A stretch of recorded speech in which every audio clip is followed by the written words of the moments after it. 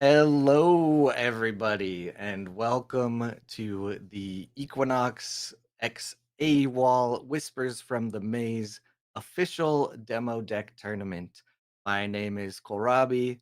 I'm joined here with Keelan Guy. And before we get into some fun, maybe analysis on what we think is going to happen, we're about 10 minutes out from the tournament. We did a fun little thing here of the people in the event, casters and Simon behind the admin team. We did a prediction panel. So I'm going to Yes. pop that up right here and you'll see that. So starting with yourself, Keelan, what did you pick and why? Yeah. So notably, again, this is pre-constructed demo decks, and for this, I did choose the Izmir faction. I haven't had all too much experience testing out these decks, but what I did see while playing it was there's a couple really exciting new cards, even at common from Whispers of the Maze, that I was really excited about, that I thought played really well into some of the things that these other decks are looking to do. Specifically, the 3 mana Korgun Informant, which threatens to remove counters from a card either in play or in reserve, which I thought was particularly sweet into a lot of these boost based strategies. And then otherwise, it just has a good classic suite of Izmir spells that I think are really well suited for a format, especially without it being constructed. Some of the cards you see are going to be a little bit higher cost in some cases. And whenever you see something that's higher cost, I love removal. So I have my money on Akesha for today, but I wouldn't be surprised to see some success outside of Izmir as well. Yeah, I'll be honest, I have played a lot of the demo decks and I've mainly been playing to help squash bugs. Anytime someone anywhere mentions like, "Oh, I think this is a bug," I immediately go and play that demo deck to try to figure it out, hoping to, lower the amount of instances we'll have during the tournament, which I think will be very few. The BGA team Mm. has been incredible. This is me just, preparing to tell them why I picked Ortis.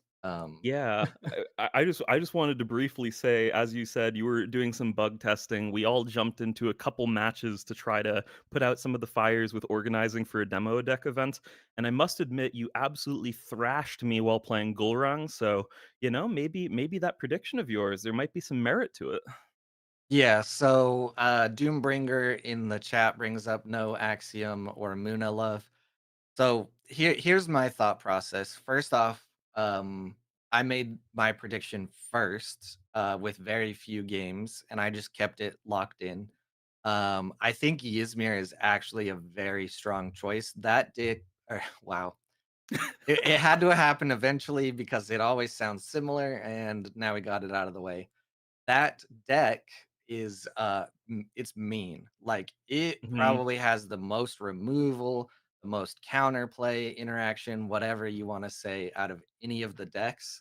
Yep. So I think Pandy and Keelan picking Ysmir is a pretty good choice. Long-winded for me to say. I think Sadi is really good, and I Mhm. think Tasia is really good. I think early on, both of them suffer from bad draw more than the other decks. Um, and then Axiom, I think it's just the typical, Axiom problem where it's more of a mechanical puzzle to figure out, and it might take players a little longer. But I it's anyone's game. I also think a really big deal in general is the idea of card advantage in a format with these precons where you don't get to choose exactly how you're building your deck. And I think that is harder for some of the factions than others. There will be cards at certain points of time for each and all of the decks, even that are not particularly relevant in some circumstances. And it's going to be hard to make those work in certain cases. Other times, they're going to be fantastic. But you don't really get quite as much selection there. Of course, those things, you will be able to throw them into your mana, of course, but oftentimes when you're playing out just a bunch of your good things that seem very impactful, you're often going to be missing a little bit on the card advantage, and I think that was really why I liked the look of the removal options for Akesha so much. But regardless, I think the other thing that we're missing a little bit with the predictions is we're essentially saying who we think will win the event. But it's worth noting the prizing for this event is massive and super exciting at a total of 120 promo packs, but that's paid out to the winners from each faction. Meaning that if you were the highest placing person in the event, yes, of course, you will have won for your faction. But if you are, say, the only Subhash who is registered in the entire event, that you're the winner for your faction. So there's definitely some amount of thinking like, yeah, am I trying to win at the very end of our top 16 finale there in the top cut?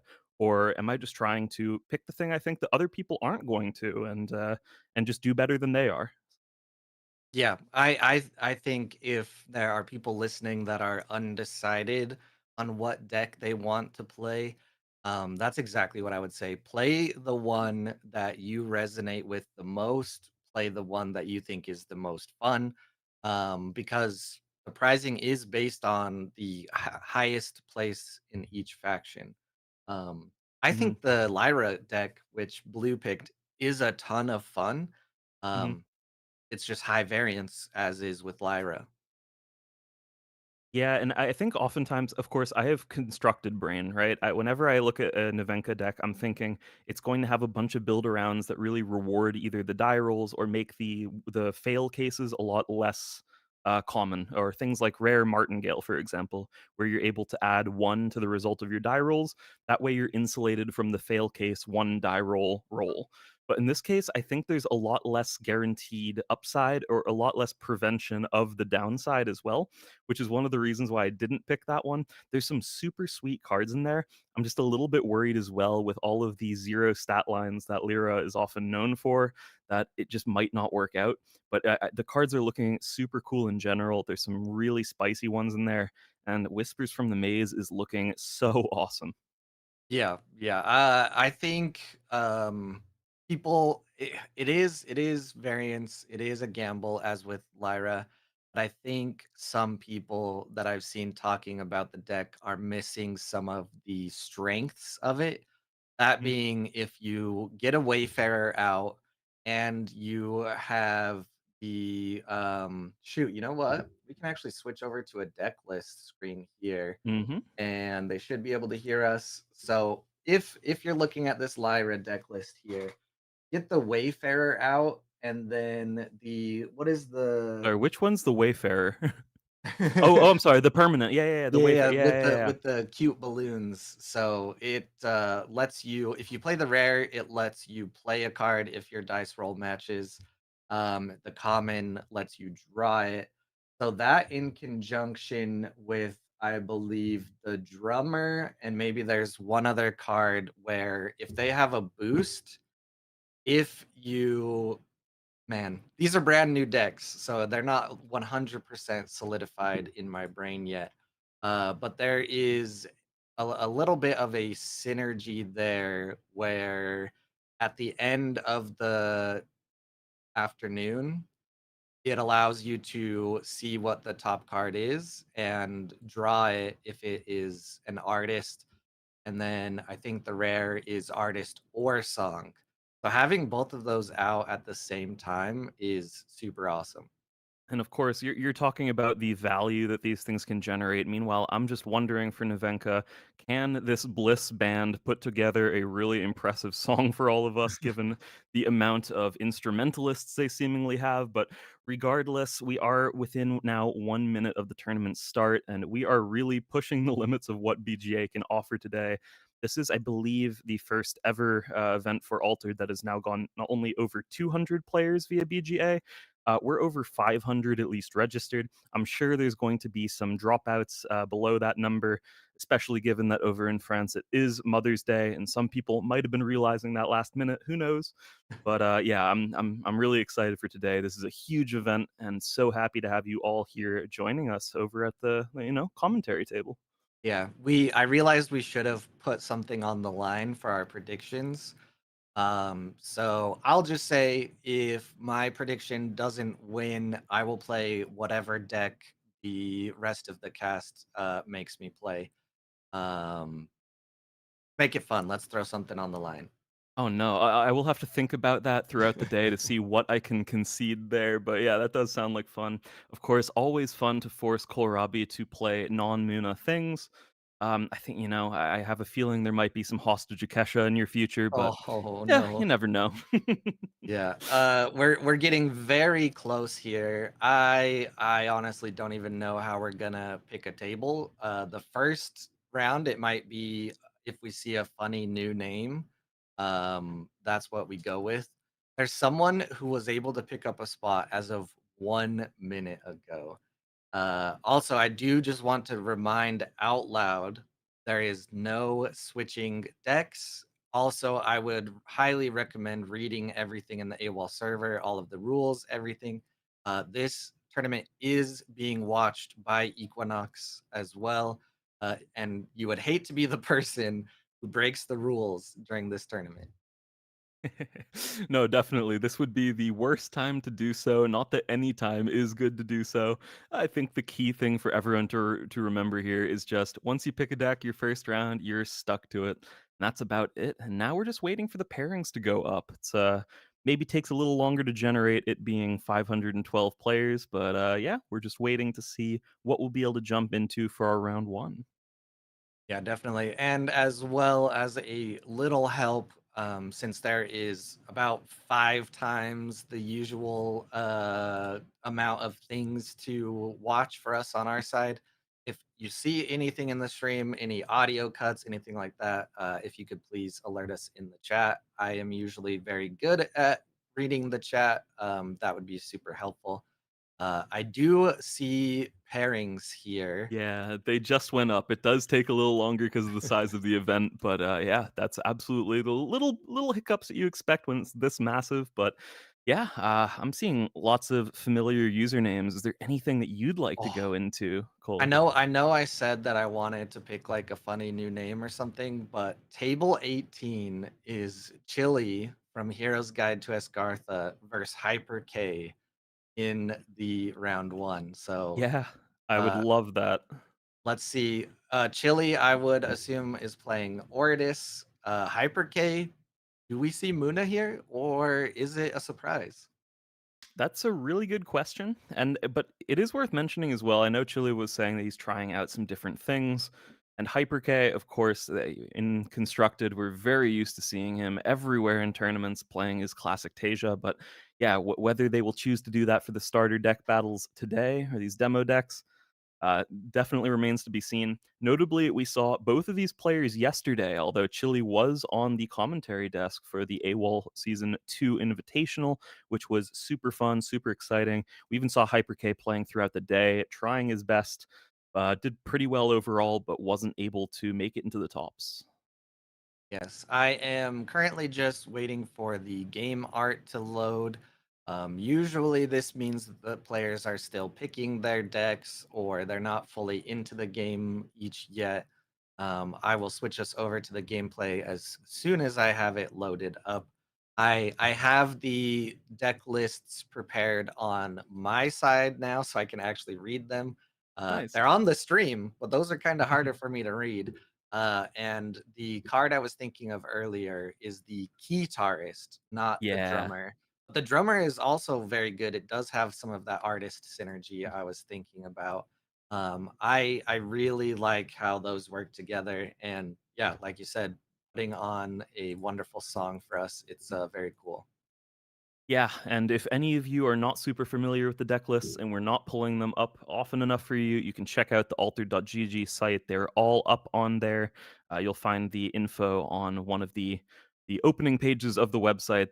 They've posted it on news about this demo deck event, and they're all up there so you can check for yourself if you don't recognize something that's being played or that we're talking about.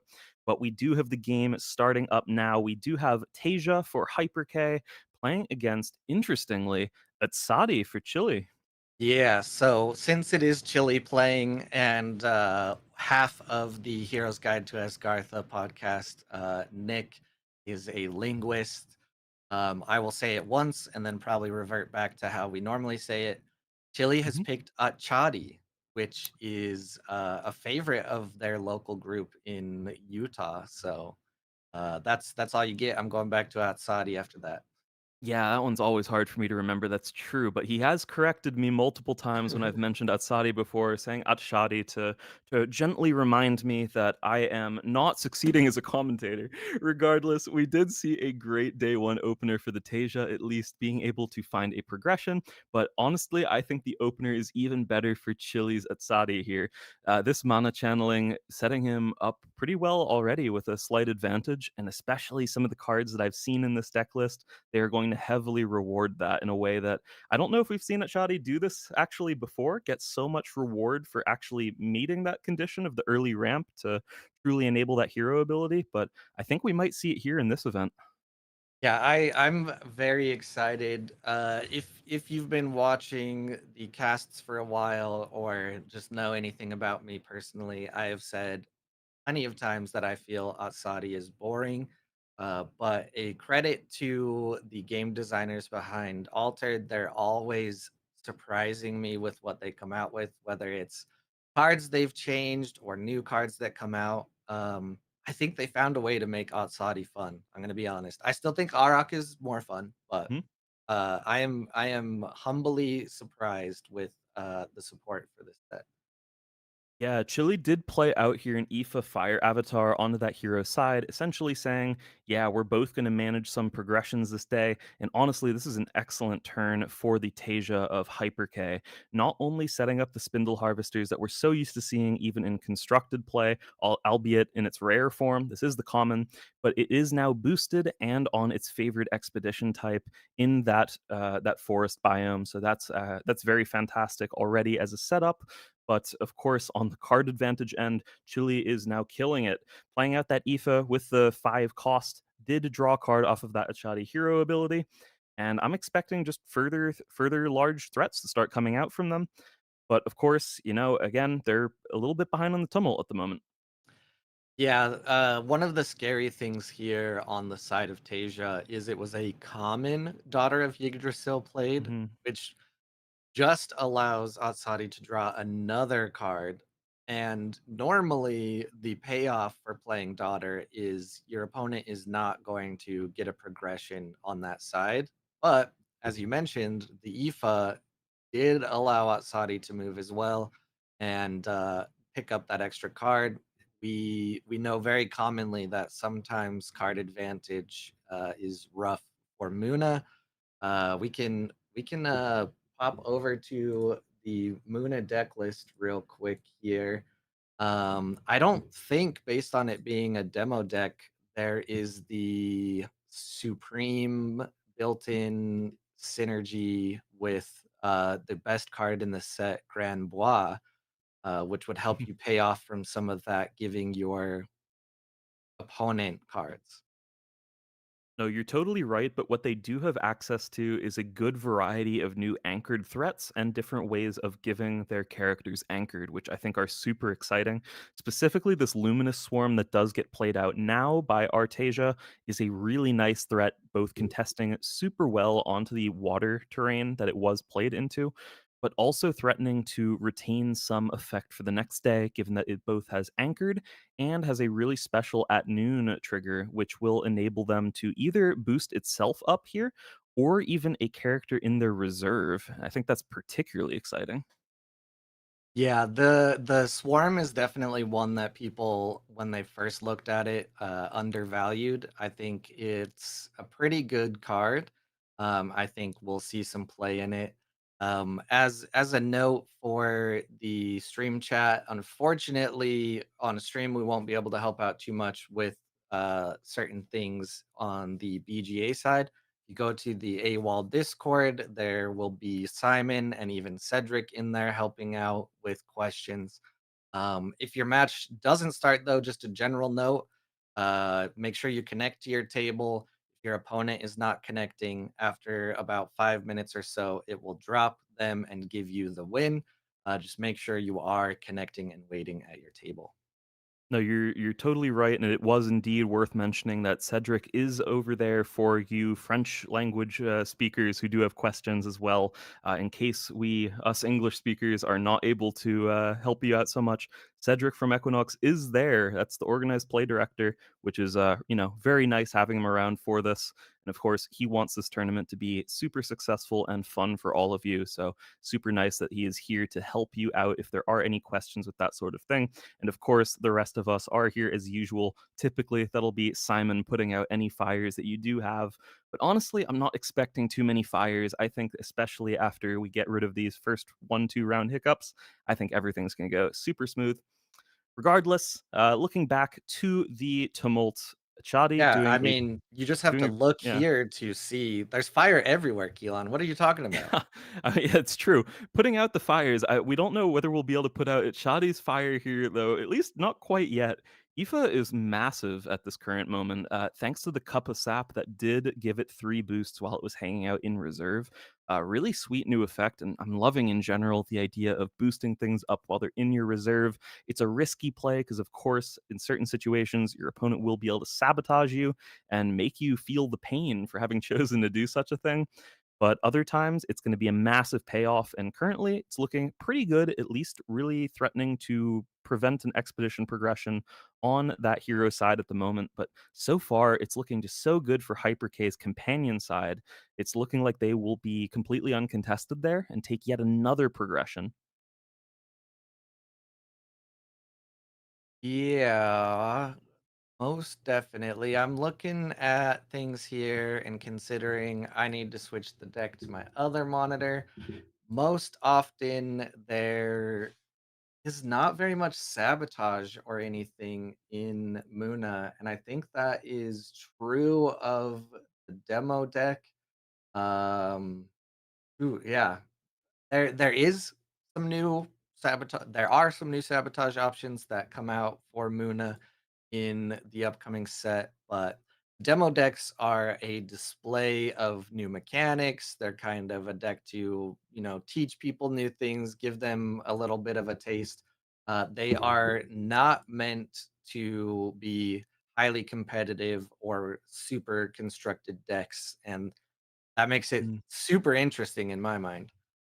Yeah. Also, notably, last turn, Chile did have to discard down a card from their reserve because I believe that they were familiar with the rare Repotter Otter effect, which, when it does enable that ability to have each player put a card from their hand into reserve, this was in. I think they were thinking of the one that lets you then draw a card as a reward for that, even. So they were forced then to discard down one of these EFAs from the reserve, and they're just under so much pressure. And at this point, Tasia has actually found their way back in terms of card advantage as well. Both many expeditions ahead on the tumult, and now sort of with a little bit more value still, given the 3 cards in their hand. I don't know. Let's see. I'm trying to think ahead of what that Saudi has that could answer here. I notably do think this is where it becomes a little better of a place for Saudi. Hmm. The Tasia only having 3 mana left. The plants on the board aren't super big. I mean, looking at this Haven Warrior right now, it's going to be big. And then there are some surprises in this Saudi deck that I'll just let us discover as we go on if you don't already know them. Yeah, I mean, there is still a very slight chance here that the remaining things in Tasia's hand are not particularly playable at this point. Something, for example, like a fair fox that could come out like onto the companion expedition wouldn't do a really good job of contesting on that mountain stat that they need to be able to win on that side. And given from what we already see, this tiny Jin plus Haven Warrior might actually be able to do the trick and at least stall out for another day. And yeah, I mean, so far it looks like yeah, Achadi will survive another day. Tiny Jin now getting a boost and finding its own progression. It will ramp the Achadi a little bit, so that is definitely a nice upside. Winning a double advance here, I think just the biggest downside at this point, other than the fact that there will be 2 anchored threats sitting around on board, is the fact that they can't even win with a double advance. They need to find 3 progressions, so it's going to take them multiple days in order to try to pull out a win here. Meanwhile, the Tasia, if they get a single one at this point, they will have taken it. Yeah, and this luminous swarm is going to divvy up another boost. And the meditation training at this point isn't too exciting, especially for 3 mana. But there are some other things in the Tasia deck that could come out really strong right now as well. One of my personal favorites as a Muna player is there is a lot more synergy between animal and plant and Mhm. things that give those boosts. You may have seen a just beautiful figure on a moose being chased by corgis. You can use the scout ability on Arlon to boost up both of these cards, I'm pretty sure, because the spindle harvesters are animal plant and the swarm is plant animal. Yeah, exactly. I was enjoying that myself. Which one is a plant animal and which in the other one, which was an animal plant. I'm wondering which of them that means is more of an animal versus more of a plant. Regardless, the boost now at noon coming out from Tasia puts it over on that spindle harvesters. So both stats or both expeditions are being contested with a good amount of stats at this point. And I think for Chile, he's really looking here for I guess the rest of Tasia's hand to be further anchoring effects. I think anything that can really contest or even contest both sides would probably spell doom at this stage of the game. We have some thinking here. Also, in the chat, we have been informed it is actually Nick on Chili's account. Did Nick never hit 100 elo on his account, and is that why he has to use Chili's? I will acknowledge no such thing. I've never heard anything about account sharing, regardless.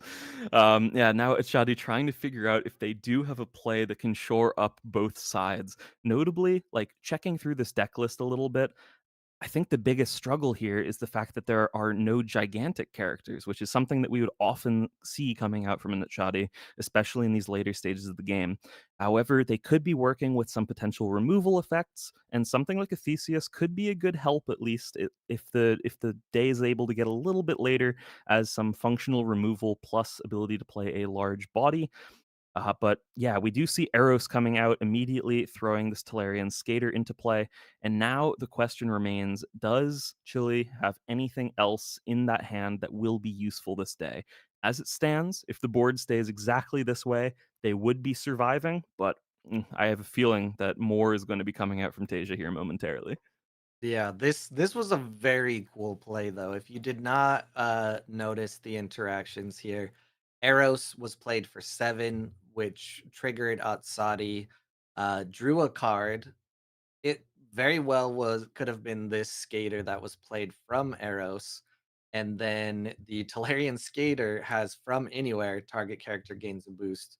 Unfortunately, that 2 mana does not go anywhere for Chile, and Asia takes a win here. Yeah, and Aoife of the Tage's Own coming out there and just saying, "No, you were far away. You needed a lot more than that in order to take me down." Honestly, I can't say that I'm too surprised with Hyper K being such a Tasia expert. But yeah, definitely a powerful showing in this first round. I do think Itzadi did have a couple things going for themselves there, and I think just with a little bit more time or maybe a little bit more card advantage in the mid game, they could have found a way to turn that. But really nice anchored setup from the Tasia. Well done. Wonderful. Well, I did pick this one here, so I will let you pick the next. You go over and see how it's progressing here. Let's jump into table 36. 36. All right. So far, everything on our end has been running really smoothly. It did take a little bit longer to pair the games, which makes sense for 512 people, but I've refreshed a couple times, loaded into the game, and we've been cooking here. So we got Navenka versus Akesha, and taking a quick look, it looks like it's tied, but what do you see on a further look? Yeah, all I am seeing here is somehow Novenka is die rolling their way to massive amounts of pressure. Looks like they're staying perfectly even, if not better than even, on card advantage, facing off against the Izmir hero here. Sokoi here, a very well known French player, doing a great job trying to remove things as they come, and they will stay even on the tumult this day, but they definitely have their work cut out for them. And they are making use of this 1 mana 1/1/1 Ortus Crier, which does threaten to over time be a little bit larger than that 1/1/1. Notably as well, the reserve ability there lets it spend boosts when played from reserve to ready 2 mana orbs, so that can functionally be at its best thanks to the passive support ability, a 1 mana 2/2/2, which is pretty sweet actually. Not often do you get to play something of that stat line unless you're playing something out like an Ortus Trooper out of Ortus. Of course, 1/2/2, but that's pretty darn close. But it definitely requires a little bit more work in order to make that go off as intended. And yeah, we're seeing a good cast of Bliss drummers actually at this point. Both of them drummers, one unique, one common, and they are contesting hard on the Tumult, but tons of mana left to work with for Sokoi's Akesha. Yeah, so looking at the difference here, the common drummer is if I'm boosted, other characters cost one less to play from reserve, minimum of one. That drummer is getting sent home early. And the rare Bliss drummer is if I'm boosted, other artists cost one less to play from your reserve with a minimum of one. But it notably has less of a cost from reserve, and that is the difference on the rare there. Let's see, is the passive support ability the same? I believe so. Max of two, yes. I love seeing a match where both heroes can exhaust and you just see them, laying down at a sleepover, maybe on a pillow looking at each other. No, you're right, and it's really funny because I think oftentimes we've described, even in normal constructed, Akesha as being a zigzag hero, which was very much what I was expecting to see here. Uh, but instead, it looks like instead of zigzagging via taking the hero side and conceding the companion side, they're making use of that Korgun Informant card. That's the one I mentioned earlier, and specifically the reason why I thought this hero was going to be so successful today. When played from hand, it does remove 2 counters from a card in play or in reserve, so taking down that Bliss drummer a peg, saying, "Hey, you're drumming? Not so good, not so good." Yeah, this card is a absolute menace. Um Also, it is a bureaucrat mage messenger. So definitely a bunch of different typings there. Makes sense. They're a spy of some sort. And even just the stats are pretty decent for a three from hand. Yeah, definitely true. But the main worry that I do have here for Sokoi is it's one, not a day that they will be able to make use of that after you effect. And two, they're going to need to start out with a spell in order to play that discount Ortus Crier. Of course, yeah, oftentimes it's just so nice to be able to start off your day by playing a 1 mana character. It's a good after you, it already puts pressure on the opponent, but they don't have that sort of effect right off the bat, and they don't want to commit so much mana to the board immediately, at least. But they do have a pretty solid play from hand, especially into that hero side. The Water Expedition, it's Lady of the Lake, card that we've seen virtually never, really showing off what it's actually good at here in this battle. It's good at the water stat line. Definitely. Yeah, this crier is what I'm gonna look to being played next. It just got another boost, and when you play it from reserve, you may spend one of those boosts to ready 2 mana orbs. This is gonna be a pretty huge turn from Kesha, and as people in the chat have mentioned, the Scholars Vault, also the opposite of that, the Tech Lab unit, are both very key permanents here in play and very good on both sides. No, totally agreed. This is something that we're experiencing now for the first time, really, with the Whispers from the Maze set. The ability of having more cards than just two in the reserve at the end of the day. I think that's super exciting overall. Currently, Akesha with a reserve limit of 4, as long as there is a spell over there in the reserve, which that magical training is indeed a spell. And of course, then the Tech Lab unit is a rare, does resupply just like the Scholar's Vault does, but it doesn't have any restriction. They just have a larger reserve limit. That's a nice rare. All right, there is the Crier. What are we gonna see the benefit being from this? There's the two. Look at that that mana bar right there, just refill back to 3. Do we need stats at the moment? Yes, Yep. on the companion side, but not well, yeah, not on the hero side. Man, it is 9 AM. I'm still waking up, obviously, but Keelan always stays ready. Of course, of course. But yeah, Nevenka now finding that die roll does get stats on the hero side, but is not what they need in order to enable the Wayfarer to draw a card that they would then be able to play out to stall off on that hero side. So Tokoi takes it, but I must admit, that was a nail biter. I did not expect Nevenka to come so strong out of the gates. Yeah, we are far beyond the gates, Keelan, and like I was saying, this deck does have some really good synergy, especially when you have the Wayfarer out, you get a Guitarist out, and that Drummer reducing costs just to boot. It's very good.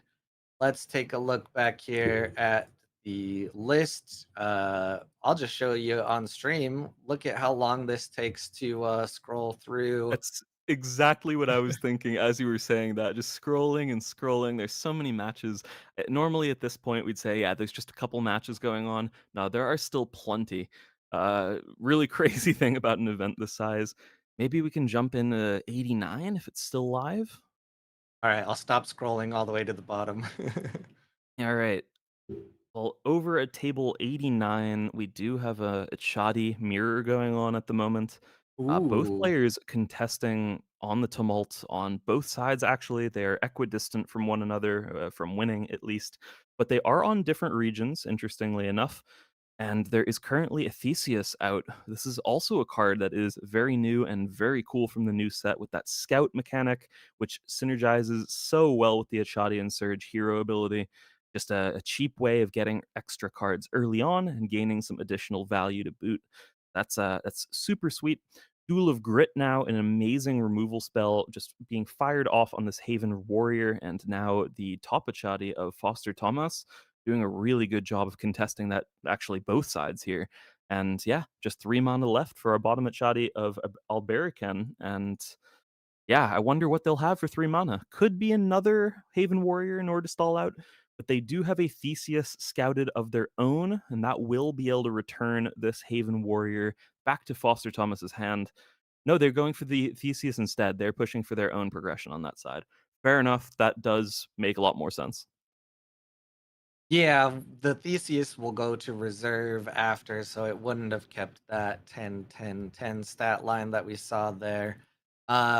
Looking at the removal that was played on the top at Saudi side, though, that Duel of Grit is a very scary card, especially at rare where it discards the target character. Because in Atsadi, the condition is with hand cost less than or equal to the hand cost of a Mhm. character you control. So that Theseus out for 8, man, anything 8 or less, that Jewel of Grit can just get rid of. Yeah. Also notably, we are seeing the out of faction version of that Scholar's Vault that our Izmir player was playing in that last match we were looking at. This one, notably, it does increase the reserve limit as long as you have a character of hand cost 7 or more in it, which also pairs super nicely with that scout mechanic. Theseus enabling that right now to just keep that extra card around in reserve. A little bit more value for them, but overall, there's just a little bit more card advantage still going on for our bottom at Shadi. It's just whether they'll be able to leverage that and find a win with it is definitely still up for debate. But the good thing going into this day for them is that they are the second player to act. We talk about this so frequently, and it's such a big deal for almost all decks. Really, typically wanting to go into a late game day with being the second player, so that they get to play reactively instead of proactively. Yeah, they're definitely thinking a little bit on how to react here. I love seeing both sides at this high of mana. 14 mana for the top and 13 mana for the bottom. Yeah, it's a massive quantity, and this is not something that we typically see. Maybe there's a couple at Shadi's for playing constructed where there's a couple like double ramp uniques or that sort of effect. But otherwise, frankly, we typically only see this when there's something like a Katagir, a Kesha, of course, a deck that you very much love. When there's a deck like that that's playing, but typically, yeah, these mana totals are unheard of. But this is a super fun mirror to watch. It's going to come down to a lot of big splashy effects. Checking out the discards for both players at this point of the game as well is pretty interesting and telling. There is a Lernaean Hydra up there for the top Achati. It's a really sweet card, especially when you get into these later stages of the game where the mana orb totals are just so high that's now suddenly massive in terms of stats for its cost. But of course, that one is already gone, and we can assume the bottom Achati might have had a good chance of drawing an effect like that by this point.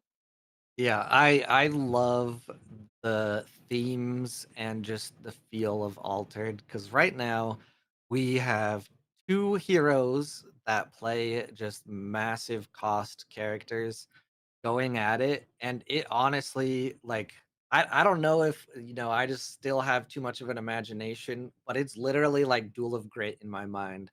Like these two freaking sword fighters just hitting back and forth to each other, and it is wonderful to see. I would be remiss if I don't say time. You're listening, if you're playing, watch your time. But now we see one of my new favorite cards come out. What is this, Keelan? This is the rare Lernaean Hydra. So the one we were looking at earlier in their discard was the common version, which just costs one more.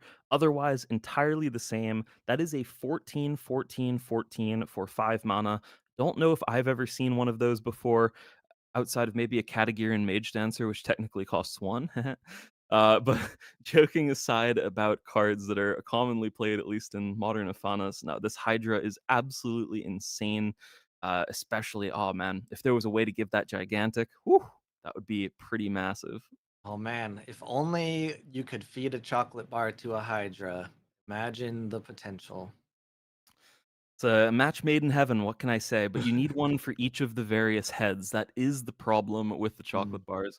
Regardless, there's still a pretty good chance though for our bottom Achati to be able to contest over on the companion side. Like again, that's why we were mentioning the gigantic effect would be so huge for it here, because yes, it's incredibly powerful on the side it's played on, but at least it would most likely let our bottom Achati go into a tiebreak or the arena, especially if our Tapachati isn't able to play something to contest this companion side, which I very much expect is going to go Alberican's way. Yeah, we are getting super close on time though. Hopefully we see some decisions made. It is unfortunate that we saw some people not make it into the tournament. That is true, but we did see a lot of people rotating out ahead of time. We saw at least 20 or more new players get in, from my quick guess, and we, you know, 30-ish players not showing up in time out of 512. But at the team here, we'll take that. Yeah, now both players having made their way into the negatives in terms of time here, but whoa, a huge Theseus play now coming out for our Oof. bottom at Shoddy, now threatening actually to be able to win the game here. I think there's nothing else for our top at Shoddy. The cheap removal effect via the scout here, and they can't replay that card either. Ooh, is it gonna come down to if the Bottomat Saudi has a 2 cost anything that will Yeah. help here? Oh, and they do. They have a duel of Oh, grit. man. That was Absolutely cool. insane. This one coming down to a nail biter, and honestly, I'm glad that it ends this way instead of via timeout, but they do have to quickly click through the rest of their actions. Cole, maybe let's talk a little bit about the way time works in these BGA events. We're really used to these 15-minute round clocks, but how does it work exactly if a player goes into the negatives? Yeah, so I have, of course, spent a ton of time toiling on this, figuring it out. I for a while was known as the time guy. I think everyone else is kind of understanding the importance alongside me. Mm. From my estimates, when a round starts, a round should technically be 30 minutes. That clock starts basically when the round starts. There's a little bit of a differentiation if one player joins and another doesn't. But if you have 30 minutes for the round, you usually have about 5 minutes of buffer. So 35 minutes either way. So if you start the game 5 minutes late, you really only have that 30 minutes. Now, if you see a player that is, negative 3 minutes and the other player has positive 3 minutes, you kind of take the total time there and see where you're at. And now everyone just has numbers flowing around their head. But just know if it goes to that time cushion you have, the player with the most time left on their clock will be the winner. Definitely. It's a little bit convoluted, but it is a form of a chess clock system, which is pretty fair, and it does serve to reward the players who are playing quickly, which is nice, of course. Not to be holding up events, always nice. But of course, some of these really complicated game states can get down to the thick of things in those later turns, especially. But with that, we are now into round two. Already seen a bunch of really sweet decks. But do you have your eyes on anything for round 2 that you've seen yet that you think looks cool? Yeah, so I was thinking there is a pretty high contention here for getting into the top 16. And that is not necessarily where all the prizes are, but people, still want to do that. They still want to go to top cut. So there are people that lost their first round that have a chance to kind of revert history here and do a reverse sweep, as we call it. And one of those is the infamous Claudius. Have Ooh. you seen what table they are at yet? I have not, but I will quickly find it. Yeah. Yeah, this is like I said, we're gonna have fun picking tables here today because 134. 134. Believe it is? There are so many tables. We do have a lot of tables today, indeed. Always cool to see, though, the players who do lose their first round still playing it for the glory and for fun. But exactly as you mentioned, most players who finish with one loss will make it into the top 16 today. Notably, there will be, I believe, one or two players with that record who do not, and that will often come down just a bit to that tiebreaker luck. But of course, you want to play it out. You want to get that tiebreaker, and hopefully, yeah, get lucky in that tiebreaker so you can play in the top 16. But of course, otherwise, best way to do that is just start out 8-0. Just don't lose. Simple. Yep, just do not lose. So we see ALR Raven Alex. I don't believe we have very much information on what ALR is, but AA Claudius is of course from the Altered Aces, playing Tasia against Atsadi here. Yeah, starting out the first day with a nice 3 mana 5/4/4 thanks to that Tasia hero ability. Almost as big as a Daughter of Yggdrasil, but with no downside whatsoever there. This rare Talarian skater, not only having that effect to be able to give a character in play or in reserve a boost, but also with Scout 1, so they can otherwise use that at a different stage of the game, at least from hand, for a nice little boost for 1 mana to give it to anything, which is pretty sweet, but otherwise, really sweet opener from the Achadi as well. Double Tiny Gin, notably in different rarities. This is also the sort of thing that we don't always see. Typically, players choosing to pick cards of the same rarity, at least with the same name. But of course, in these pre-constructed demo decks, there's a little bit of variety there. And in this case, yeah, it's a nice additional ramp effect that they have. They just won't be able to play out both of them this day, most likely. I don't think there's any way they would be able to do so, as they will have access to only 4 mana. And in the ideal world, they would love to get both out and double ramp set up for the next day. But, it's not meant to be, but it's still a great opener there. You'd love having a progression early with the Achadi, but then also ramping additionally. That's a good way to handle things. Yeah, both of these Jins becoming mana to me just means a scarier and scarier Hydra the later it gets. And I love myself some Tony Jin. He's one of my best friends. Tony Jin indeed, although I thought that was referring specifically to the Muna version, although, yeah, maybe I'm wrong on that, but you know a lot more about Tony than I do. Interesting, though, we see now a Tolarian skater on the other side as well, the rare version over in Muna, and the common in its classic Bravos faction. Notably as well, big difference here, there is an additional stat point on that rare with that forest expedition, and as well as the fact that the rare here does threaten to be able to give a character in reserve a boost as well, not just something in play. And yeah, that Fair Fox that does get played out, pretty sweet card. It's a great stat stick, but it does allow their opponent to resupply. So, a little bit of card advantage there for Raven Alex's at Shoddy, but overall, I think things are so far so decent, at least for Cladius' Tasia. Well said. I am slightly distracted by looking further at this Talarian skater art. I think there is a very precisely hidden Molotov energy drink on this card. Like, so you look here, these are obviously some kind of drink. I'm calling them energy drinks because, the Red Bull It's gamer radical in fuel. me. Yep. Yeah. But if you look just under the Muna symbol here, there's fire coming out of one. No, there absolutely is. I agree. That is that it's likely to be a Molotov energy of some variety. I did like here the meditation training on this Fair Fox. So now Cladius is finding a way to retain some lasting advantage between days here. But at Shoddy, especially if they have any of these cool scout effects, it's really going to tax the Tasia's ability to retain characters across multiple days.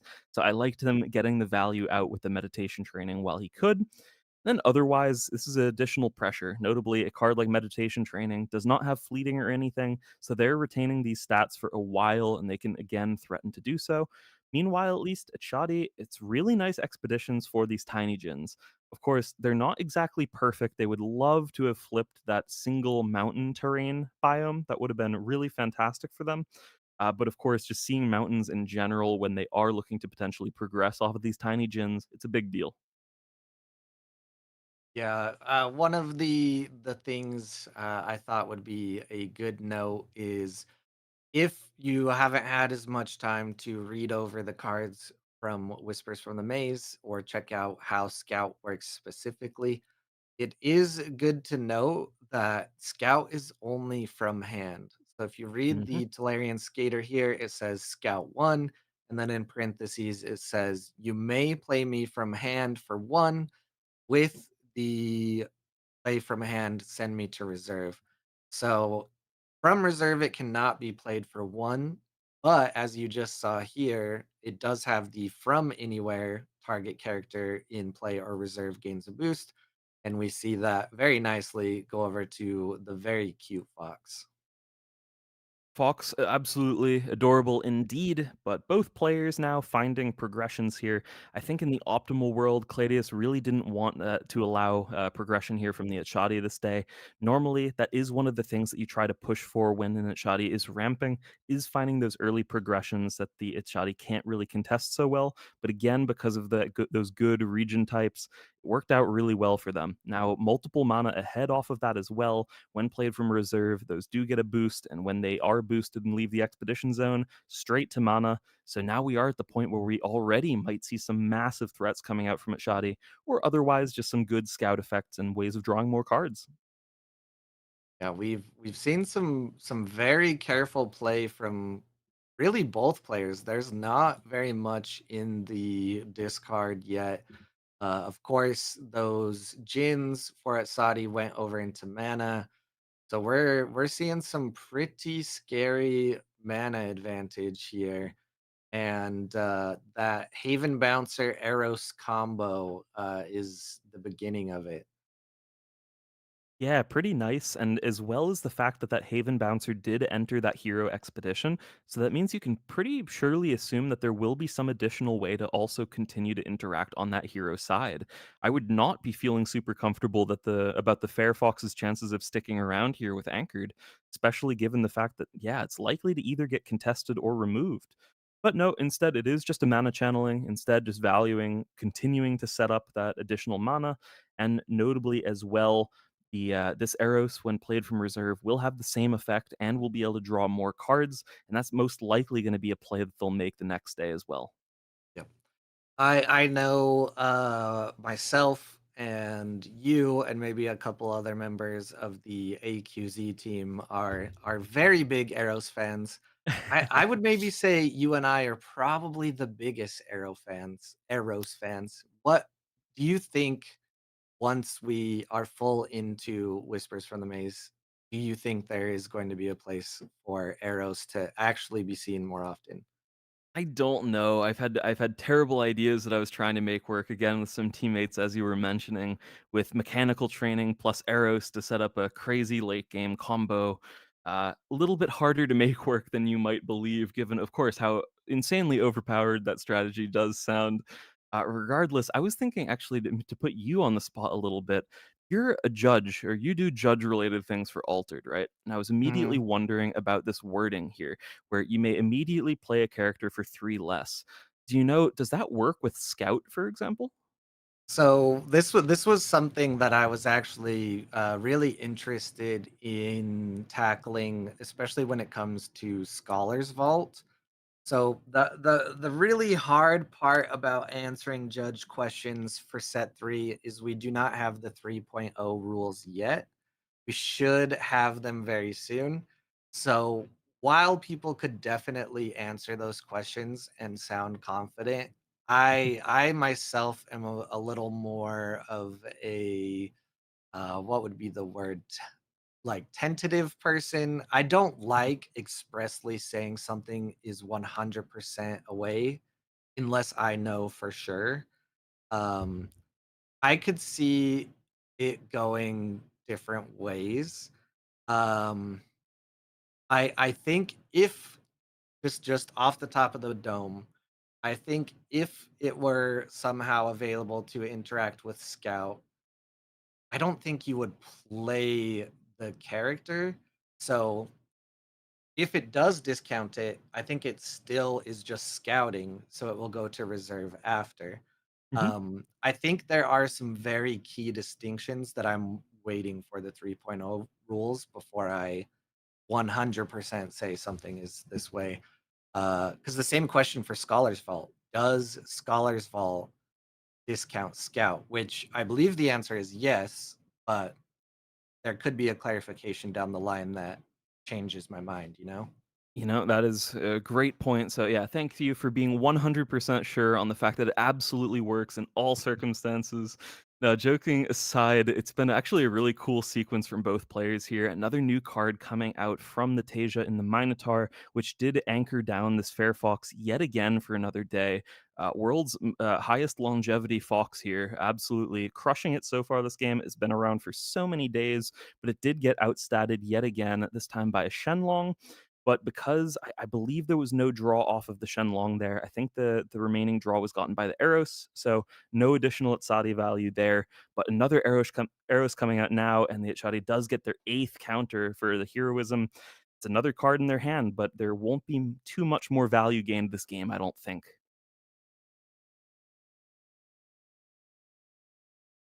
Dang, yeah, that is a nice play that we just saw though. A Shenlong for 3 mana off of that Eros.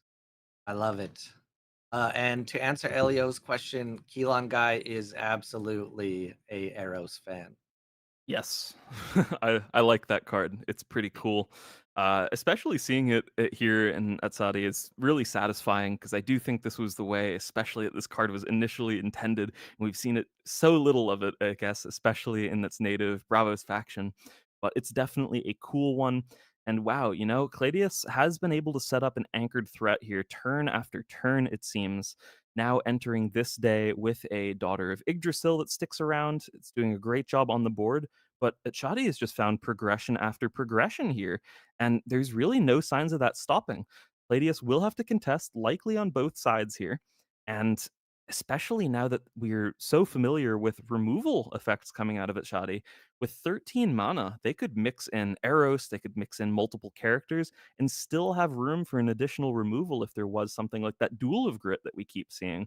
and that would realistically be able to remove anything away from this Tasia. Typically, when we're seeing Tasia as well, we'll see effects like the Spindle Muna Bastion to make that a little bit more difficult. But here, there's none of that. Their cards are very vulnerable indeed. Lernay and Hydra Rare coming down now. It's also a massive stat stick, so not only are they going to have to contest and put out enough characters on board, they're going to need to be very large indeed.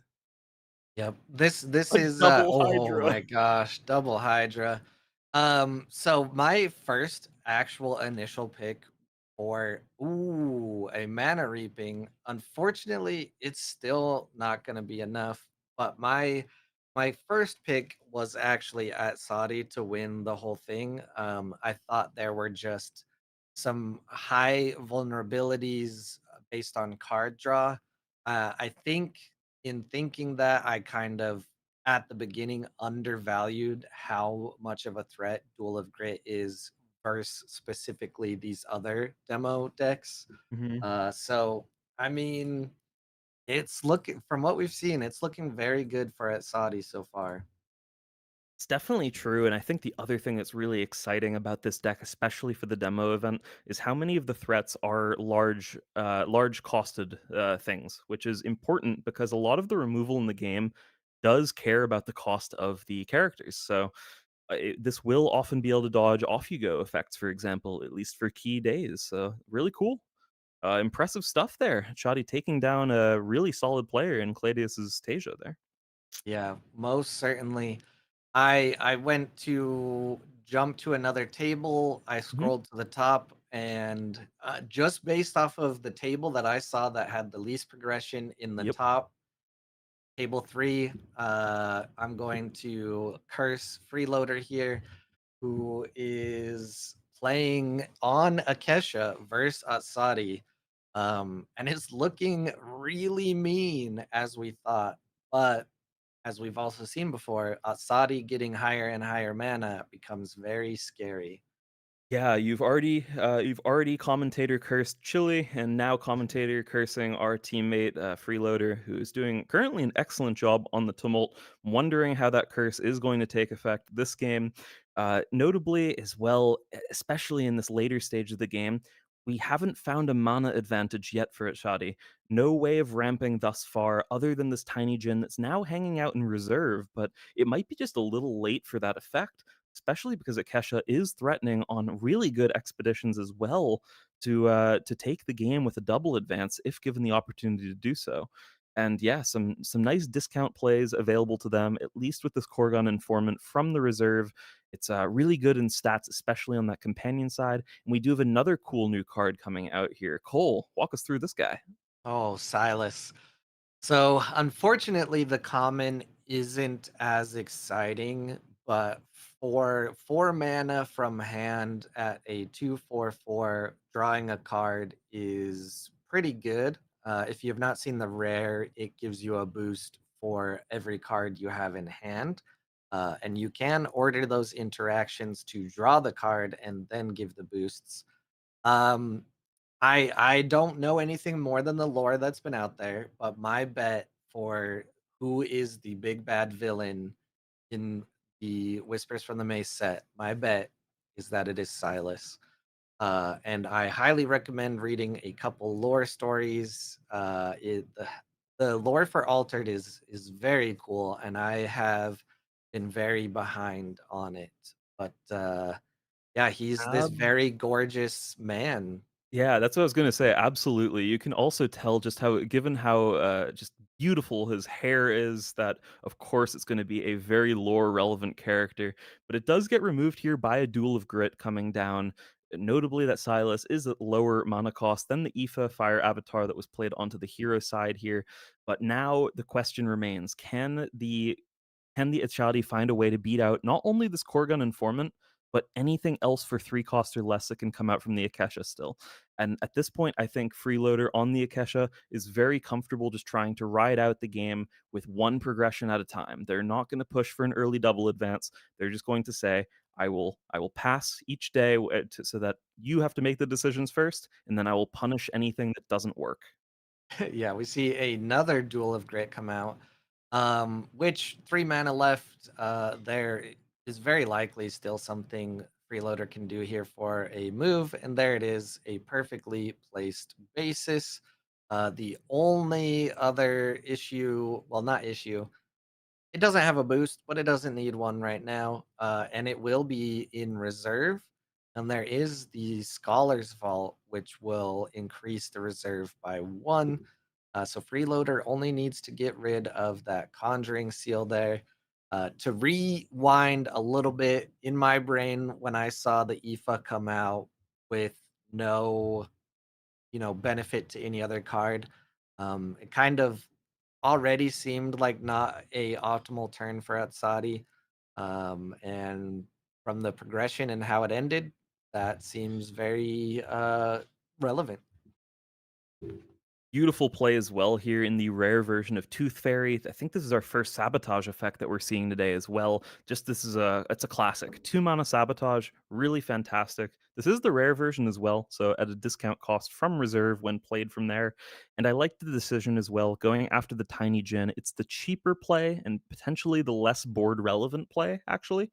But what it is, it's specifically cheaper on an expedition that Freeloader is still looking to take.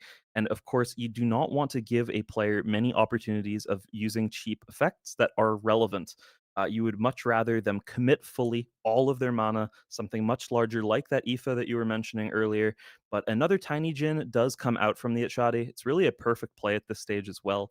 It shores up that companion side and actually goes over that Tooth Fairy. Tooth Fairy, not the best in terms of stats, just 1/1/1. It does threaten to progress on anything when there is no opposing character, but it's definitely something. Shenlong now coming out from the Achadi onto the hero side. Notably, it's the common, so it does not have any additional tough effect, for example. So if there is a removal spell plus character here for Freeloader, I think they're going to have it well and truly locked up. But currently, just choosing to replay out the Silas onto the companion side. For 3 mana left, what can Gekiju's what can he manage in order to shore things up? It's a Theseus, but I think we already see things that might be able to take it. Yeah, so the Silas is gonna go back to hand. All Freeloader needs is 2 mountain. And there's that very problematic Corrigan informant. This card is going to be a menace. I'm calling it now. There's almost no reason to not play this card in a Ysmir deck for them. Even at common. I love that you're joining me here on the Korgon Informant train. It's absolutely my favorite card from these demo decks, and I'm very excited about it here. I think, in general, especially the fact that it can get rid of counters from things in reserve, which we're seeing so many effects now. We haven't seen so many of them yet today, but I'm sure we will. Getting a lot of these boosts onto characters that are in reserve and really setting up for these plays over time. It's just such a good card for that. Indeed. Before I think you are rotating out soon, but I don't want to let you go. So I'm jumping to table 14.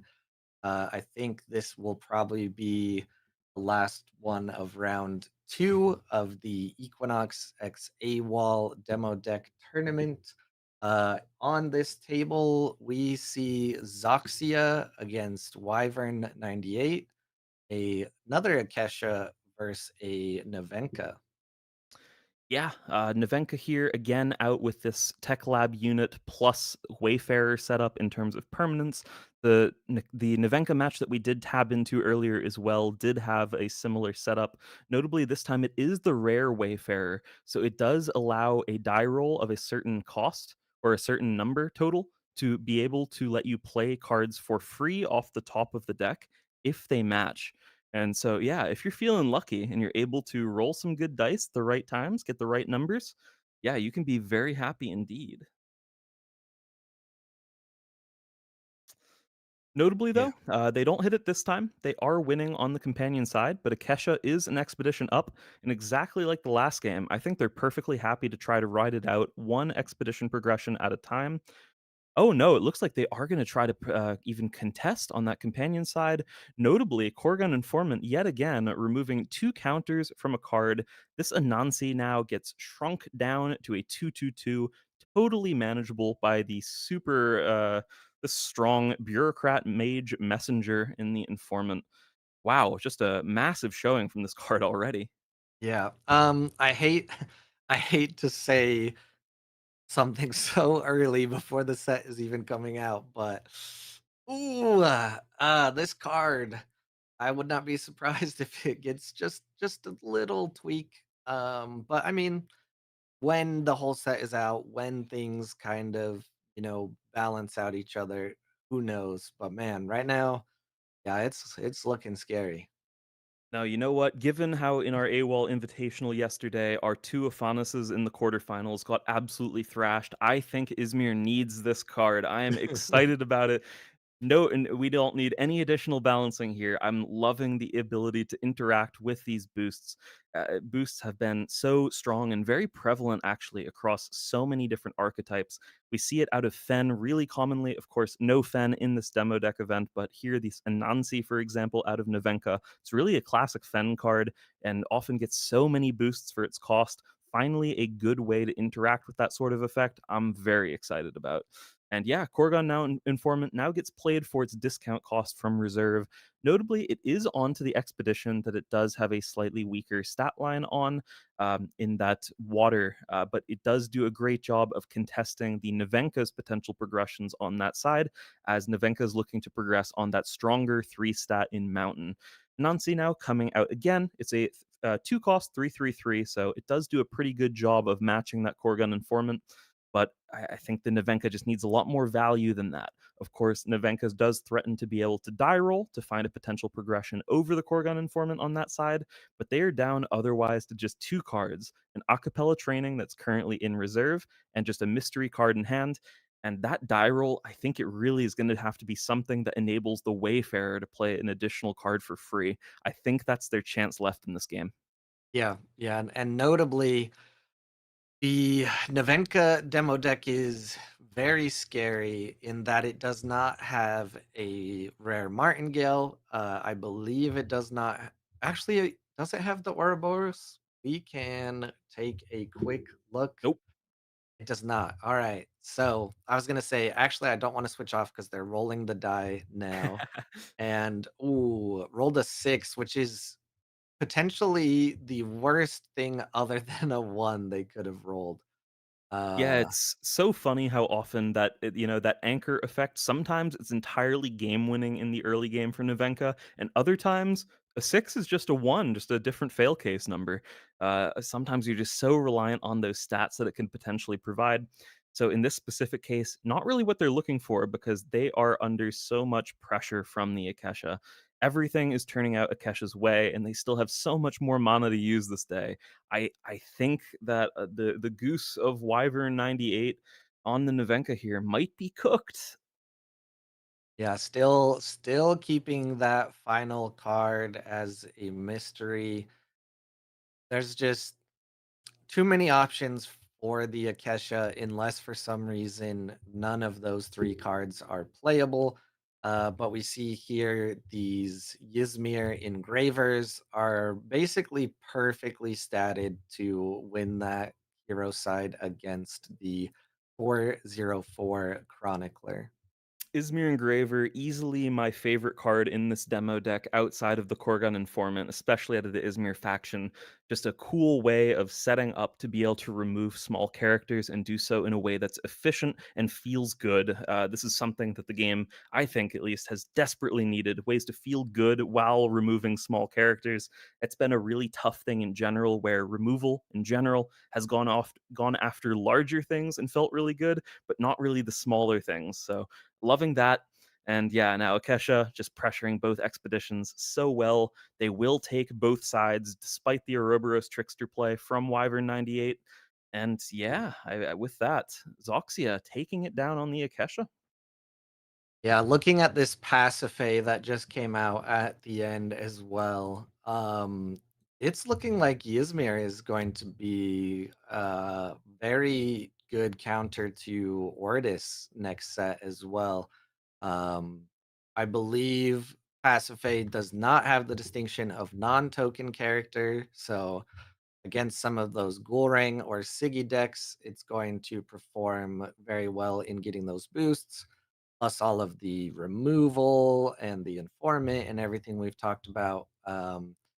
Siggy no more. No one needs to play Siggy anymore. Let's just, leave him in the past. And looking here, we do still have some games going, but I want to give Keelan Guy the floor to say anything that you have in mind after these first 2 rounds. And of course, you will be back later. Yeah. So stick around if you're here for Keelan Guy, just stay through the whole stream and wait until he's back. But what do you got for us? No, I was just gonna say that one, everyone should be absolutely celebrating how beautiful Kohlrabi's shirt is today. That's a pretty awesome one. Otherwise, yeah, thanks for having me. I'm going to be back in a couple rounds. We're swapping out a lot today, which is going to be really fun. And of course, my replacement will be, I believe it's the wonderful Pandy Andy, also from Team AQZ. So, yeah, I'll be leaving you in very capable hands, both of Cole's, but also Pandy's. What are you still, you know what? I can actually put it on this screen again. Are you still very confident in your prediction for Yizmir taking the first place? Or Absolutely. I'm very happy, especially that I started off by the stream specifically mentioning how awesome Korgon Informant is, and seeing it come up again and again and again already. Love that card. Love the prediction. Yeah, we'll see if they can ride it out. I still think there's some other good options though. Atsadi looking a lot meaner than I was maybe expecting a few days ago until I started playing around with those starter deck lists. But yeah, loving the Izmir pick so far, so good. And of course, my replacement in Pandy, also a Izmir stan, so maybe he can tell you why he thinks that deck is awesome as well. But yeah, I think that'll temporarily be it for me. And yeah, I'll see you guys soon. yeah, thank you so much, Keelan Guy. I will see you soon as well. All right, so we should be getting Pandy in here. Uh, I should be able to stick around. We shouldn't have any issues with that. So if you have any questions in stream, this is a good time to ask them. And look at that. Look at who we Hello, have. guys. I hope I was fast enough. It was perfect, smooth like butter. Uh, Amazing. Yeah, since Keelan Guy is a no cam, no face reveal, I knew this would work perfectly because you would just slot right into that cam section and take over the spot, and we'll be no delay getting into round 3 as soon as it's up, but we still have a minute or so here to talk. So Yes. Pandy, you also predicted Ysmir taking the win. Do you want Oh, to yes. tell us why? I mean, it was one of the decks that I've tried out at most by far. And just like the amount of like being able to almost getting like removed everything, being able to getting like so many draws out of it, I was super down for that to saying like, okay, is where we get it, because as you can see, Azadi seems like, I mean, pretty strong without those big cards, and also just like the other factions got like a little bit of lag to getting removed those big cards outside of like sabotaging it. So I was like, Izmir would be the perfect answer for that, like in my head. And it seems like it's working really well with my expectations. And yeah, I'm already excited to see how it will continue. Yeah, as so I did explain my prediction at the start. I will give just a shorter version for those that are just joining us. I locked my prediction in before anyone else, and it was very early into my testing with the demo decks. I do think the Ghoul deck is very good. I did not pick Muna or at Saudi because my initial thought was they both suffer a little too much from bad card draw. I think our first Muna game that we saw kind of showed that. But the Saudi is more of a sleeper hit than I imagined back then, and it's highly based on Duel of Grit and some other things in that deck. Yes. It's amazing to see. I mean, I'm also excited to see how Goring is go on because one of my team members, Runefog, is playing Goring, and he also never, as you said, like for your prediction, he never took like any look on like the decks at all or tried them. He was just like, I'm playing Goring, and he not like seems to be so happy about the decision. But I told him you can do it. There's like still enough rounds going on, so. I'm super excited. And is the third round already started? Because it's loading like a little bit long for me. Yeah, Oh, it is not started yeah. yet. Oh, actually, it just popped. It So, just popped. Okay, I will refresh. yeah, while you're refreshing, I guess I will get first pick on it. And Yeah, you know sure. what? Let's just go table 17. 17. Uh, Ooh. it is one that is not started yet. If it does not start, I'll continue to look through the tables here. But thanks for joining me, Pandy. I hope you got enough sleep and some Yes. water. I've prepared everything up so that I will stay awake and got a real well sleep. And what I actually love to see is that we're seeing a Muna mirror match, Tisha against Tisha, because Akapaturi in chat just like mentioned no love for Muna, but as you can see, we're getting the deck to see it twice. So Yeah, I'm totally interested. I mean, outside of those, like this demo deck, like those mirror matches are like super interested to watch. Also, if you're seeing like played more and more and more. But for now, it's just like being also the first time for me seeing like the demo decks being just like in a mirror match. So excited to see. And as we can see, Itarix will start off with the Inari. So let's see what Lara will just like answer with that. yeah. I think the Inari is a very interesting card. In in this demo deck bubble, I think it's very good. Yeah. But we don't see it very much in constructed.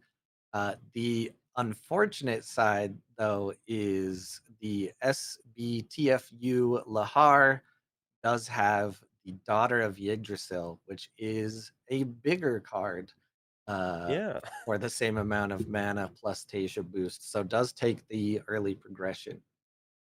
But for that, Itarix also got like the chance to just like draw out another card, so being ahead with that.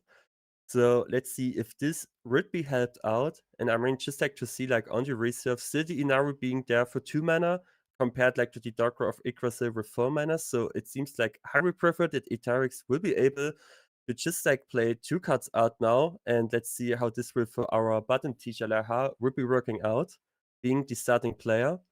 But I mean, there's like, yeah, the good companion expedition with the mountain region presented. So a total of 6 set needs to getting face off. And let's see if Itarix will go for that or just like start focusing more on the hero expedition.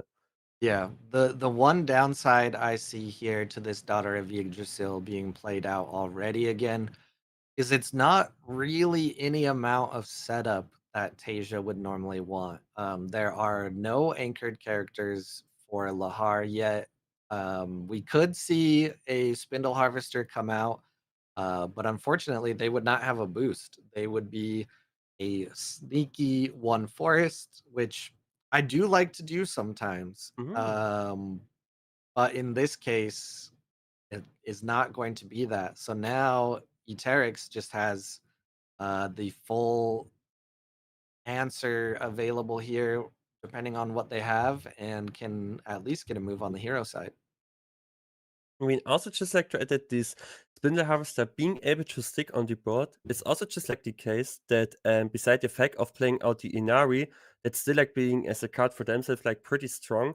That right now Itax could play like any character on the hero expedition to progress forward and also just like to keep the Inari in reserve. Just like to have those additional character ready to play, and it seems that also we're deciding to do that and playing the Firefox that now giving a resupply for Leha, and Leha just like got the Spindle Harvester for himself. So let's see how the Spindle Harvester will get used for the next turn. Yeah, this is it's not a very, big setup here for Eterix with these Yeah. spindle harvesters, but is a setup compared to Lahar's no setup. Notably, also, it looks like Eterix is flying that's the German flag, right? Even though it says Belgium hovering over the player. It's the Belgium flag, yes. What's the difference between the German flag and the Belgium flag? I'm American. I don't know any of this. So you have like, first of all, you have like the black color, then the red color, and then the yellow color. So it's just like the yellow and the red is changed. Oh This is my like the gosh. difference. And it's also turned. It's turn. I just looked it up. Okay. Maybe I have a Germany jersey ready to grab, and then I can show it to you. And also for those like in the stream, if I find my German jersey for the football team. But talking about stuff like that, actually, it's been like super good for Itarix right now with the Firefox and also with the Inari, because both expeditions that going to reveal it actually super duper to play it out. So the Inari will be able being played on the companion side actually to have good stats to at least maybe blocking Laha for doing that. But Laha being in the fact that like on the hero expedition, yeah, is like the lack of the mountain region for the Firefox, being able to play the reporter order, putting another Firefox into the reserve, and oh, that's good for Itarix, just like getting the daughter of Yggdrasil down, so that his opponent don't need to draw like any card. And this will be just like another trade-off with expeditions moving forward. So I'm excited for the next turn. What will be happen? Yeah, now we're kind of switching, positions here, much like the German versus the Belgium flag. The Bottom Tasia now has the setup, while the Top Tasia does not. Um, I am. I need to refill my water. I'm gonna Yeah. be here for a couple more hours, so I will go refill my water and leave you in the strong, capable hands of I Okay. mean Pandy Andy, and I'll Mustache. I'll be right back. I'm getting a new name, guys. Okay, guys. So then let's getting Cole Crepuswada. I hope he will not doing it in like super speed mode. He's just like I hope taking the time for the another hours that he's just like staying there. But as you can see now, Itarix now will take the time to choose which card actually going to be played. As for now, we've seen the daughter of Yggdrasil being down there and also the Spindle Harvesters. And for the daughter, it would be like a good thing to play it like either on the companion side, being able to get like a strong outliner. Also in general, that beside the fact that the T-shirt demo deck only got like the mana ribbing tool for actually removing cards, it's still like a good thing to go for there. And also like for Laha being able to just like play the reporter order just like in the hero side will be good with like the region type for the water region type, as you can see on those stats. So will be super interesting how that start off. But also the Firefox are just like super fitting in for the expeditions for the companion side. So super excited what to choose there. And let's see what happened. And yeah, the reporter order will get played out on the hero expedition, being able maybe to just like put another card to the reserve, or decide to not doing it. And now it's the turn of Itarix. And just like to think of, I mean, with this effect, what is like mostly love to see, it's just like the fact that you're being able to putting down cards like the Daughter of Yggdrasil, so that you're not being able to, like, even if you're just like being able to play out the card once, it's just like a good tool that actually that your opponent don't need to draw any other card. Yeah, you're right. It's just like the animal squad for our teacher being down there. I like the J in teacher. It's like, yeah, it's like a J. So I love the Animal Squad. All yeah, in for the Animal Squad. and welcome back. So I hope you grab enough water. Yeah, it seems like that. Never enough water. You should. Never enough water. Yeah, it seems like when I mentioned water before, people in chat needed reminder to grab water. So if you're playing in the tournament, please make sure you grab water, snacks, and between matches, maybe stand up, do some calisthenics, do some stretching. Yes. And just seems like that it being now happening that our bottom teacher would be able to actually double progress, but I think like there's like a good chance for Italics to just like take at least one of the expeditions. So, oh, here we see the Talarian skater, and it's got just the scout effect, if I'm correct. Yeah. So a target character in play on reserve game boost, it's going to be the boost for the daughter. So being able to progress and also to block. And there we go. It would be just like the meditation training. That's amazing. So sticking to that. Oh, that's looking good for Itarix for the upcoming turn. Yeah, that was a very interesting play there, deciding to not play the Talarian Skater to be a character, but use it for the scout to give a boost to the daughter, to then anchor it. Very, very interesting setup there. And I'm hoping we see some more anchored characters coming out. We're going into Minotaur range for this deck. I will swap us over to the deck lists here real quick and flash the Muna deck list. Have you had a chance to play this at all yet, Pandy? So I've tried out with some of my teammates so that we played at least each faction once. And so also getting like in the hand of the teacher deck, I felt like it was super amazing because it was just like super smooth and soft, and it also stick like to the originate of how Tisha also getting usually like played, with those getting like either big characters in play, they're getting boosted, sticking around with those characters. And I totally feel like it's fits still in the demo deck, like how Tisha usually is got into the play. Also, I like that one of the big boys, like the Minotaur, just like got added into that to see how this will went. So yeah, for me, it's like a super amazing list and was super fun to play. But I always stick to Isma, guys.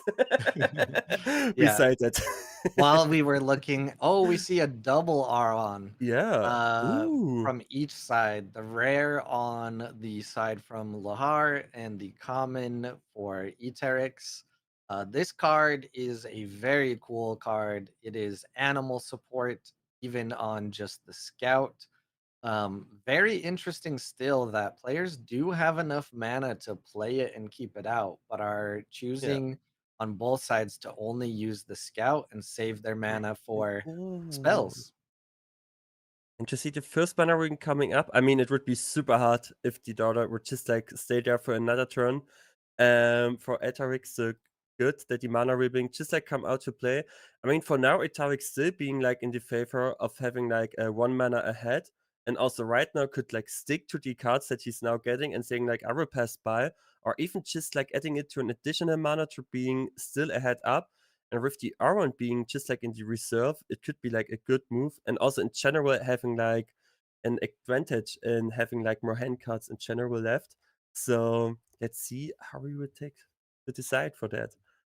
Super excited.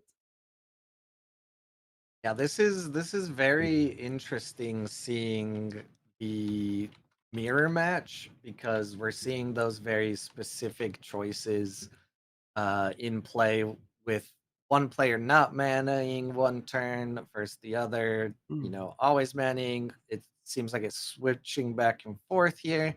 But as a note, overall, Lahar does have one card advantage. And now, technically, two. We see two in hand, two in reserve, which is four, and one in reserve, three in hand, which is four. It is equal now after that play. I know math. I'm awake. Ooh. And I was thinking the reporter order would going to play to see that the sustenance actually just like also gain into reserve and being able to draw a card because it's the rare version of the reporter order. Now it's also like a decision again for Itarix to put something down if wants to, and also being able to draw just like an additional card. So let's see how this will go on. And it's super amazing that the sustenance also being able for the Ha, so maybe to just like getting up with the mana, being right now advanced with the expeditions, so could be able to just like using that for just like set up for the next upcoming turn, because with the reporter order still being like a strong card represented on the companion side, But as you can see, the lack of the plant region type is actually just like getting answered with another Spindle Harvester coming to play. So let's see how Lara actually will decide to face that.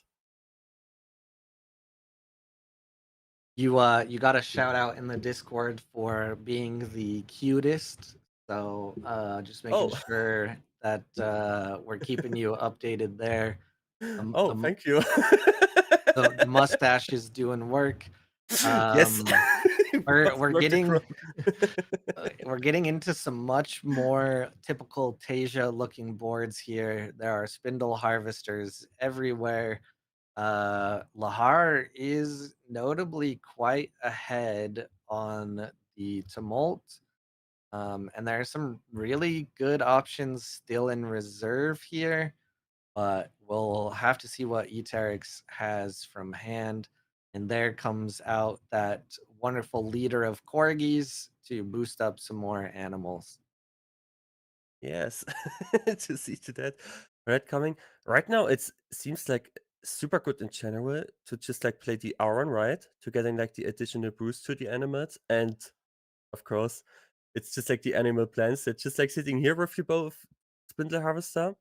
But yeah, it needs to be like that, right? It depends on what's still like being left on the hand cards. But the Auron would be like a super answer to at least being able that Lahar will not just like taking the win with that. But let's see if Iterix something got left, and it seems like because just like of how much the time is taking to think about it, maybe there's like something still in hand so that the Aran just like can stick with the reserve maybe for that point.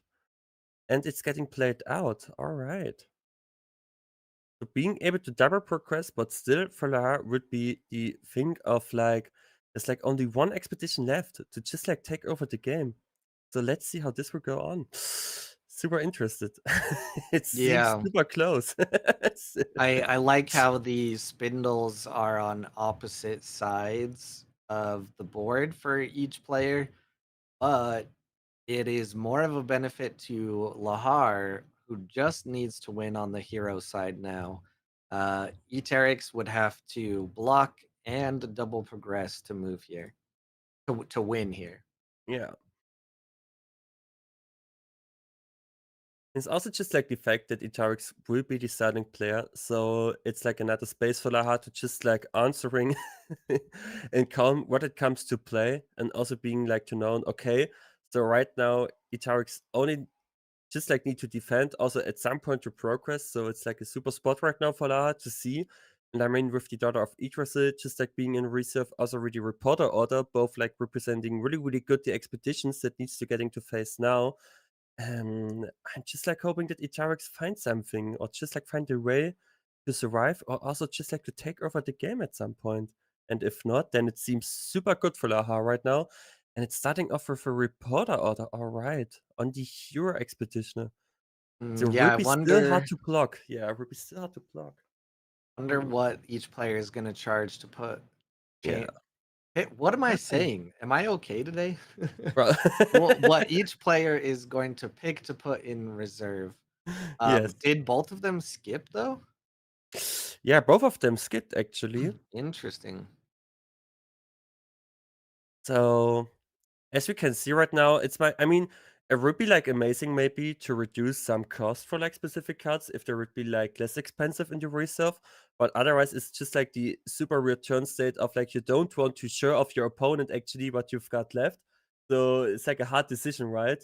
Of either like, hey, I put something to reserve, maybe reducing the cost, basically using an advantage. If there's like anything comes out for reserve for the effect, but it also seems like the fact of like, hey, then I would just like show what I still got left for this turn. And for Lahar would be like not super good because he's just like more in the answering position right now for not being like the starting player of the turn. And for Itarex, it's just like I don't want to actually give Hadler the advantage to see what he needs to face off. So it would be like right now, and with 3 mana left, yeah, it's like super hard, but getting those 9 stats on the plant regional. Mm, Ooh, Oh, mana reaping mana is reaping. good answer here to that daughter. That is I'm happening. very glad we see the swarm come out, but it Yes. might be too late. Oh, And and it's just like another an mana additional mana reaping. reaping.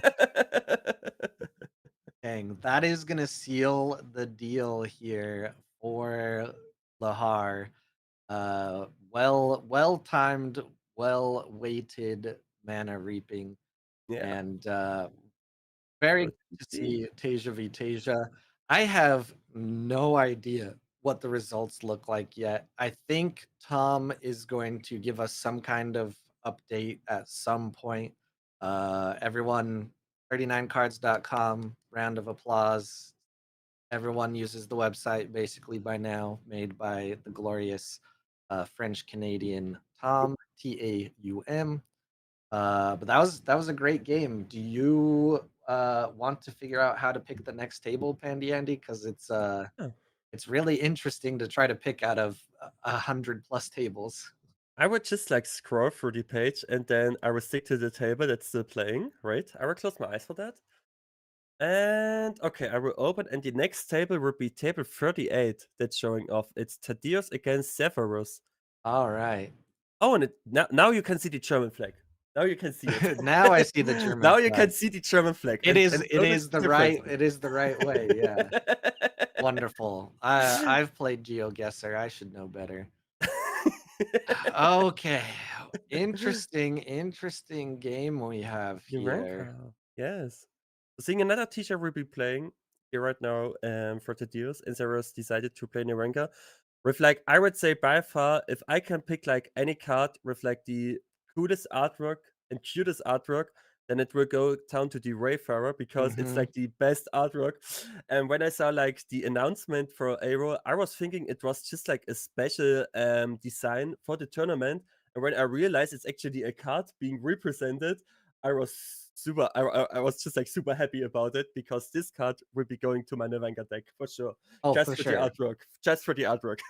Yeah, Felix in the chat and over at the Altered Corner team was mentioning needing the Bastion to play in Navenka, and I'm like, no, Yeah. no, no, no No, Bastion. no. Wayfarer and Martingale, and I'm having a good It's so time. much better. It's so much better. And it seems like also getting really good for our Nevanka, just like with the fact of, oh, is the Anansi? Oh no, it's not being able to getting played. Yeah, it's just like, but being able to just like stick to that. So teacher right now is passed by. Narenga still got 1 mana left, but I'm sure there is like not something else to getting play on. Except maybe like an our Bows Trickster at the cost of 1. I need to check like the deck. There's like a possible chance. Oh no, it's not. So it seems also just like a pass by. Oh yeah, the Silent Knight. It's still like another card. That is amazing. So let's see. And oh, high chance this One, card can be played. one off of the Efren, which, Yeah. if you do not know, is Sierra's dad. Yes. So when a reveal card, if hand cost is equal, oh, it's equal to the dice result. Okay, this is the common version. That's okay. That's interesting. Yeah, this is gonna Yeah. be a very good turn right here. Yes. Seeing a Nevenka versus a Tasia face to face.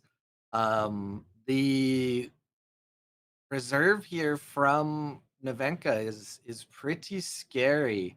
But what I love in these situations is the variance of the Nevenka deck can possibly do some really cool, Yeah. really funny, and maybe really sad things on this last afternoon. Yes. But also, yeah, I can just like agreeing on that because seeing like Naranga throughout the demo decks, I also tested for myself. It was just like super fun to play because there were like so many mechanics going on right now. And also just like you roll a dice, then you're being able to do an additional thing, getting those boosts up for the Bliss Artist and also like for the Isma Engraver that's being represented here. So super amazing. And let's see how teacher will handling it. Right now we can see that the Luminous ROM is being there on the reserve as the Aran. So being like good answers for that moment right on now. But let's see what else Thaddeus actually got left in hand to be played out. Yeah. Oh, a daughter of Yggdrasil. Scary to give your opponent cards right now. Notably, though, this Ysmir Engraver cannot hit the daughter, so a good choice. Now that I'm thinking about it, one of the big issues that I have with Muna is 90% of the cards you play cost 3. Yeah. But in this exact situation, that is a blessing because it's not 2 or less. Totally agreeing with that. And oh, we see the Anansi getting played out, and it's the rare version, so getting a boost for each card. And the player's reserves having like a 5 stats outliner right here. So being able to answering it for now and also to double progress for that. But she just still got like the Aron and the Luminous One in reserve and still got like 3 hand cards left. So there needs to be something. I feel like there is something to getting like an answer for that. So let's see. Yeah, while we're waiting for the Tasia to answer, we need to lay some lore smackdown on the chat. Sierra was actually born in a Lyra caravan. Her dad is Ephraim, the puppet master. And the reason that Mary Reunion is in Lyra and Bravos is because her dad teased her about being Bravos. But when Sierra lost her legs, she quickly became very infatuated with the machinery of Axiom, and thus Sierra is in Axiom. Yeah. Also a way to join the faction. Or Yep. to being represented. And talking about that, teacher still decides what to play out, but it's like actually a hard decision, just like to face off what's left being in the reserve, because there's like the bliss passes, there's also just like the Ismail engraver, so there's also like not a chance to just like easily say, okay, I will play like any card at cost of 2 or to 1 to just like pass by to getting like more chance of something else, because it could be potentially just like getting discarded by the effect from the engraver. But we see another daughter will be getting played. And I mean, at that point, still that like Zeros being able to draw an additional card, there's like a rare chance that he maybe can use that card. And it's actually a Capella training. All right. So still being able to pass by it with that ray, that's crazy. So I just want to give a huge shout out to Simon right now. Yes. While we might not often see Simon on the cast or the stream, I'm trying to keep, everything around, check over on Discord in case I need anything, and I just see the tournament chat just Yeah, it's there's just like all sorts of stuff going. So yes. if you have questions, please take them to the Discord. Simon is working his fingers off over there answering all of those. So everyone tip your local tournament organizer. Yeah. And looking at this game now, I'm wondering if we see a Nevenka risk a die roll or not. What do you think? Are they gonna go for it somewhere or not gonna Mm. risk it? I'm not sure. I mean, we can see now it's like that the Luminous Storm will be played down on the. Oh no, it's not being played down there on this ray. It's just like the. Oh no, the hardest card to pronounce. Whew. Ifa. I hoped it never showed. I've relearned it before, guys, before the stream. Ifa? Yep, Ifa? you got it. You got it. Ifa. All right, guys, I got it. My biggest succeed to now to take for the tournament. Getting played out on the hero side, being able to give another character losing the fleeting, and also to boosting it up. So there are like a total stats of 17, just like being on the hero side. And I mean, with that, it's just like really, really hard for Nerenga. I mean, still like with the Wayfarer, right? There is a chance that potentially there can be a character be played out for free and maybe could make a difference for that. But otherwise, it seems like that we're actually going into a tiebreaker for that. So super interesting match. And now let's see what Sarah's actually start to decide. Oh, there it is. There's the risk. There's the Cross risk. your fingers for Oh, this Nevenka, and it's a 4. ooh. And it's the silent Oh, dice. it's a Ah, 1, but still but get the boost. again, yeah, it's again a way to roll a dice, right? Yeah, oof. So before Whispers from the Maze, going into the arena, Tasia versus Nevenka, I would absolutely give the upper hand to Tasia. Yeah. Now with matched mana, and what the Nevenka has in the reserve and the possibility of Wayfarer drawing a card. I don't know here. This is going to be interesting. One thing I will say though is Tadao maybe or Yeah. Tadeux is negative 21 seconds. It's true. And I mean, maybe there is like still some couple of minutes left. Are always hoping for the players, right? Because it's just like sad to see if you just like Mhm. lose because the maximum time for the tournament in general reached. But as we can see, both players still trying to play it along. So let's see if we can just like see the tiebreaker also getting finished. So I mean, Yep. right now we're seeing that like Zeros actually have the Silent Night for that. And I mean, usually you also prefer to getting like the anchoring result after that. But now it's just like an additional sleeping ability with a little bit like of luck that you're getting like a certain number out of the dice. But it seems like super good right now for Zeros. Still like with being ahead of the cards, like with the resources being on the same way of mana. So, Yep. let's see if the deers can figuring it out.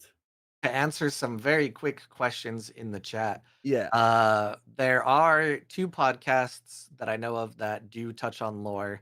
I would first and foremost say Hero's Guide to Esgartha has a lot more lore related videos, and they have some of those card lore videos on YouTube. Definitely check that out. Altered Corner, we have a lore tidbit section near the end of episodes, and we've been going through the lore. I honestly don't know any others out there. So if anyone in chat knows some lore readings or things, feel free. Don't post links, but just mention them by name. yeah. And then Anansi in the Navenka Oh, list, I think is actually very good because there's yes. also the Tech Lab. And I think I answered those quickly. Yeah. So there you go. Yeah. So seeing with that, we see the Evil Rippy played out again out from the reserve, giving additional boost. So there are like so many strong stats right now. Going up for Tisha, as we know for the Narenka with the Silent Knight that actually just like got to revealed on the last turn, being in hand and also not being mana by that point. It seems like that there would be like a chance, just like with Out of Luck, to actually go down a little bit with this resource because there are like not so many cards left for Tisha right now to just like playing out it at the cost of one.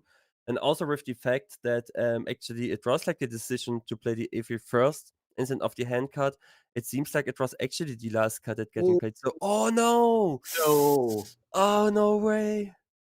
Although I mean with that, it there seems is the super math hard. to replay it. I mean now it seems super hard, but there's still like the chance.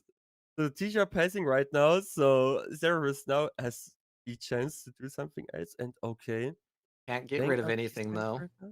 Yeah. Mm. So what else will become to play now? Yeah, it's It gotta needs be to be the the Silent silent Night night. or Yeah. something. Otherwise, you would have played the Ana Oh, okay. That, Oh, Silent Night I now? think Zephyrus. Oh no, the silent night is still there Yeah, yeah, because yeah. just like play on the other side. Okay, it's like there. Okay, now guys, Here's another let's see. gamble. Oh, is that it? Is Oh that it? no, No, it's it's 1 to Angered. It's 3. Angered. It needs to be a Ah! run of three. So congrats onto Diaz, Tadiox, for taking the game. It was a super interesting match. Just like unlucky with D1. Would be more happy, would be like more useful if it becomes through the Silent Night. So yeah, I would say with that, is there like still games going on? Oh, Let me it's just loading so scroll many. through Yeah. 100 plus tables real quick. I think Yeah. we're about to get set up on round 4. Yes. I've been rather impressed with how everything's been going on our side. It does look like round 4 is going to be setting up here. Yeah. While we are waiting to load in, if you have any questions in the stream chat, this would be a good time to toss them in. I did get word from the desk that Overloss is 3-0 on Ghoul Ring. So if Fortis wins this tournament, I will be the most winningest caster of the whole weekend. So anyone that makes jokes about how I can't play, just know it's because I'm a better caster than anyone Yeah. else. No. Nothing to add on that, guys. So if it's like that, it's like that. No, actually, I'm super happy for Overloss because, guys, here's like a special info. Um, Overloss is actually a local player from my locals. Hmm. I've known him. We actually also drove like two specific tour modes together, and All he right. played Go Rank. So and round 4 started. Yes, I'm gonna go to table two, and I am going to table two because it has Vicman87, who beat me on Saudi yesterday or the day before. So I want to see if that is the deck that Vicman has continued with. Yeah. And then we'll see what happens after that. Let's see. I have a ping. It's not specifically for me. We're good. And keep refreshing here. And we're in. Vicman is on Atsadi. And this is our first Subash that we are seeing with Kruskulls out of, is that Switzerland? That's what I thought, out of Switzerland. So Can you say the table again? I don't two, find it. table two. Table 2. Okay, I was looking around 20. Okay, let's go in. Rickman against Cressy. And oh yeah, seeing the first Savage, it's been amazing. And this is Switzerland, yeah, against France. So neighbors. It's a neighbor Yeah. battle. Battle of the Neighbors. I think as we progress further into the rounds here, we'll probably get some table suggestions from production side based on records. But being table two and seeing a Subash means that this Subash could be undefeated or close, right? Yeah. Let me. Totally agree. I'll throw this over to my other monitor and I will check. So Crust goals. I think the top player would be the undefeated one, right? I am not as well versed in tournament matchups as some of the other guys. So Vicman is indeed undefeated on this at Saudi, and then Kruskulls is also undefeated on Subash. So there you go. Very, very cool match we have here. But if whoever loses this is no longer undefeated on their Oh, respective that's true. hero. I mean, on the upside, it's like it's not a mirror match, so both of them still being like in a favor of being like the best player for the specific deck, or just like for the specific faction now, right? But I'm super happy to see Sabish in general into the play, because I've had like when people started to talk about Sabish, they're always like it's like the least favorite deck. And I was like, I mean, the deck is still like being a lot of fun to play for that. So super sad if like people considering for that. So and as we can see, the Foundry Armor is getting to play. You're getting additional breastplate just like to join in.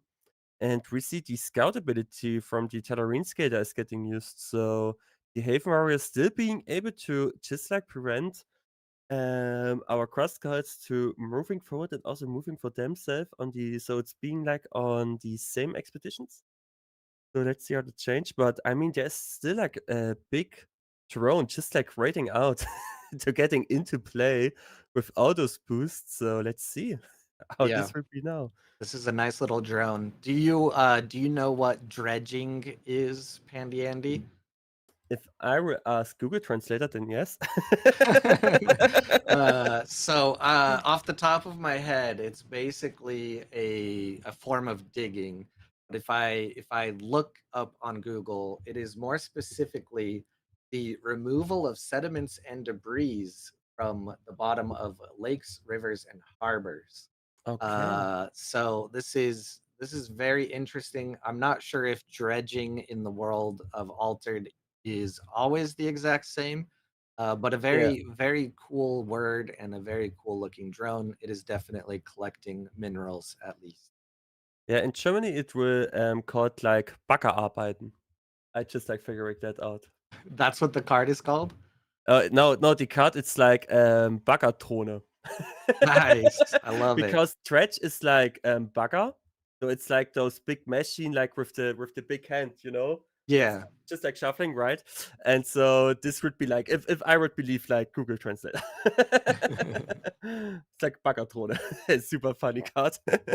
Can are you able to look up the card in German on your side and see what it is for sure in altered? I can 'Cause do you view your altered account in German or in English? I'm doing it in English, Okay. actually. Because German But is one of the languages cards are available in, right? yeah, you can also have den available in German, but I'm always playing like with the English ones. It's just Mm. like because of Board Games Arena, right? So Mhm. that I am being up to date.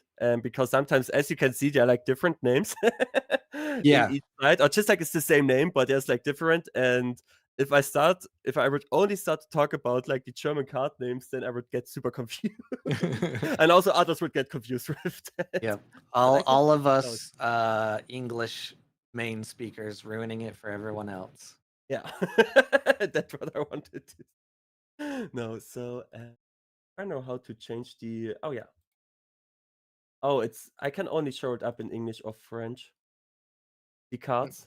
So I Mm, don't know how they will spell in German. I can tell you if yeah. I'm getting my displays. Then I can tell you.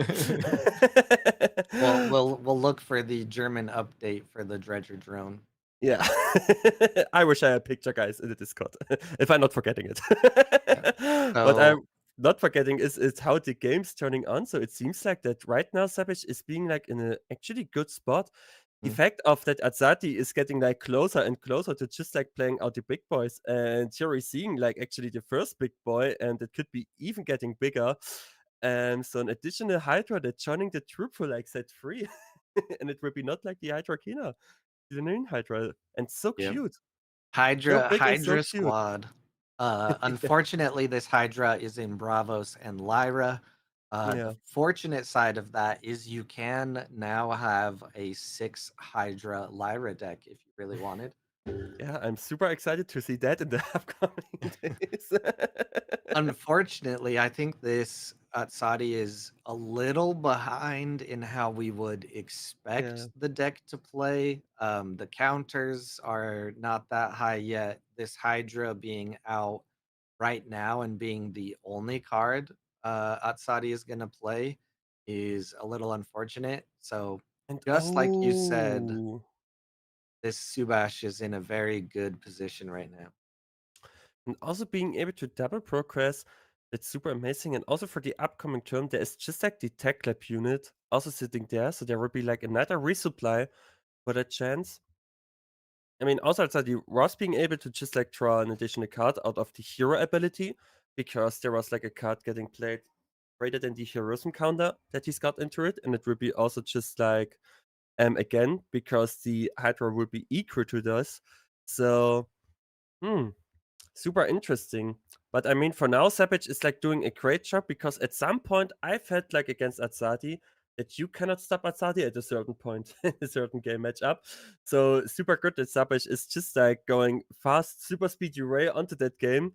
And let's hope that this speed will not change. But with two Ogons being in the reserve, oh, that's good.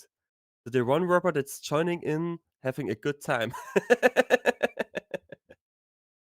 Yeah, this Oh, very well said. I think if Atsadi is allowed to continue on, is arguably the strongest deck after 9 mana or so. We've seen that Duel of Grit win games, and on the other side, the other demo decks do not have something that's going to remove those very high cost characters that Asadi will start playing. yes. And see, with that, the Foundry Armor we're getting into play. So with the additional Ogun, the jury is getting to play. There will be a 3 sets press back. Also, that Asadi needs to make sure. And oh no, it's just like, okay, it's getting played again. Also, that the press back is going to the other expeditioner. All right, doing like that. And as you can see, there's getting a boost up for the, oh, the tiny gym. All right. Oh yes, good note for Mm, Metamorphosis. I have not played it much myself, so I yeah. do not recognize the exact text off the top of my head yet. But yeah, Akesha breaks all the rules because she can be mean to everything. Yeah. Um, so other than the Akesha deck, the other decks struggle against Hatsari. Yeah, that's true. It's just like can agree on that. But as we can see now, our Sabash is not just like and oh, okay, so being able to at least block and also being able to move forward through the companion side. And also now our Sabash needs to decide which card is actually going to be discarded from the reserve. And I would say it could be the Tech Lab unit because the Orgon with the Foundry Armorer and would be like a nice chance to just like taking out good stats again. But we also need to consider that there's just like a tiny chin sitting there in the reserve being able to getting boost up again with the Kribas up. So there's still like a really, really strong card just like waiting out here to getting played. And also outside he will be the first player, so it's also like not a chance for our Sabash just like to put down a Tinkerbell and just like to sabotaging it. So yeah, maybe this could be like the comeback for Atsadi at this point. So let's see. Yeah, Super interested in that. I'm thinking if there's been a strategy here in Vicman's mind about getting to 8 mana and maybe a big Theseus play. Um, I don't know though. If you play the Theseus for the stats, that would be all of your mana and an easy counter from Subash most likely. But if you use it for the scout and the card draw, maybe your card advantage versus I mean, now you know every single card Yeah. Subash has. So this could be very interesting. And it's also just like interesting in the fact that now with the little match girl, our Savage will be able to also potentially just like draw another card. And it's also bringing Cetra's like totally super fitting in, especially for the hero side, or also just like for the companion side to getting more stats out to being blocked. So let's see how this little magic we're getting used of. So it will be the starting turn for Atsari. As you can see, the Cooper Sap will be just like sitting there with the Tiny Chin, so being able to just like additionally giving out a boost and just like to rate out what else would be going into play. But right now, sitting down on 8 mana, there will be like plenty of cards that could be played out as super, super strong ones. It's not just like only the Hydra that we saw, it's also just like the Shenlong that actually potentially just like sitting there in the deck. It's also the arrows that just like sitting there to being able to play out another additional card for free. And also the new card Theseus? Theseus. Yes. Yes, I'm correct. I'm correct about it. You got it. You got it. Yeah, I got it. Whew. Oh, guys, I'm super hard for me. So there are like plenty of options right now that we could see for the Azzati being played out. So Wickman is taking the time for doing that. Still also got like the time for that. So let's see Yep. what decision we make. Notably, 4 extra minutes to work with here to think through different lines. As for people that can make it, I believe there will be a certain amount of undefeated players, and then there will be an amount of 7-1. The last update I think I saw was there will be two or so players that are 7-1 that don't make the top cut. Um, in the AWOL server somewhere, there's a breakdown, or I'm sure Keelan guy in the chat will be able to confirm or deny anything I just said. But they are definitely running all the calculations and everything over there in the Discord. Yeah. To see that now, it's like that the Savage has like plenty of options to getting to play. I mean, it's just like the Frontier Armor could be played, and also just like the Orgun for strong side is also just like that the little Magical could be played out, but it seems more like that the little Magical also being like a good way for the upcoming turn to getting their look like the setup for now. And it seems like actually it's all going to the companion side for the Savage. So Let's see if this will be the chance of taking the game. Hmm.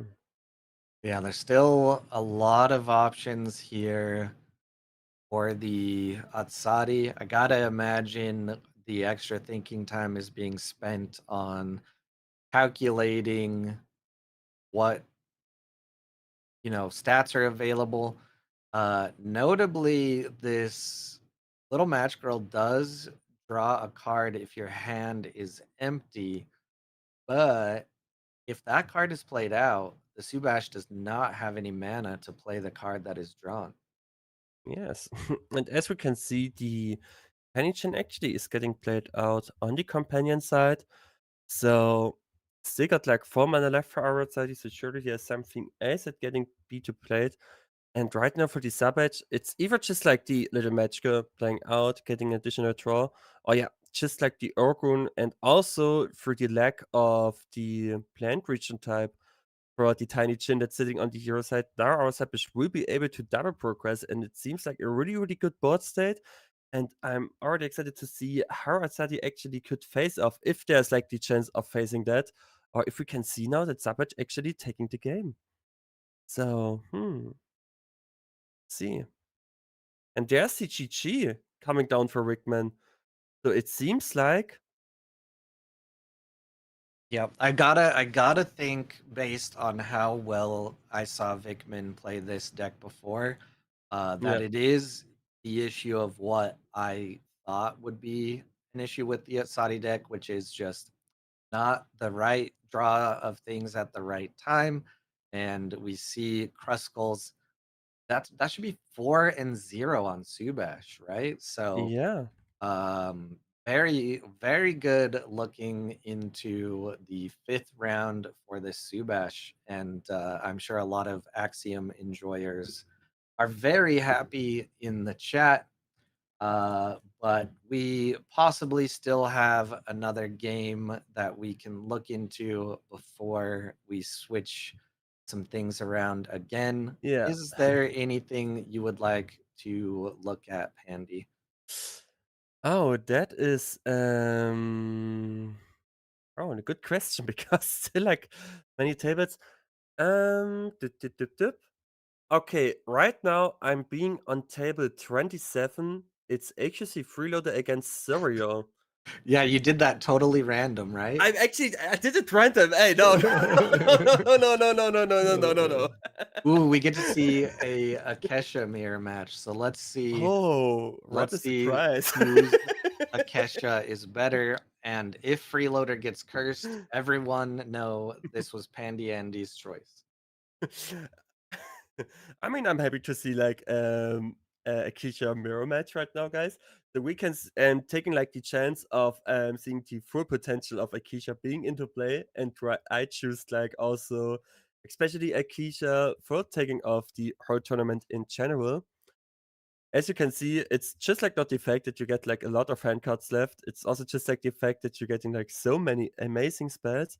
And right now it's the turn for Suriel, and this is an unknown flag for me. Reunion. All right. I need to figure it out which country is that. It's interesting. Reunion. Maybe you know it, Cole? Oh, let's see. The island, right? I think it's Reunion Island. As I've stated before, I am American, Yeah. so nothing outside of America really matters to us. Ah, Part of okay. France in Mercia is what Oh, Overloss said. Yeah, I think it is Reunion Island. Reunion And Island. Hmm. how do you say the Axiom hero that is in this tournament, Pandy? Sabesh. Okay, so Oh, it's a lot of people do say Subhash. yeah. I more commonly say Subash. I actually do not know if there has been a specific pronunciation put out from Equinox. I think Yeah. at one point there was a small guide they put together. But different dialects, different Yeah. tongues, different everything. I mean, at the end, as long as I know which card is like being like said, it's like totally fine. You can also say like maybe Subash or something like that. I don't know. I mean, at the end, we know which card is meant. So I Um, don't focus that much on that, but yeah, focusing on the game, it seems like that actually still like for Freeloader is actually being in a really good spot. Also, just like with the Lady of the Lake being placed down, right there on the hero side, so getting like a good amount of stats for the water region especially. But it's also the fact that the Autoscroller is sitting on the reserve and being able with the ability to just like spend one of the boosts to ready 2 mana orbs would be another kind of way for Soriol actually take over with that and play like an additional card. And I was super happy to see a card like that because I always waited not only just like to increase the number of mana, but also to getting like mana back at some point. And I'm finally happy that there's like a way of getting that with the Autoscryer. So yeah, that is a very interesting card in Akesha here. Also, I do believe that Tasia is Taya. I think that's the correct way, but Atsadi is actually Atchadi. Keelan Guy says Subash in the Bash. chat, which I would assume means I am correct because they probably asked Cedric from Yeah. Equinox. I also saw some mention of AWOL YouTube in French over in the Discord. So, hi, if you're just joining. And off you go. No, I was just about to say, Andy, there were two Lady of the Lake sitting next to each other. They might kiss. And Yeah. now they can. Now? Now they can't. Maybe there's like a third one in the hand for that. And beside the fact that actually okay, there are like 3 copies in it. I was correct about that. There'll be like 3 copies in that. So let's see how this goes on. I mean the Afrigo could be just like played an additional time. If like and it's also just like the fact that the auto scryer could be played out with the bliss bassist. So there's like so many things for like Surreal actually being able to put down.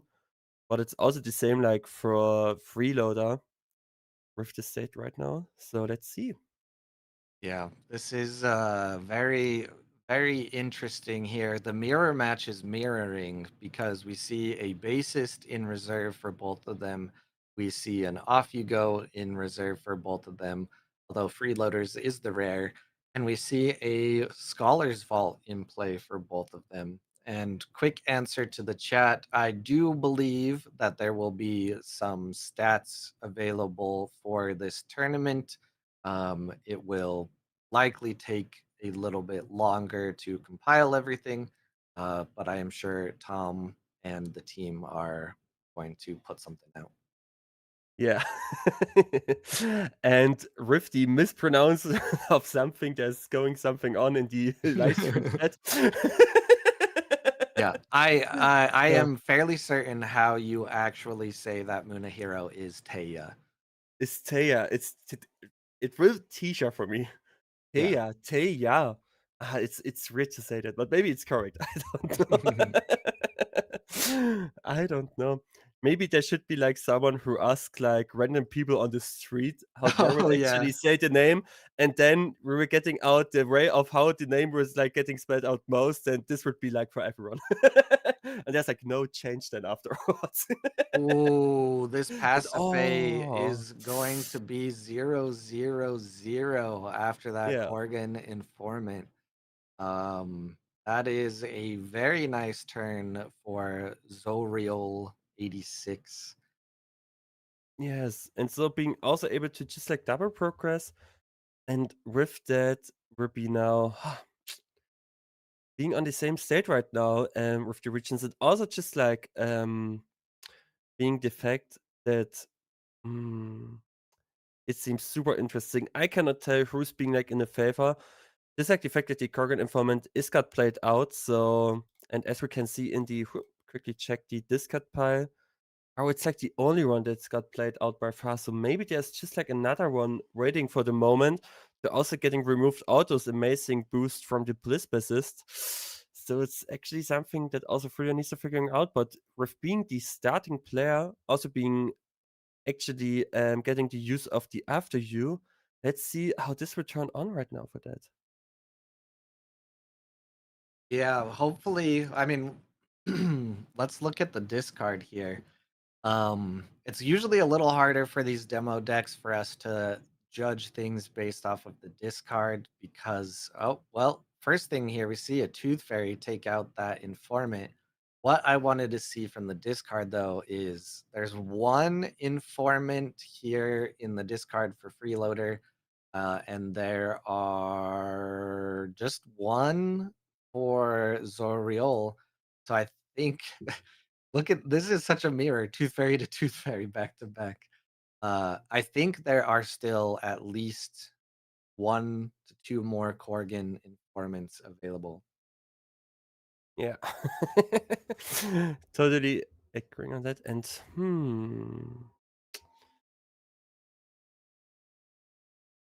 I mean, this is like one of the mirror matches where I would say like everything could happen. So it's actually really hard to guess, because it's just like the fact. I mean, on the upside, you have like plenty of options, but like on the downside, with having so many options, it's actually really hard to guess for casters what is like actually happening right on here. So as we can see, the after you effect we're getting used from Freeloader, and now it will be the turn for Sorrel, and actually deciding to play the Conjuring Seal, so getting an additional draw of 2 cards into that. So there will be like another Tooth Fairy. Tooth Fairy, Tooth Fairy, Tooth Fairy. And the Bliss is actually just like got removed. So let's see if Sorrel get like any other character just like being left to play out.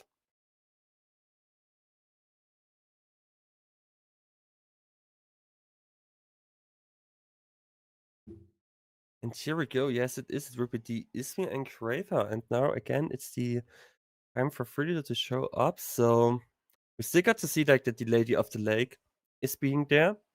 And also Wood being able to just like block. And as we can see, another Engraver is just like going into the play. And so right now, our teacher got 3 mana left. So we're surely seeing that like both of the reserve cards are not getting used. So I'm totally excited to see what will be left in the hand for Soriel to just like answering that. But as it seems right now, with like the Lady of the Lake being in the reserve, Reloader actually would be able to double progress right now. But let's see. Yeah, it is very interesting to see we keep seeing the mirror. As for the question, does it work to after you another Akesha? I would say if it's 2 players that know, well how after you can work, absolutely. I if it was me in an Akesha mirror for some reason, I think I would after you right back just to be funny.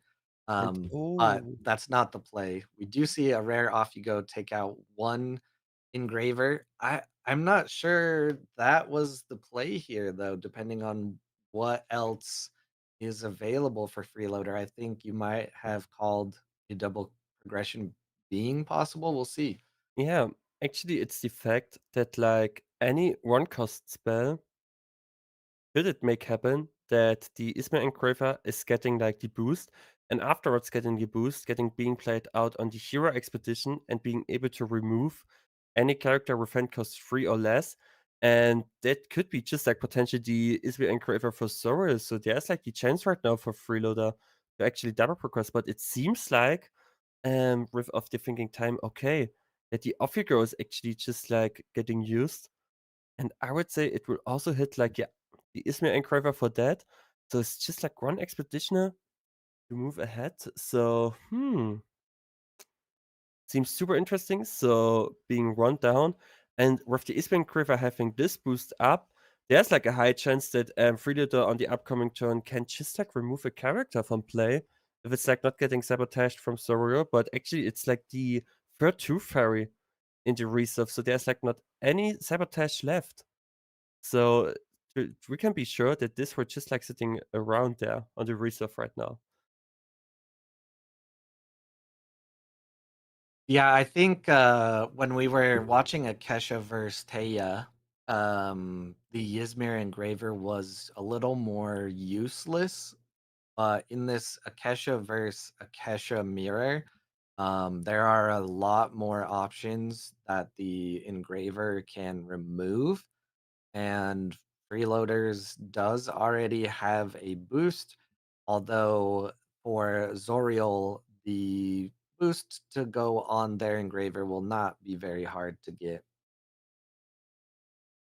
And oh, directly using the after you.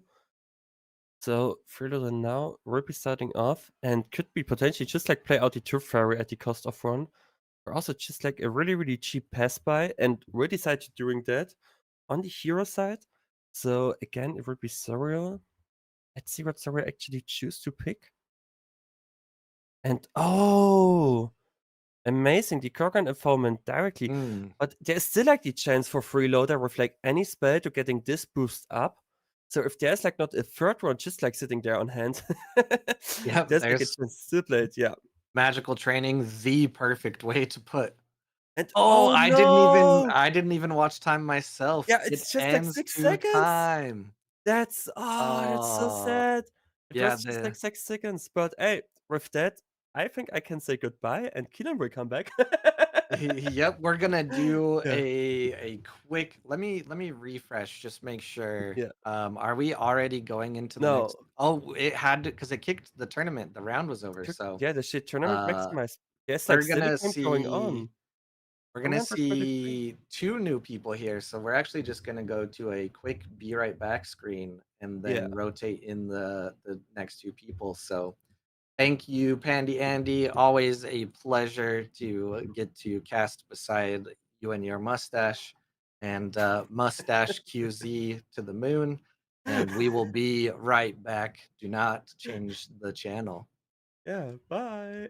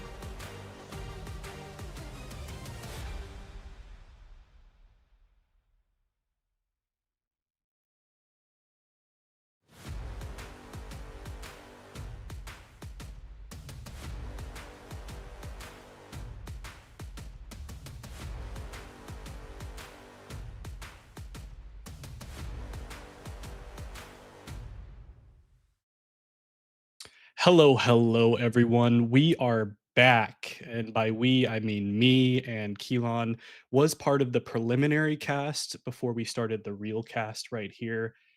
Hot and heavy into what is it, round five of the Swiss now? Absolutely. We are into round five, and Blue, as usual, has brought his sunglasses, so you know that these players are going to be shining bright out here in the tumult. We are with a team mirror match in this case. ALR's Zoa playing against ALR's Gijomo. Interestingly enough, Zoa is a very well known Lindaway player, actually had the first undefeated Lindaway performance in an online event with a 6-0 finish. So they're very well known for that. So I'm not super surprised to see them settling on this hero here. But their teammate here in Gijomo, not a very well known tournament player to my understanding. So really cool to see that they're both cooking up the same game plan here with this Akesha demo deck.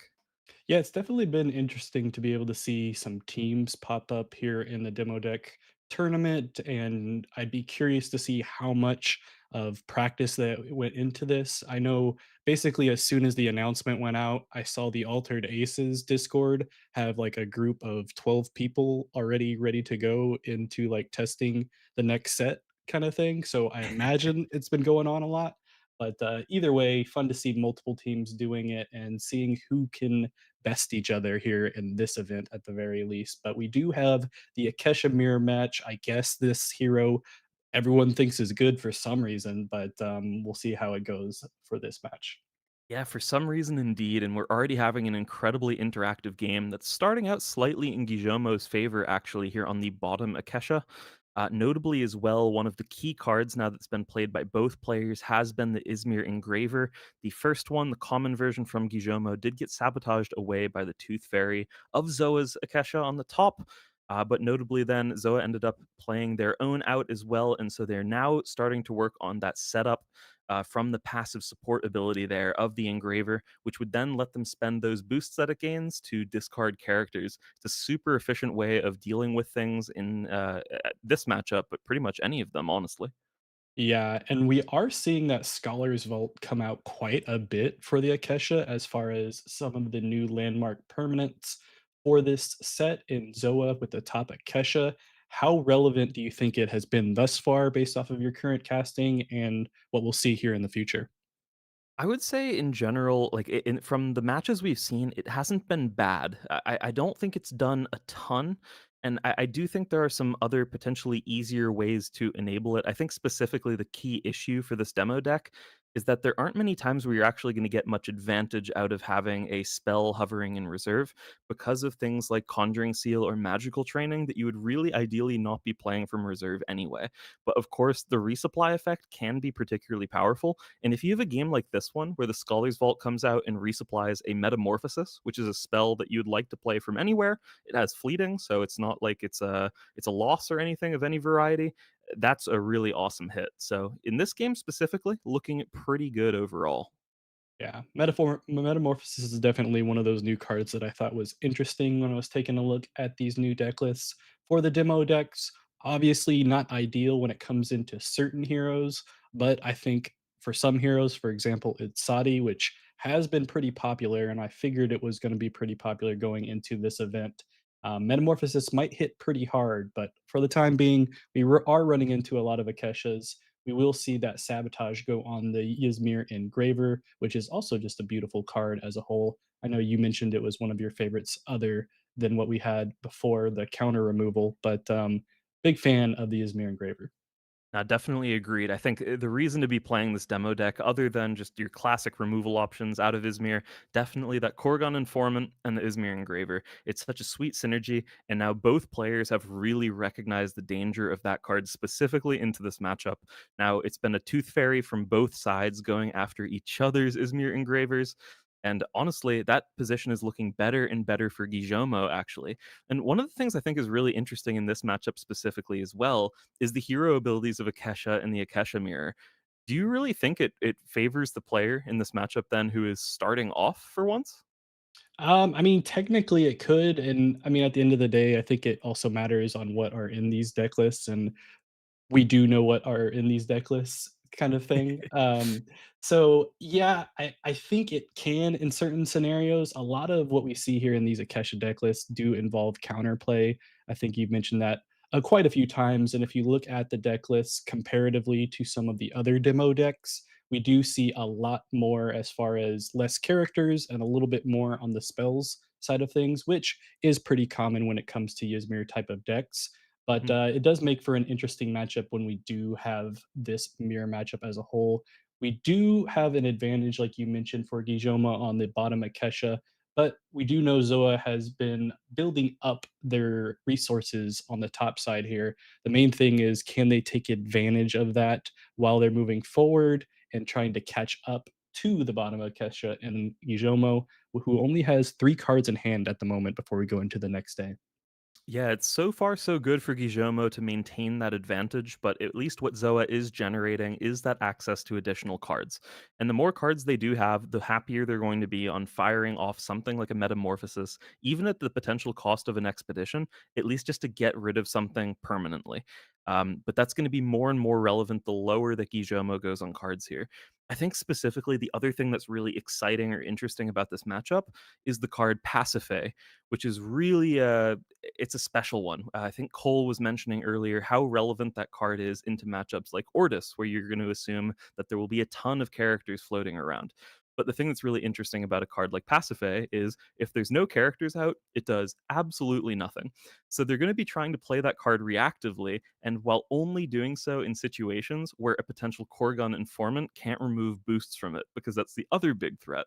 So I think those are a really interesting dynamic going on in this matchup. But otherwise, if they're able to play that card out as a 2/2/2 for 2 mana, for example, that's likely going to be actually a pretty substantial thing into just a generic Akesha board. Yeah, that's definitely one of the cards that seemed like it could definitely have some interesting effects, especially with what we've had in the meta here in Trial by Frost. So I know Sigismar hasn't been as important after some nerfs and everything like that, but there's still going to be plenty of people playing Sigismar and wanting Mhm. to generate tokens as a whole, especially with some focuses on some boosts in this new set and being able to remove counters. It doesn't feel quite as good to remove different things with multiple characters on the board and tokens on occasion. So I'm sure people will find a way to make those work, and so having a card like the Pasiphae that you mentioned might work as a nice little counter in your Ysmir decks, whether it's on Akesha or any of the others. Not quite sure if that'll get any stuff here in Afanis, because Afanis is definitely still not meta after what we've had with the changes in general. But we do have some gameplay going on here. Looks like we're potentially just going to get another 1-for-1 going forward here, which I'm sure Ijomo on the bottom of Kesha does not mind, despite having to use a lot of cards in hand here, and will have to reduce the reserve. While we do see Zoa still maintain that card advantage, but at this point, I think they're going to have to make their move to decide if they're going to catch up or just let Ijomo run away with this game. Yeah, I totally agree. And at this point, I think Zoa is likely getting a little bit stressed about the state on the tumult. Of course, there's no big end of game card like Small Step, Giant Leap, or whatever to immediately close it out.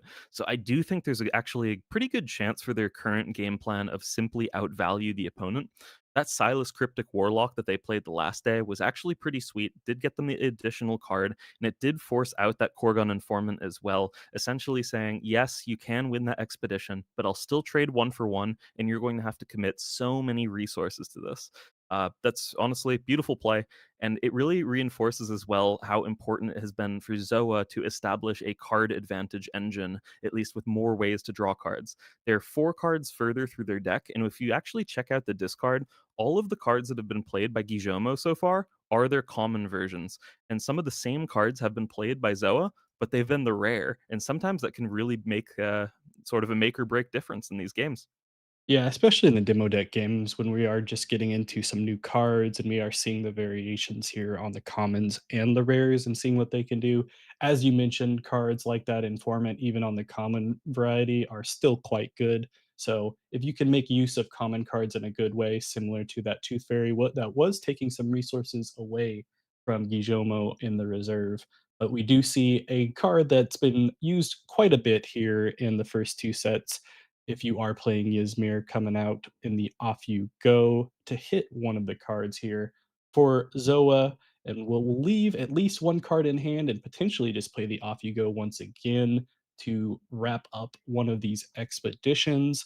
I'll be interested to see how Zoa is able to respond to this, if they're just going to opt to play something else. And you know what? Why not just play another Sabotage, this time in the rare version of the Tooth Fairy? This will overload your reserve a little bit, but again, taking away as many resources as possible from Gijomo. No, totally. And it's such an awkward play having to off you go such a non-priority target like a tooth fairy, like anything that costs one from reserve as well. The only other option there being an Izmir's Stargazer. And in this case, yes, they are barely able to score another progression on that companion side here, but exactly as you mentioned, at the cost of virtually everything. Zoa is now in a position where they essentially have all of the cards and they know exactly what they're going to need to deal with. It's very likely that the bottom Akesha at this point isn't going to be able to mana this day either. If they do, you know that there's probably going to be some high cost things coming out, potentially another card like the Silas that we did see previously from both players now. But yeah, the Ijomo definitely has their work cut out for them to try to close out this remaining expedition. But yeah, I think it's possible though. Yeah, and we do see Gijomo there decide to keep as far as mana is concerned, which is not quite too surprising. We did end up seeing Zoa decide to get rid of that metamorphosis that was hanging around in the reserve for quite a while, opting for a little bit of the slow play in those one costs and that Silas that could be pretty huge depending on when they play it. Do you think that was the right decision, especially since they are adjacent now? Or do you think they should have kept it around just for that one little bit more of removal?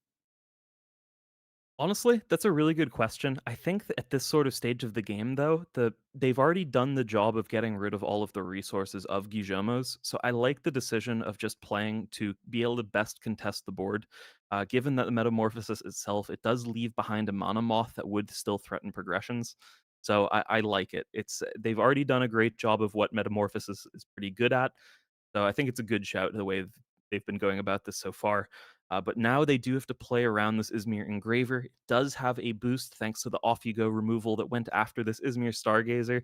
So it does threaten to be able to remove something like this Tooth Fairy if that is what's played out by Zoa here. But they are now making use of that ever important hero ability with the After You, given that they're the starting player.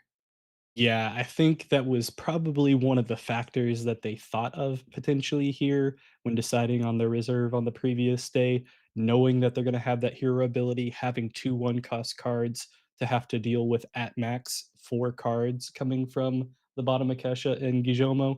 So now they see everything that's on the board, know how to respond, and they're going to hit them with an off you go of their own, this time in the rare variety, something we don't get to see very often if at all, to be honest. But either way, it will give a boost to that Silas in reserve, and it will force the bottom Akesha to play something here, if at all, in order to prevent a double or just a single advance from the top Akesha and Zoa. No, you're totally right. And one, we do not see that off you go at rare virtually ever outside of these demo deck battles. But it's also just a perfect setup here for Zoa as far as what they have access to in their reserve currently. It's exactly 5 mana to play out 5 mana worth of characters. Yeah, beautiful overall. Barely goes over the top on the companion side, playing over that Korgan informant with the Silas, presuming that's what's going to come out at least. There could be another one from hand or another similar effect, but no, they do indeed just play the one out from reserve that's known, and that I like that decision as well because it does play around a potential sabotage on a character for the next day if one is drawn by Gijomo. And with that, now both players are staring down one another adjacent on expeditions. More value for Zoa. But it still could go either way depending on the draw. If I had to guess, though, I have a feeling Zoa is chock full of removal options still, and Gijomo is just needing to draw characters primarily. Yeah, and I think not I mean, they pretty much had to decide not to mana on the previous turn with Gijomo, and they're gonna run into a situation here, even with the hero ability, where they could potentially be slow played a little bit.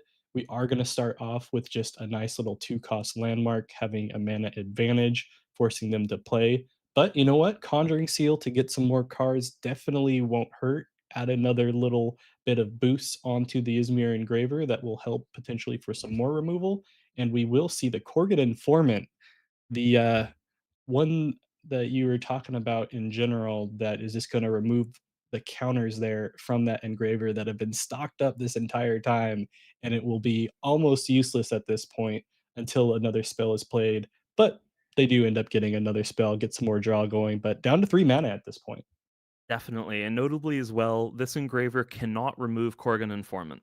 It only hits characters with a hand cost of 2 or less, so regardless of that reserve cost being 2, it cannot go after it. So on its own, it is not enough to be able to overpower that Korgan Informant unless yet another spell is played, or it would be able to overpower it on the forest stat specifically, actually. But yeah, overall, that informant doing such a great job of really making the play options worse and worse from Gijomo. Now we have Silas Cryptic Warlock now coming out from Zoa, which essentially says, yeah, I should be able to win that hero side, but it does give Gijomo an opportunity to likely win the companion. Yeah, probably at this point, it seems like it's the good old fashioned Akesha Yizmir try to set up and beat my opponent in a tiebreaker kind of thing, or just in the following day. It's definitely seemed like it's been a priority for Zoa in order to get the card advantage as much as possible for the future days, hence the comeback that they had thus far. But we'll have to see if that works out for them pretty well. The bottom Akesha and Gijomo definitely has a lot of spells available to them. So I don't know how well that's going to work out with what they have left in hand as far as characters. Definitely seems like Zoa may have the advantage as it pertains to characters at the moment and getting stats on the board for the arena tiebreaker, but we do not know what is in hand for either player. So should be interesting to see which Akesha is able to pull this one out. No, I totally agree on that. It's also definitely worth mentioning, though, that Gijomo did a really good job of both finding mana to place the last days and coming really far back in terms of card advantage. They were significantly further behind on it before, and with a double Conjuring Seal the previous day into finding a way to take an expedition there, they have life in this game that I didn't really expect that they would have at this point. Honestly, they have not quite as much mana as Zoa on the top Akesha, but they're still working with a pretty reasonable amount and with a sabotage effect right off the bat as well. I think it's a pretty good start to their day. I'm definitely not counting them out. Yeah, definitely a good one, but it does let Zoa. I mean, at this point, they're going to have to decide what they think Zoa's play is going to be, and they're going to opt to take out the card that could potentially push the most stats on the board, opposed to the removal in the off you go. So that makes me think that Guillermo definitely has some more cards to play from hand that could be characters, and they're not too worried about the removal, especially since it will cost 4, but we'll have to see how that pans out for them. They do run into that Pasiphae that will get boosts based off of per character, so that's not too bad of a card to get resupplied into there. But we'll have to see if it's going to be enough with the cards that we have on the board already for Zoa. Yeah, and we hadn't up until this point seen a Pasiphae from either player yet, and I could be wrong, but I believe there are 2 commons and 1 rare in each of the deck lists. So it's Mhm. incredibly likely that there's a ton of them possibly flying about at this point, either in the player's hands or in the remaining cards in the deck. And it's definitely adding a really interesting dynamic to these days as well, where there is the option of playing characters out, but then there's also the option of playing removal. And sometimes you don't want to commit a character out until later into the day now, because of the threat that a Pasiphae will come down and be that much more cost efficient. And that's exactly what we're seeing here now, as Zoa also plays their own copy of the card. It's also 2/2/2 for 2 mana, reasonable, matches the Pasiphae of Gijomo. But what else will come out now? Any further Pasiphaes that are played will just be larger and larger. Yeah, I think both players have also set themselves up for that removal that we see in the 4 cost off you goes potentially. We do see the waiting time here for Kijomo on the bottom, Akesha potentially trying to decide if they can work anything in their hand onto the board. It's basically a decision now of do they want to go for that removal that they see that we all see in reserve, or do they do something with the cards in their hand because we know that the Conjuring Seal will not be played. Seems like they do have an option, but the amount of time that they're taking on this makes me think that it's either going to be the off you go or just one card that they have left in their hand potentially. Mhm. But then they're going to have to deal with the off you go from Zoa on the top of Kesha if it's just one more character. So it does look like they're gonna decide on that off you go from the reserve and just Yeah. hit the informant, which means Zoa will be able to respond. Yeah, especially because that off you go is the rare as well. Even if that was a 4 cost play, it's guaranteed removable by that off you go. Not something we say particularly often, but yeah, it's definitely good enough here. Just a good mana trade back and forth with that additional after you from Zoa is enough to take this one. Really tight though. I don't think I quite expected, given how those early turns went, that it would end up favoring Zoa this much. Did sort of turn around there in the end briefly, but yeah, it was a good effort by Guillermo, just not quite enough. You as a Ysmir player weren't a fan of just stacking up resources and going behind to come and beat them later, especially as a former AWOL champion with a Faunus? Come on now. I like snowballing. What can I say? It is the best way of taking an advantage and pushing it to turn after turn. I think these decks can do that a little bit, but overall, it's a little bit awkward in the demo deck when you're so reliant off the top of the top two cards that you draw. That's where I get a little bit worried if having to rely on that. Yeah, we can probably jump into one more game here just to get things before we wrap up this current Swiss round. Just for everyone watching, you are watching the Whispers from the Maze official demo deck event. We are into the Swiss round 5 of 8. We will have a top cut afterwards, so be sure to stick around for that to watch who can take the whole thing. In the meantime, let's see what we have available. Table 18 potentially. Is it Mhm. we still got going? Take a look at that. And never mind, it just ended. Um, so we'll head on back here and see if there's Keep anything that we can. scrolling down. I think there's 59 has a good amount of progression still. All right, let's take a look at 59 then. 59. We got some players in here. We have Subash. I know I'm pronouncing it incorrectly, but that's the way of the world sometimes. And Golring. Two decks that I didn't have high on my list in general, but cool to see them being played still nonetheless. Now, from what I understand, there's multiple players who are still playing Subash at the moment who are either 4-1 or potentially even still undefeated. I think it's definitely maybe the sleeper pick of decks for today. But hey, if they're doing well, that's super cool to see. Really interesting are these different drone cards. I think specifically all of these passive support abilities out of the Axiom deck are really interesting, often very synergistic. And here we do have a designer drone that was played out with some additional boosts. Yeah, 3/3/3 for 3 mana, pretty reasonable there. And yeah, looks like they're fighting pretty hard though against a Golrang who's now they've definitely turned the corner after that 8 mana breakpoint at which their boosted characters no longer have defender or boosted tokens no longer have defender. So they are now pushing to try to close out the game as quickly as possible. And it looks like, man, Open the Gates does a beautiful job of exactly that. Yeah, and we'll get a lot of boosts going out here to the tokens. Um, Due to the gold ring setup, and since they are past 8 mana, everything will be stacking up here. But you did mention the drones before we wrap up here. The most important thing about the drones, obviously, is more robots. So we'll finally get some additional support for robots. Flawed prototype, I love you, but not that much. But yeah, so Subash, cool idea as far as the demo deck is concerned, is able to allow the augment type of ability a lot as well. So hopefully we'll be able to get to see that a little bit more later on as we go on back here to see what else we have left here in the Swiss round 5 potentially if we don't go over to round 6 quite yet. A lot of players involved, so a lot of scrolling for everyone to see what we have available to us.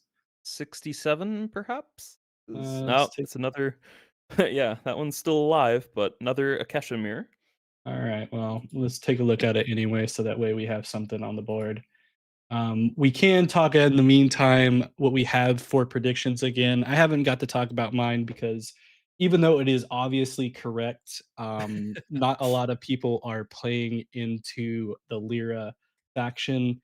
Idea behind Lyra, as far as my pick here, I was originally going to go with Itsadi because I feel like there's going to be a lot of Itsadi players as a whole. But the idea behind Lyra, first and foremost, the numerous amount of demo deck games that I played against Cole to test things out, that was the only one he was able to beat me with. So I thought, wow, this is definitely a situation where this deck must be somewhat decent on the high end, right? I'm not going to explain why, but you can do the math on why I would think that with Cole. And the other option was is that I felt like in a more analytical type of a way, I felt like a lot of these decks had a higher mana curve than what we're typically used to in an alternate meta. And I noticed that with the Lyra setup, they do have some higher mana cost cards, but a lot of them, despite having the zero stats, have decent in certain terrains, have decent stats in the others. And if you play it correctly, like you see on occasion from Navenka's in the current meta and aggro out your opponent, you might be able to beat decks that come online later, but beat them earlier on. Obviously, I am still right when I'm thinking about that. We just haven't seen anyone else see that come to fruition quite yet. But just to be perfectly clear, your prediction was indeed the goal rung for today, correct? Oh, no, I didn't pick Goldring. Oh, really? For some reason, I thought I saw Ordus. No, So I you picked chose Lyra. Oh, okay. I chose Lyra, and that's why I was Ah, ascribing got you, Lyra. got you. Yeah. Well, the thing that that's really cool about that Ghoul deck, I think, is that new permanent, the Masectet. Yeah. It produces a character in each expedition, which is just a really cool way about going about things. And so for that reason, I totally understand Cole's prediction over there, at least then of the Ordis. When you're playing that card out in Gulrang, it feels really good. Not gonna lie, it crushed me absolutely. But otherwise, the Lyra is really interesting. I feel like for me, it's so reliant though on those additional ways of rolling dice and then getting additional value out of it. And I think that there's a lot of competitive players who are going to feel a little bit more uncomfortable about the deck for that reason. And that's why I'm, happy to choose something tried and true with the Izmir there. Seeing these heroes bash into each other again and again, and typically games that go long like this, especially when both players have good amounts of card advantage, which Izmir is known for, they often have a way of going in the favor of the more skilled players. So that's definitely why I'm favoring the Izmir heroes here. Yeah, consistency for some reason is important to competitive players. Not sure why. Speaking of consistency, we see a Kesha mirror matchup here entering this final day. We have a lot of removal as is expected, but it looks like we're probably going to see another tiebreaker come up here with the Kesha mirror match, with only the bottom Akesha and Zoru, with cards left to play as far as 3 mana. They could definitely just take the hero side. Maybe they're trying to figure out if there is a way that they can deal with that Lady of the Lake. Instead, they're going to throw a card out from the hand in the Izmir Stargazer to just take that hero side. I really like this play. It's a heads up play from Zoru. Yes, they could have replayed that Tooth Fairy from reserve, gotten some value that way additionally. But what's really important about this play here is recognizing the value of having a 1 mana play the next day, especially when Red Rabbate on our top Akesha will have that first player marker and thus the ability to use their after you. So that will be a good way of doing something proactive while also saying after you right back, as long as there's no sabotage that potentially lands on it. Yeah, it's always good to set up, even if you have to get rid of a card from reserve. Conjuring Seal, obviously not something you're probably going to want to play too much from the reserve. Being 5 costs, and especially going into a tiebreaker where it's probably going to turn into the traditional Akesha matchup where who can play last can potentially win this game, especially with removal being so prevalent. And I mean, honestly, removal prevalent, and we see the reserve there for Red Rab on the top Akesha. So we'll see who can take this one as we start off with a what do you know, a 1 cost play. Speaking of a one cost play, though, it is worth mentioning that they play that out before using this after you effect. Blue, what is the upside of something like that instead of just using it right off the bat each day? Well, I mean, it's one of those things in general where you can wait things out. I mean, the thing that I like the most, and I'm really bad about this when it comes to playing Akesha, is forgetting I have a hero ability on occasion, which is why I like playing on BGA because it always reminds me. But unfortunately, we run into time here, and Zoru will take the loss due to having negative time. But yeah, like you mentioned, that being able to play a card ahead of time just gives you, especially at the 1 cost, the ability to analyze your opponent, get to be able to play last, and then figure out what you have going on here.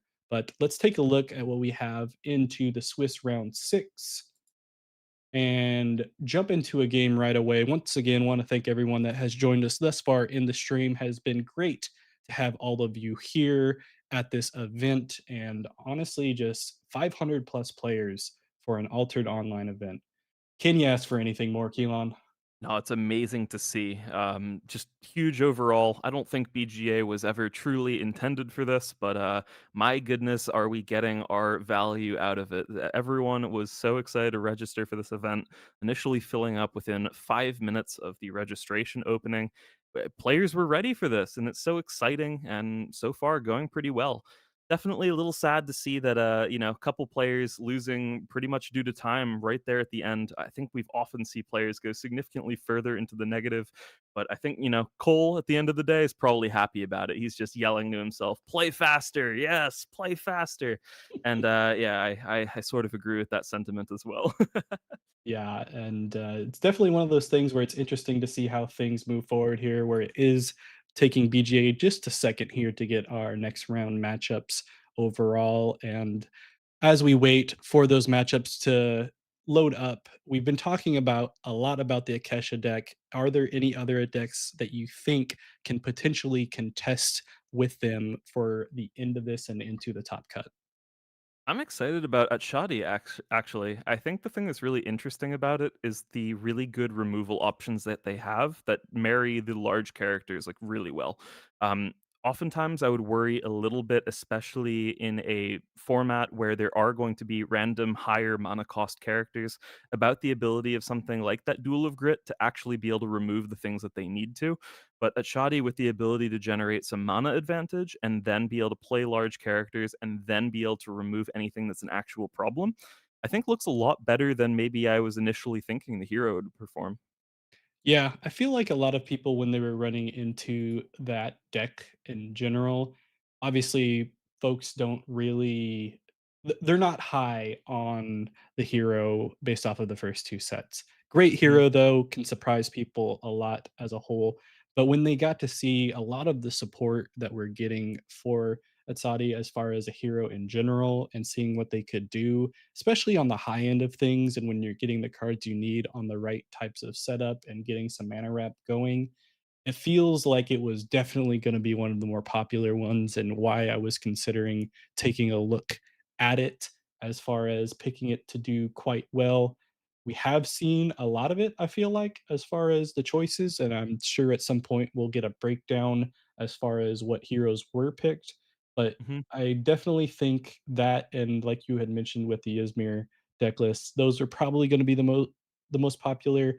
Obviously, Tasia is always really popular when it comes to every set that we have, even though it's never been on the very, very top of the tier list in my mind. But no one can complain as far as Tasia. I'm a Muna hater, but if you enjoy Tasia, fine. Unless you're cold, then I'd rather not hear about it as a whole. That's true, and the other thing that's an interesting dynamic going on as well is which of the other decks, maybe the cards that certain decks are playing are not strictly higher in power level, but they can be situationally really good against other things. And a specific problem matchup there, I think, is playing Tasia against the Akesha deck. Um, if you're looking to make a large anchored threat like a Luminous Swarm, for example, um, yeah, it's really nice and it feels good, and then it gets removed by a banishing gate or that rare off you go, for example. The removal ends up being so efficient. And then another similar dynamic, another deck that can sometimes struggle with that is the ability of either the Gulrang or the Subash to deal with the card Pasiphae from the Izmir deck as well. Just so ridiculously well statted so often for its cost, especially when you're playing into a lot of bugs or a lot of tokens. So yeah, I think I just love the position of that Izmir deck, but I think that there's some viability of other things, and I think if Tasia, for example, is able to play against other certain matchups, that they're going to be perfectly happy with their game plan. So it really depends a bit on the luck of the draw as well. Yeah, indeed. And we are still waiting on getting another round here set up for all you folks. Once again, want to thank everyone for joining us thus far. Feel free to tell us in the chat who you decided to go with as far as one of these demo decks and why you did. And if you're watching this back on VOD, feel free to comment about it. It's been great to having everyone here, as it does look like we do have the round six of the Swiss finally paired up for all of you lovely folks. Keelan, is there a table that is speaking to you at the moment? Man, oh man, I was gonna ask you the exact same thing. Yeah, that's a great question. Maybe we could jump into table 29 if you're down to go a little further down there. Let's But I take a look. believe that these players are in the X and 1 bracket, so they would still be able to win if they are able to win out and get not unlucky, I guess, with the tiebreakers for making top 16. They would be able to make their way into the top 16. Yep, and it's one of those things in general, especially if you're watching this stream at the same time as playing the game. Stay in the game. Play out these games in general. You can take a loss, maybe even two on occasion, and still get into that top cut. We are running into a top 16 top cut. So it's not just a top eight where we're going to have to let BGA decide on some tiebreakers. So stick in there, try to get some wins for your faction, because at the end of the day, it's not just about seeing how far you can get into the top cut, but just being the best in your individual faction to get some prizes. Be sure to read about that in the article. We are loading up here shortly for that table, and we'll see what we have going here as far as the heroes are concerned. I hear clicking vigorously happening on Keelan's side, trying to get a refresh going, and That's me. we will see Akesha versus Tasia. I believe this is table 29, correct? Yes, we have table 29. We have Spiring on Akesha playing against Altered Aces, Tempête de la Neige playing Tasia. Specifically, funnily enough, that example matchup where I did say that some things sometimes just don't line up very well for the Tasia. So definitely excited to see if such a legendary player like Tempête de la Neige will be able to prove me wrong. I would be very happy to see it. But starting off day one immediately with a nice little expedition trade, Akesha, I think, is so often in this format just going to go for that zigzag game plan. Yeah, and I automatically see why Keelan wanted to go to this table because he wants to show off pronunciation of French with Tempête de Neige. I every single time I see him on casts and getting him on there and Keelan's going, he's excited to be able to pronounce it because some of us can't speak French all that well. But you know what? We try our best. Either way, we do have a fun little Akesha versus Asia matchup. It's one that I know has been talked about as not the greatest for Tasia, so it should be interesting if Tepete Lineage is able to pull this one out. A great player that does a lot for their individual setup on structured within AWOL and gets a lot of victories, to be honest. So if anyone can take this one, I would bet that they could. Yeah, I'm almost surprised to not see another Akesha mirror though here. I'm not as familiar with Spiring, but the thing about Tempête de la Neige is that they're an incredibly strong Afanis player. And for that reason, I was very much assuming that they were going to go into this event and just play the faction that they're probably the most familiar with, but really cool to see them branch out as well. They did score a ninth place finish yesterday in the AWOL Season 2 Invitational, which was unfortunately not enough because of tiebreakers in order to sneak into the top 8. But if he's able to, get a ninth today, that would be perfectly fine for the top cut. So yeah, we'll see if they can do it. Yeah, I was specifically disappointed that wasn't able to get into the top cut because was the last horse in the race of me deciding a player that could potentially take the whole thing. But sometimes BGA just rolls against you, and you just have to go with it. Even though I did end up calling Basira as overperforming, you're welcome, entire casting team. But let's take a look at this game here. We do run into one of the new cards that has been talked about in the Luminous Swarm. Great card art despite being in Muda. Tell us a little bit about this one, Keelan, and how you think it can affect the gameplay here moving forward. Yeah, I really like it. We've often seen cards like Coniferal Cone Man, even at a similar mana cost, with just more flat stats overall. But what you don't have in terms of the flat stats here, you do get in flexibility of what actual bonuses you get about from that card sticking around. In this case, it doesn't stick around because, of course, what Akesha is really good at is having reactive removal, and that does give them a single advantage now on the Tumult with the Izmir Stargazer from reserve. But overall, still a good amount of resources for Tasia. They're now actually a little bit ahead of the Akesha in terms of resources. But yeah, that Luminous Swarm rare is really cool, especially because not only does it threaten to boost one thing, either in play or reserve, it gets to do it to two things, and that includes itself. So in that situation, had it stuck around, it would have been able to boost both itself and the Talarian Skater that we already see in the reserve. Yeah, definitely a fun card as a whole. Obviously, it is a little bound to get hit with removal. It is at that sweet spot that we see in a lot of removal cards, being a 4 cost, despite not seeing that rare off you go all that often kind of thing. But we'll have to see how it can affect the future meta. For this demo deck tournament, it is definitely one of those key pieces as far as the Tasia is concerned. But they will go ahead and start off a little bit slower this time around with the Spindle Harvester, just in case we see that use of the Off You Go come out from the reserve again from the Akesha, and force them to use that hero ability and play something from their hand first before making a decision on what they're going to play from reserve and try to get another anchored character in that Luminous Swarm potentially. Yeah, exactly as you mentioned, Tumpet is really trying their best to try to prevent removal from coming out and hitting something really critical. But yeah, and I think they're likely going to be able to do so unless there's specifically the card, I think it's Metamorphosis, that would be able to threaten a good removal effect for 3 mana here. But that would still likely cost them an expedition progression. So overall, good sequencing here, playing out that Spindle Harvesters first, even if it's not going to be at its best on that Water Mountains stat expedition. Yeah, Meanwhile, Burrowing Noosh, also a new one coming out. Tell us a little bit about it.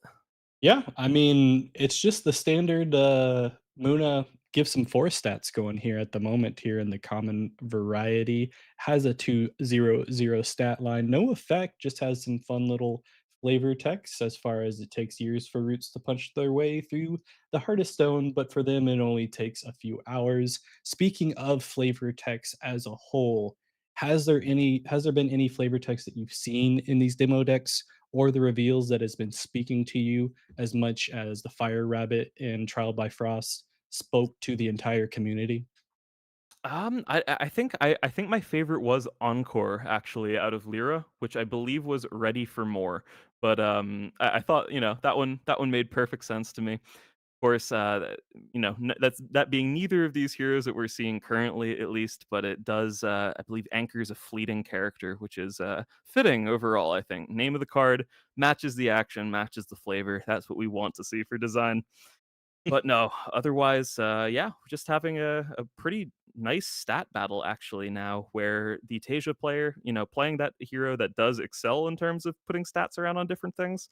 Not so surprised that they're able to take that, but it is also a nice setup, at least, of having the Izmir Engraver now in reserve, where it can get the boosts that then threaten to turn into removal. Yeah, and then speaking about that Burrowing Noosh, as I checked on here for the rare version, and don't know if we're gonna see it thus far, it does have its own effect where instead of having the 200 in stats, it has 100 in stats, and when an opponent draws 1 or more cards or resupplies, I gain 1 boost. Potentially a card that we could see if we see more Muna-based decks that allow your opponent to draw or resupply and then take some type of advantage off of that. Obviously, it's a little bit of a double-edged sword. I've wanted to see some type of Muna deck that can really take advantage of that. And as we get more and more cards, hopefully we'll see some brave soul find a way to make that happen. But for the time being, we haven't seen it entirely reach too high. Definitely seen some decks. People love the anchored Quetzalcoatl on occasion, but new cards definitely always allow for something like that and new metas to form.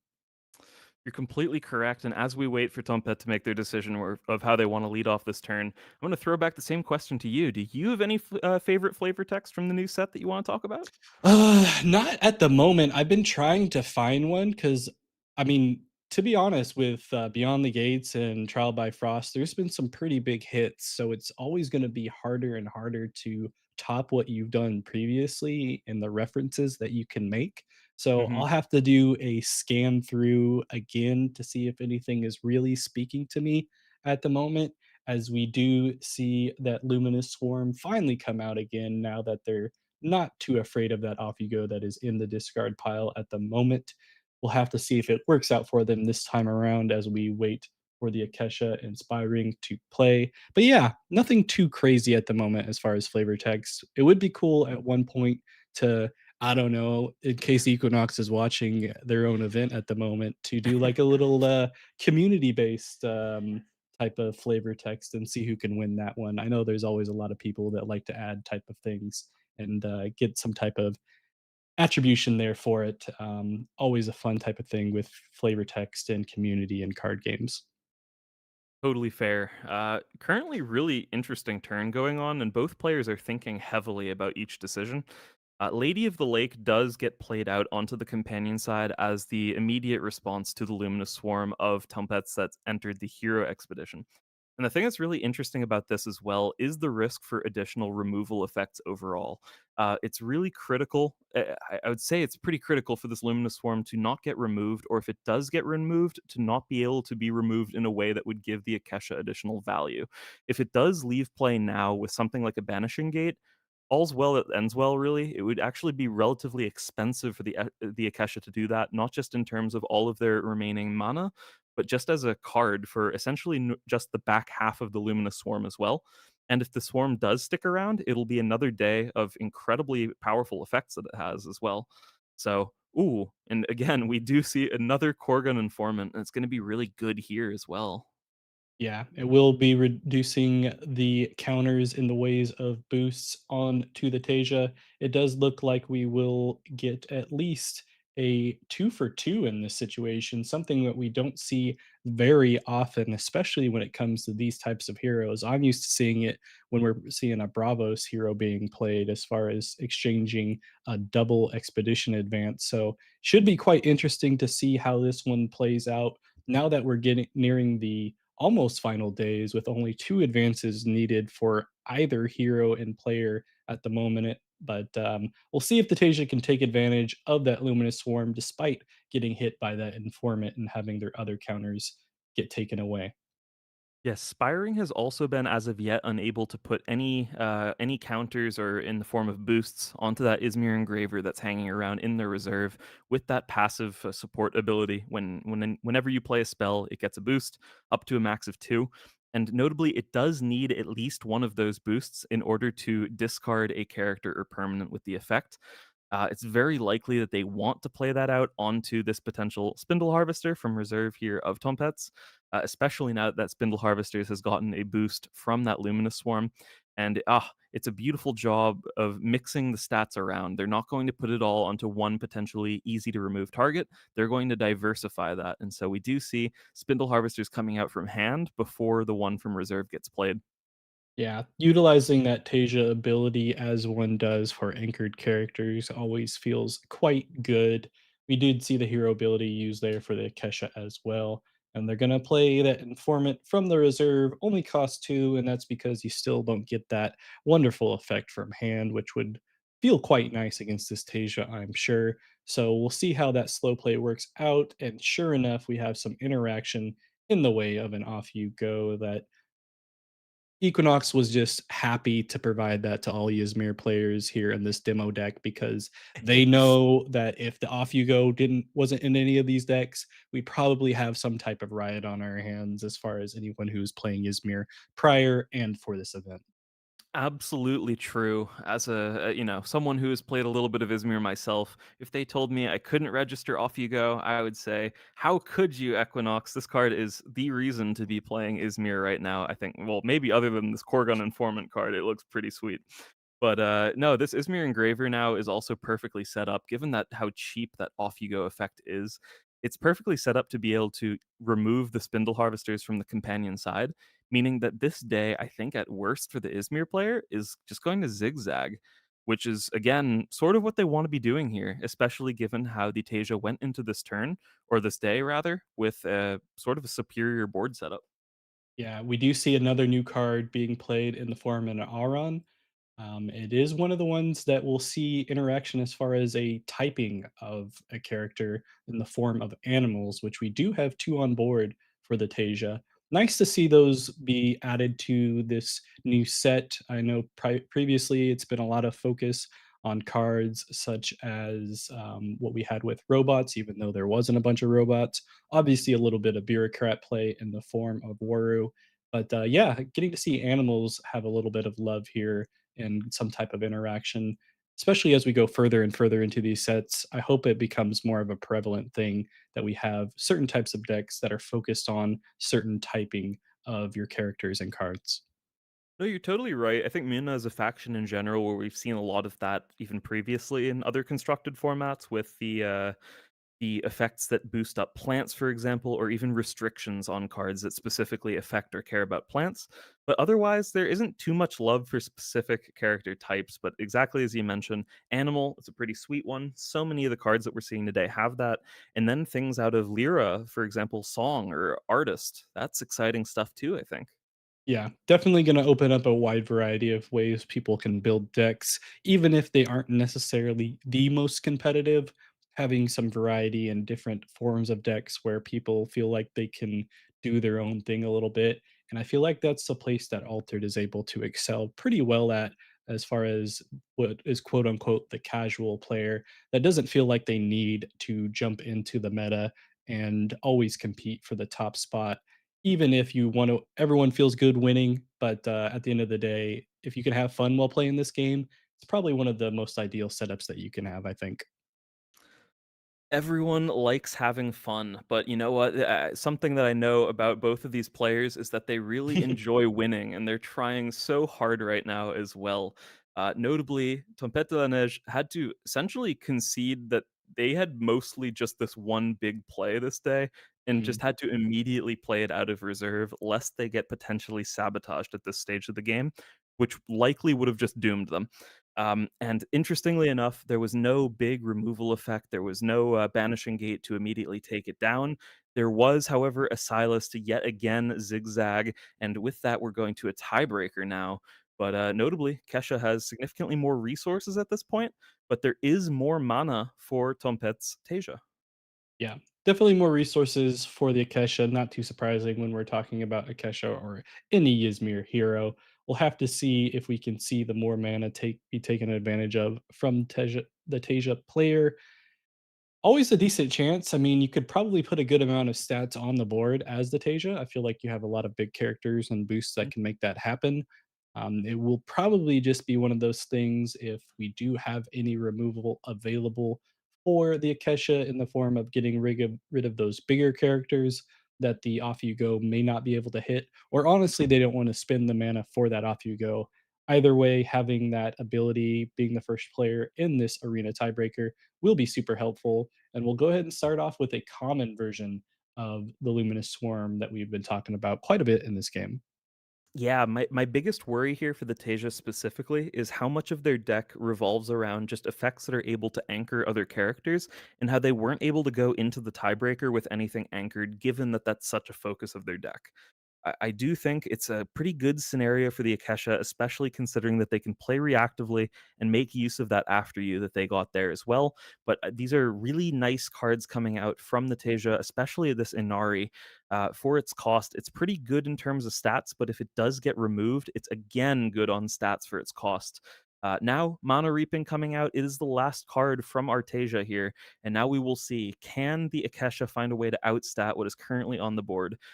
Oh, Pasiphae, that's definitely a good start, but they need something else. Yeah, won't be able to play the An Silas, but informant. they do get the Informant out there, which is definitely a Tasia kryptonite at this moment. And we will see not a Tasia victory, rather, but a Kesha victory for this one. Seen a little bit of those thus far, as far as getting some mirror matches up higher up on the tables. But good game to Tempête de la Neige on the Tasia. Still doing quite well, and I'm sure we'll have an opportunity to play quite a few more games here in the Swiss rounds. We'll go ahead and head back. Once again, want to thank everyone in the chat except Cole for who is wilding on main a little bit. Um, and joining us here, joining us here on Whispers from the Maze official demo deck event. We are in the Swiss round six. We have some more games that we can take a look at as a whole. We've watched Freeloader a bunch already, I'm assuming. Do we want to take a look at what we started off here with Hyper K on table 10? Always happy to check out Hyper K game. Sounds really good. Table 10 it is, and we have Hyper K on the traditional Muna setup playing against the ever popular Itzadi here in this demo deck event. Itzadi down one spot here, but has a 3 mana advantage and a big dragon on the board that just got beaten by a big tree that's going to allow everyone to draw. At this moment, we're looking at a double for the Tasia to take the victory and no mana left for the Itzadi. Yeah, I looked at this board. There were a ton of things happening, really bright colors on the screen, and just like that, Hyper K is taking another game. A bright flash of light and it's all over. That's often what I expect from a Hyper K game. I'm not gonna lie. Yeah, definitely. So we'll head on back and see what other games we can take a look at here in the Swiss round six. Once again, thanks to everyone that has been joining us thus far. Be sure to stick around, watch some more games. We do still have multiple rounds of Swiss, and then we'll take a small break that everyone should just wait around and talk to different folks. And we'll take a look at the top cut as well. So, Swiss round six, let's see who else we want to take a look at here as far as available games. Well, 18 maybe? Table 18 it is, if we can jump in there before it ends too quickly. Yeah, we are indeed trying. Of course, it's the funny thing about these end of round states where, some of the games they look like they're not so far progressed and you jump in and someone's double advancing and taking it. But we do have a battle here in terms of just raw stats. It's again another Tasia against Achadi. And notably, this Achadi as well has massive characters sitting in reserve at the moment. There's Lorne and Hydra snooping around there. It's actually already boosted, which is pretty funny to see. So I think they're in a pretty good spot for potentially taking the game even this day. Yeah, it is interesting though to see both heroes equal on mana as well. Usually you see the Itzadi able to take some type of advantage. We are getting GGs in the chat here as far as from the individual players. We'll get that Hydra to come out, get a bunch of boosts. Sure, why not?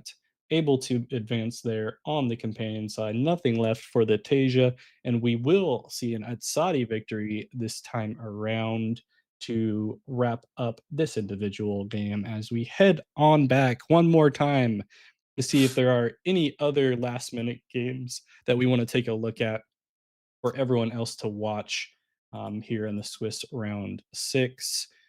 And we will scroll on down as we look for some more games. Feel free in the chat to let us know how you're doing in the event.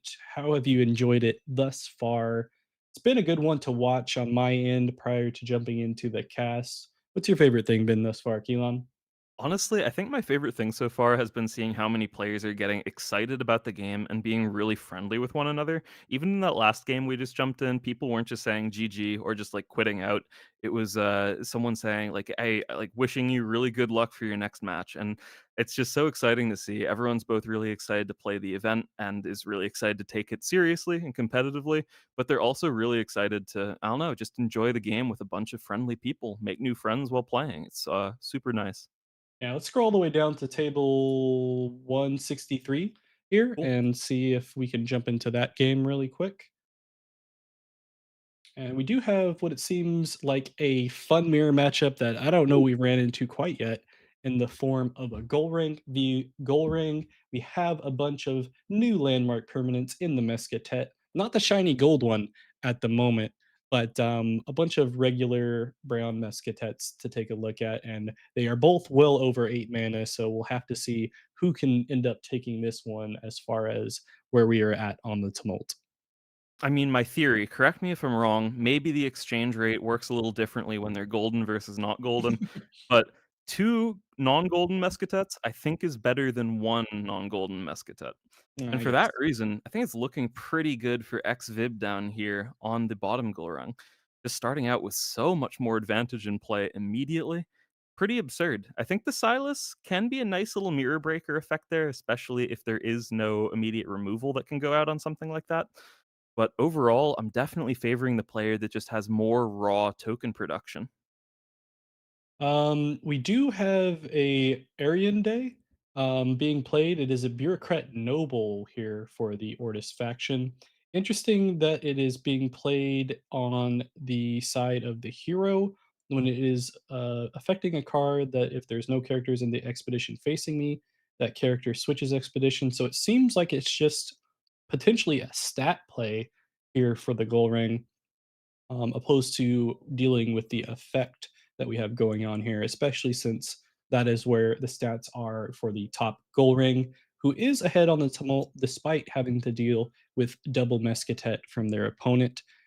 We do get another new card in the Ortis Dispatcher being played. Doesn't do anything from hand, but potentially setting up for the following turn because their opponent can't win quite yet with a double advance.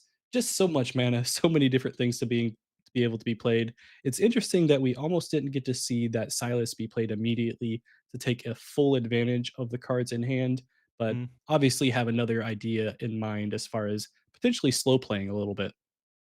Yeah, the really interesting dynamic here as well is the fact that these Mescatecs care about being either behind or tied, meaning that if you suddenly get ahead on expeditions, it's like almost a downside in certain cases. So I think these players are thinking really hard, not just about how they want to structure this one individual day to try to take as many progressions as possible, but how to do that in a way where they're going to be able to gain maximum value for the next days. And for that reason, I could actually imagine that there's a situation where the Silas wants to be saved as much as possible, as well as a lot of other potential effects. Like maybe it's entirely okay for the bottom goal rank to take a double progression here, as long as they're well set up for the next day for the top goal rank. Yeah, either way, it's going to be pretty interesting to see how this one plays out. It's definitely one of those things where you feel like sometimes you want to hold on to that Silas, but the more and more cards you use from your hand, the more and more not so useful that Silas becomes, and it kind of just becomes a deader card in the reserve. Instead, we will see a bunch of tokens pop out here in the form of an Open the Gates, a card that was kind of popular initially when we were talking about Beyond the Gates and having the good old fashioned Sigismar starter deck. Hasn't been quite as popular moving forward, but still a fun card when you have a goal ring hero ability to help boost things up here, especially in the demo deck setup. So many characters on the board. Quite wild as far as what we have going on here. Wow. And so now we are going to have the situation where our top Gulrang is one progression away from taking it. However, they will not be able to benefit at all from their Mescadet. They did start with an additional Ortis recruit this day, but now there will be none, at least for the foreseeable future. It could be that they end up tied up again, but for the time being, it's a pretty risky spot for both players, I'd say. Of course, you're happy of being the open the gates Golrang player, especially given that if your opponent has to play on both expeditions, you just have to play on one in order to win. But it's definitely a really risky position overall, as there's going to be 444 on each side in stats just starting off the day. Yeah, we may run into a situation here where the top goal ring might even just give up both expeditions here and see how many cards they can get the bottom goal ring to play in the meantime to use those resources. But I mean, realistically, if that top goal ring doesn't play anything, there's already 444 in stats on either expedition where the bottom goal rings would be like, all right, fine, I'll take the double advance and keep all my cards. So we're more than likely going to see something played here, and we will start off right away with the open the gates and just match what is already on the board. For the cost of 6 mana, though, doesn't feel quite too good here for the top goal ring. I'd be interested to see what else they decide to play here, if they decide to play anything at all. Oh, you're totally right. Notably, as well, there is boosts that are now entering the reserve even onto this Ortis dispatcher from these Ortis recruits getting made by our top goal rung. But I really have a feeling that exactly as you mentioned, that's likely just a setup. And notably, yeah, these double Masectats from the bottom Gorang as well, the amount of tokens they generate is functionally equal to the 6 mana that was just spent to make them via this Open the Gates as well. So these are generating a massive amount of value while the players are behind or are equal on the expeditions.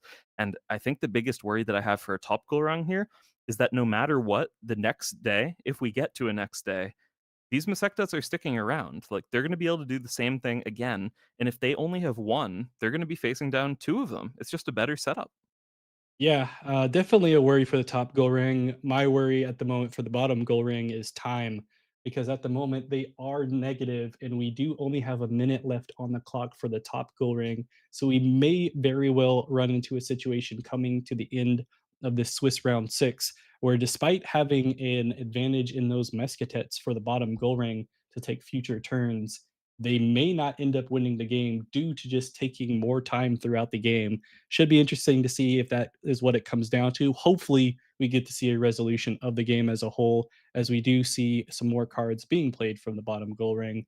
But that is kind of the thing you have to deal with sometimes, especially if you are playing from mobile on BGA. Definitely the case, and that might actually be what is the difference here with our bottom Golang is connected via mobile, so oftentimes just things take a little bit longer. And that could potentially cost XVib here on the bottom Golang, regardless of how good their setup is, exactly as you're mentioning. But it does indeed look like Squader, our top Golang, was indeed just trying to force out as much as possible from XVib. But the setup of the Jeanne d'Arc as well is really a perfect card here to really ensure that the next day will be as good as possible. Wow, as is Luminous Swarm. The setup is now just beautiful for the bottom go round. If only they will have the time on the clock to make use of it. Yeah, we'll have to see if that becomes a thing here. They are dead even at the moment. We will have the anchored character coming in for, as far as the Luminous Swarm for the bottom goal ring, as well as two additional tokens to accompany the tokens that we will see from those common Mesquitettes. Both players are tied and even, so Mesquitettes are definitely still a factor, although more of a factor for the bottom goal ring at this moment. Just having so much on the board already. I don't know if they know that they are under such a time limit at the moment, because they are taking their sweet time deciding on the mana initially there, and we have the top one goal ring doing the same. Oh my gosh, it's gonna be so close. Only 30 seconds left on the top goal rings timer. I'm so curious to see how this one's gonna turn out. I'm crossing my fingers though that we'll still get to see some play. Yeah, I'm hoping so as well because I think this turn might also be pretty spectacular from them. But yeah, I really don't know. It's a really rough position to be in time wise, especially when there's no sign that it's going to go any faster. Again, they're still stuck on the mobile. Each decision is taking a few seconds here, and especially as the player edges closer to that deadly negative 2 minutes and 30 seconds, at which point the top goal rung could literally just sit there. Our understanding, at least of tiebreakers or time rather, the clock on BGA is that after that negative 2 minutes and 30 seconds mark, the opposing player can just sit there and wait to be delivered the round win. This is what we have to do in order to have tournaments running quickly, but also to ensure that people are playing quickly enough for these events. But yeah, it can be rough.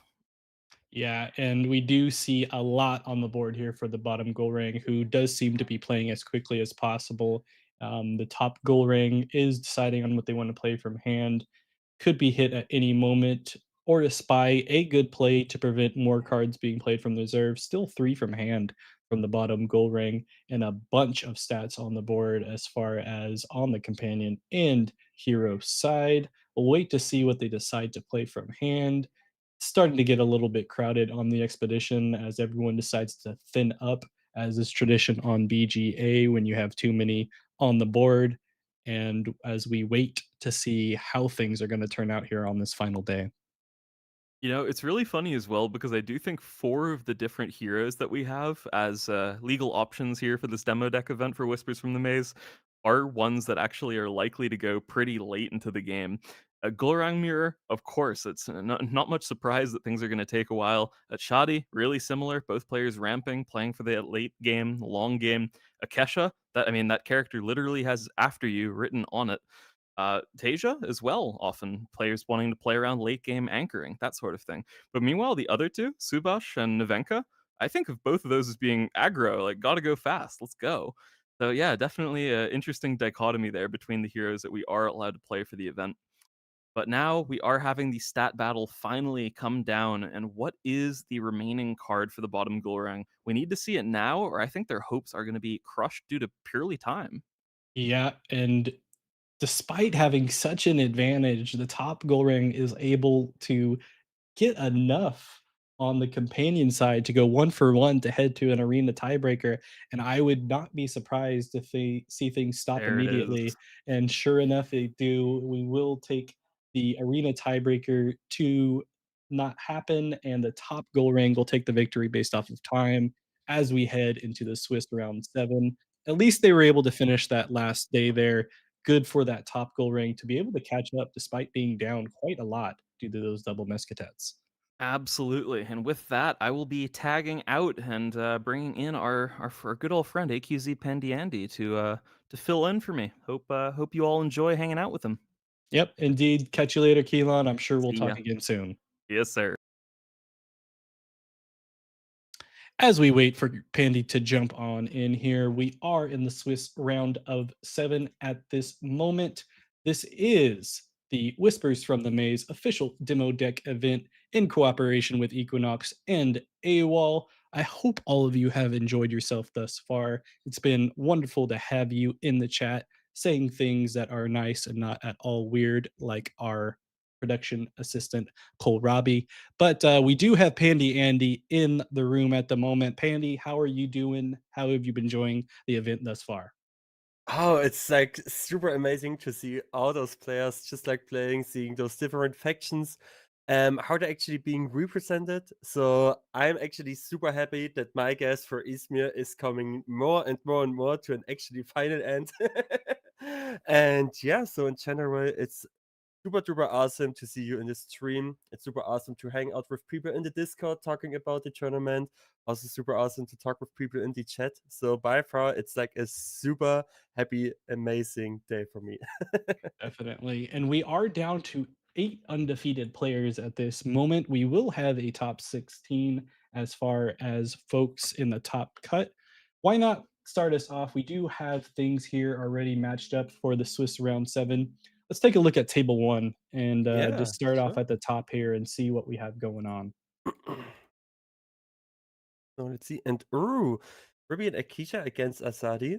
Super interesting matchup. Always love to see that. So, hmm. I would start off. So as you can see, the Azadi actually just like played out the Haven Warrior, and for the Kisha was the Ismir Stargazer in combination with the Magical Training. So both of them just like trade up to move forward on run expeditions. And now it will be the starting turn for our Akisha. Yep. Traditional slow play here for the Akesha player as far as a Ysmir hero is concerned. We'll take a look to see what they can do with that. We have the Atsadi at play here. Both of these heroes have been quite popular in this event thus far. A lot to take a look at as far as the total amount of folks in general for this demo deck tournament. Atsadi and Akesha by Yeah. far the most popular as far as the breakdown of what we have thus far that we'll be able to show you. But at the moment, Atsadi, Akesha, definitely the most popular as we go into these setups here. At the moment, though, Akesha being able to take the advantage on the tumult, which Yes. is not a surprise to you, right, Bandy? No, it's not a surprise. No, actually, if it's like come down to the game in general, I think like what is like the strong of Azadi, and it's also in the way of like representing why so many players choosing to play Azadi, is the fact that at a certain point you can play out super duper strongly amazing characters, and for like any other deck, it's like actually really hard to get rid of them, or also just like to defend those stats that coming out. But this is like not for Akisha because Akisha out by far got like the most remove hits represented in the demo deck, and also being like the remove hits that also can target like the bigger characters for Atsadi. So it seems like for me, so I would say like Akisha is being in a favor, but of course Atsadi still got like plenty of chances to take them off. We see like now a Mighty Jin is getting to play and also being represented really, really good in the companion side and also being like really good in maybe also defending for that. And as we can see, it's just like the Conjuring Seal that got to be played out first. And an additional boost for Sealers here on the reserve. All right. Yeah, it's definitely going to be one of those situations since we saw the Mighty Jin come out right away for the Atsadi that we didn't know if we were going to run into anything else. But sure enough, they do have a one cost card to be able to play in the form of a common Cup of Sap to be able to boost up things in the reserve. I also imagine that we're more than likely going to be seeing a two-cost character being played from the Akesha in order to take an advance here, potentially, if not the biggest thing in the world, because they are ahead on the tumult. So they Yeah, could just be wanting to try to get additional card advantage. But sure enough, we do see a Izmir Stargazer come out into the board. And will be a nice little setup here for the future, especially being able to be played for one cost from the reserve. And more than likely, we will see that conjuring seal go away and either the magical training or the Silas. I'm guessing the magical training based on how much the Silas is boost up, but we'll see. yeah. Like a good question. And also it's just like to see that the Elsazi, even the Mighty Chin will come down to mana. How many resources still like compared to Aikisha needs to actually Elsazi is getting to use to actually just like start after freezing it. Because for the Akisha right now, it's just like the advantage of like 6 hand cards, getting like a super strong Sealess, just like sitting here in the reserve, getting being able to play it out. It's also just like the small cost of like the Ismail Stargazer that's being represented, and also actually being a really, really good thing to getting play out in general. And also again, the think of that the Akisha is being the starting player for that turn. So also can just like getting used of the after you. So it seems super amazing. But also for Azadi, it's just like the Haven bouncer that if there's like the additional boost, if it comes out to play, being a 5 stats in total on every region. So also a strong card to get starting off from the reserve. Yeah, definitely a thing that they'll have to worry for is a lot of that removal that you have discussed before coming from the Akesha. Plenty of off you goes that could hit that Haven bouncer despite being statted up from that cup of sap and from its reserve ability. We'll have to see if that's a factor, especially with that hero ability that you also mentioned being in play Yeah. for the Akesha. So we will see that Haven bouncer come out right away. I'm imagining we may see an immediate response here from the Akesha, potentially taking care of it, or just go a little bit more of a slow play and play that Ysmir Stargazer from reserve, which would not be a bad play either. But we'll Yeah. have to wait to see how that comes out. Plenty of card advantage at this point for the Akesha, despite the Atsadi having the one mana advantage coming from that Mighty Jin previously.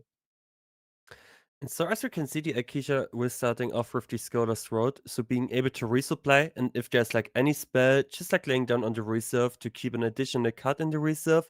As you can see, oh, that's like kind of hard for Akisha right now to also getting like the sabotage tool in form of the Tooth Fairy, just like going put down to the reserve, so not being able to use it.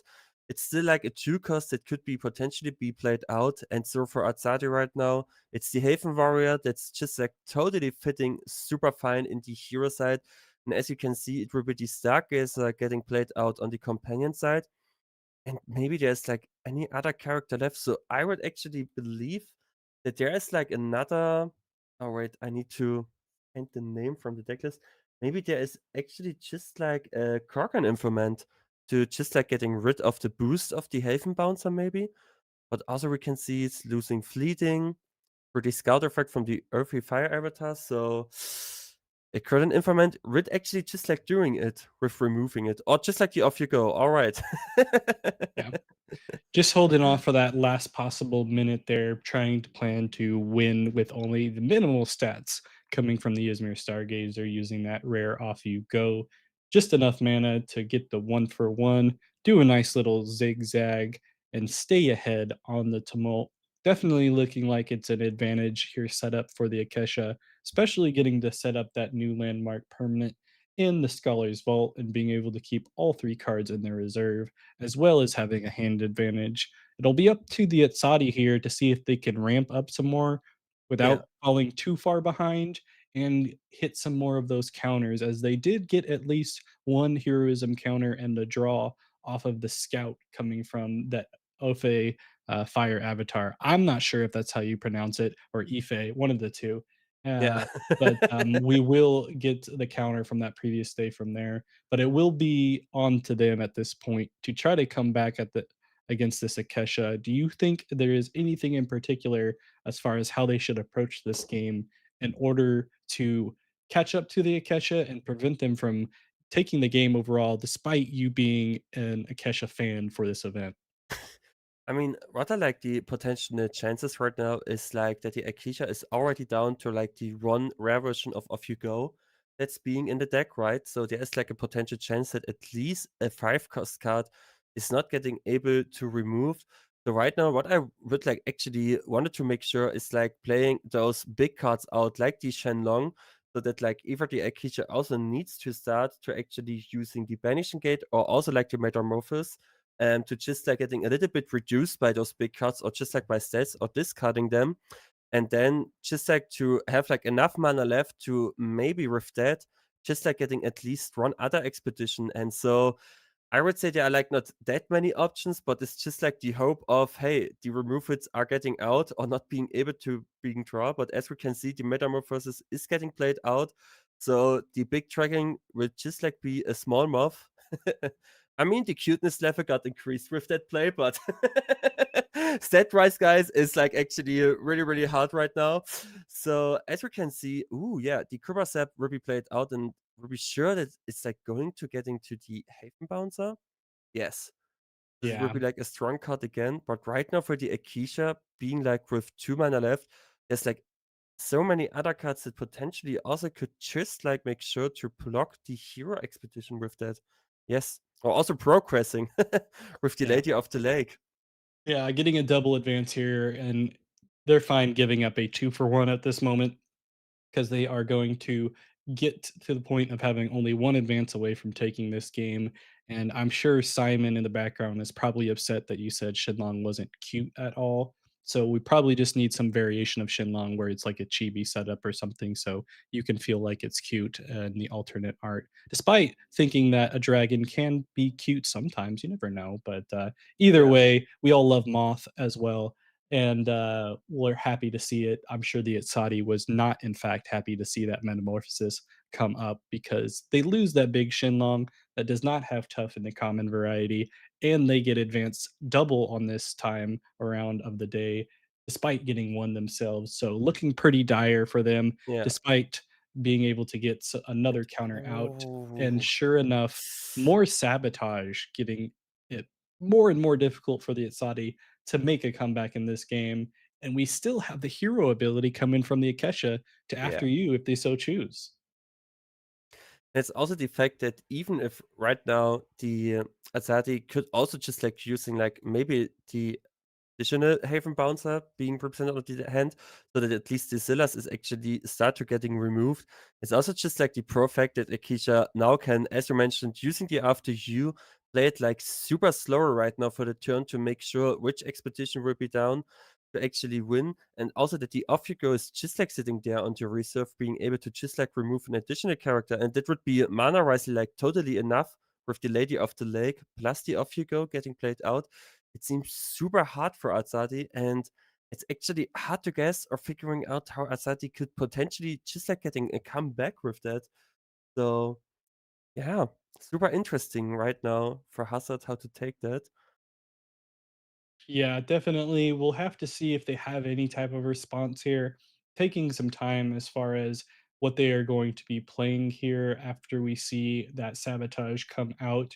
They do decide to go with Oh, another big cost play here in the Arrows. They will be able to play something for a reduced cost, but if they play anything too big, they'll be completely out of mana, and it will just be up to the Akesha entirely to decide if they can win one more side and take this game. So I'll be interested to see what they decide to follow up and play immediately from the Arrows. Only having 2 mana, I think this was kind of a desperation play to potentially try to get a draw due to the Atsadi ability and see if they can yes. get anything that could help them out here. The new removal, as far as the Duel of Grit, comes to mind for a 2 cost that they could use if they don't use all their mana here. But it does look like we may be getting a GG to the point of they didn't run into anything that they needed in order to come back. Yeah, really agreeing on that. So it seems like that Izmir just like continuing to taking those games with like the super strong cards that being represented in the demo deck. So actually, I'm already already just like asking myself how many Akishas we're actually seeing in the top cut. As I heard, so by far it's like that actually each faction is being undefeated, right? Except orders if full rank. It's like the only faction that having at least like one lose at all.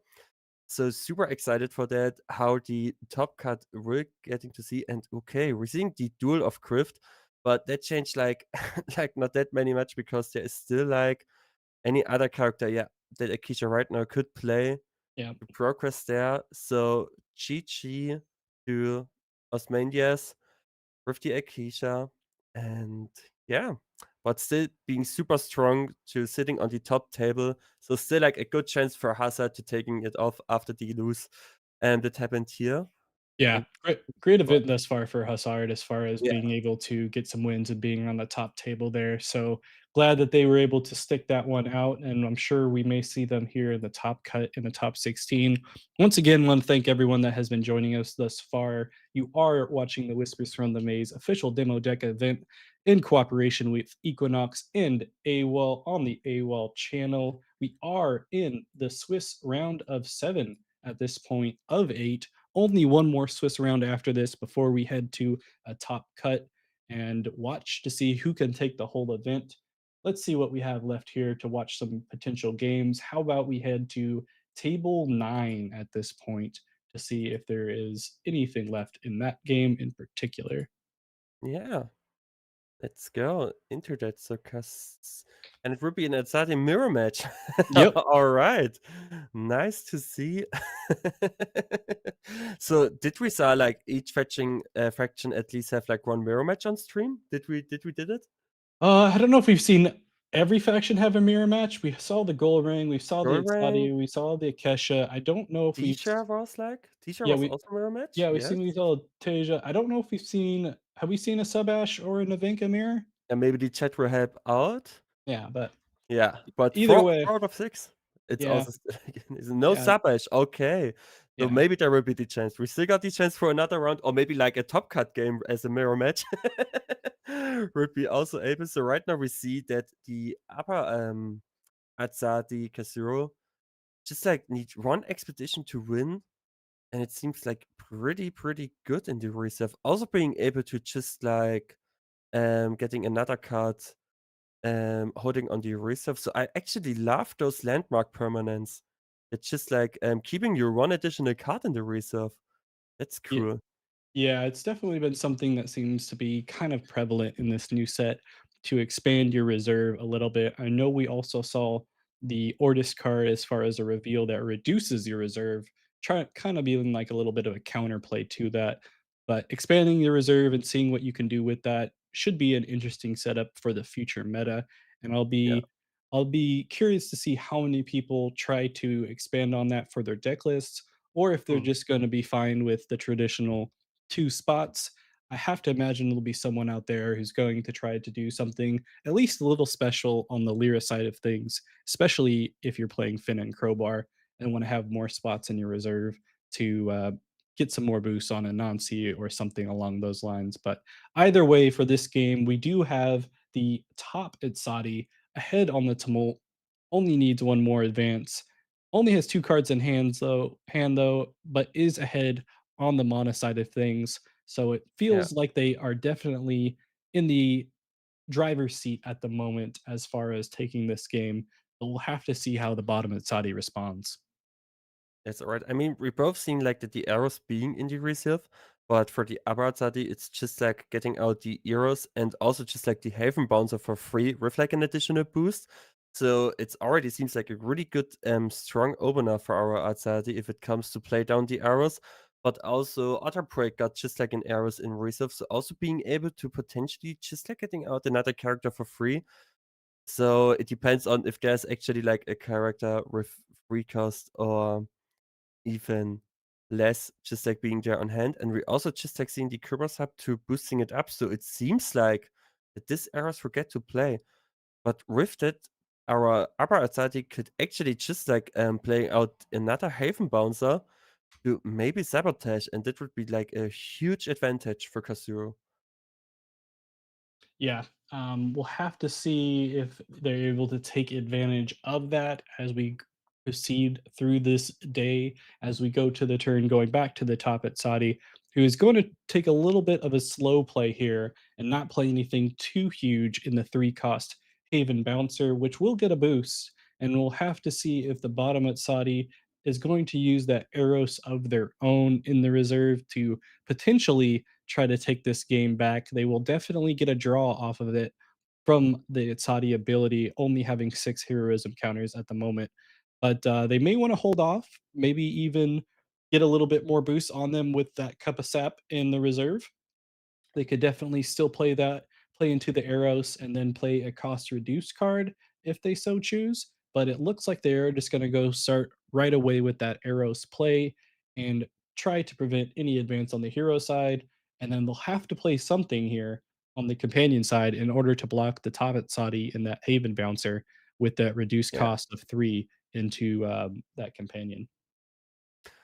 I'm totally interested in if like seeing that the Heaven Bouncer got like played out. Rod Ads is like being left in the hand for like arrows not to choose the for like Katsuo not to choose the arrows getting out into the play. So it must be something really, really amazing. And I almost feel like there is like another Hydra on the hand. There's like the Hydra. I feel like the Hydra will coming out to play. Definitely a possibility that they'll have to be Yeah. aware of. We do see the Tellurian Skater come out here, and it will get a boost onto itself. So it does not look like it is a scout play, obviously. And now we are going to find out what that Topit Sadi has potentially to try to knock things out for them and take this victory over the bottom at Sadi and Yes. maybe take this game.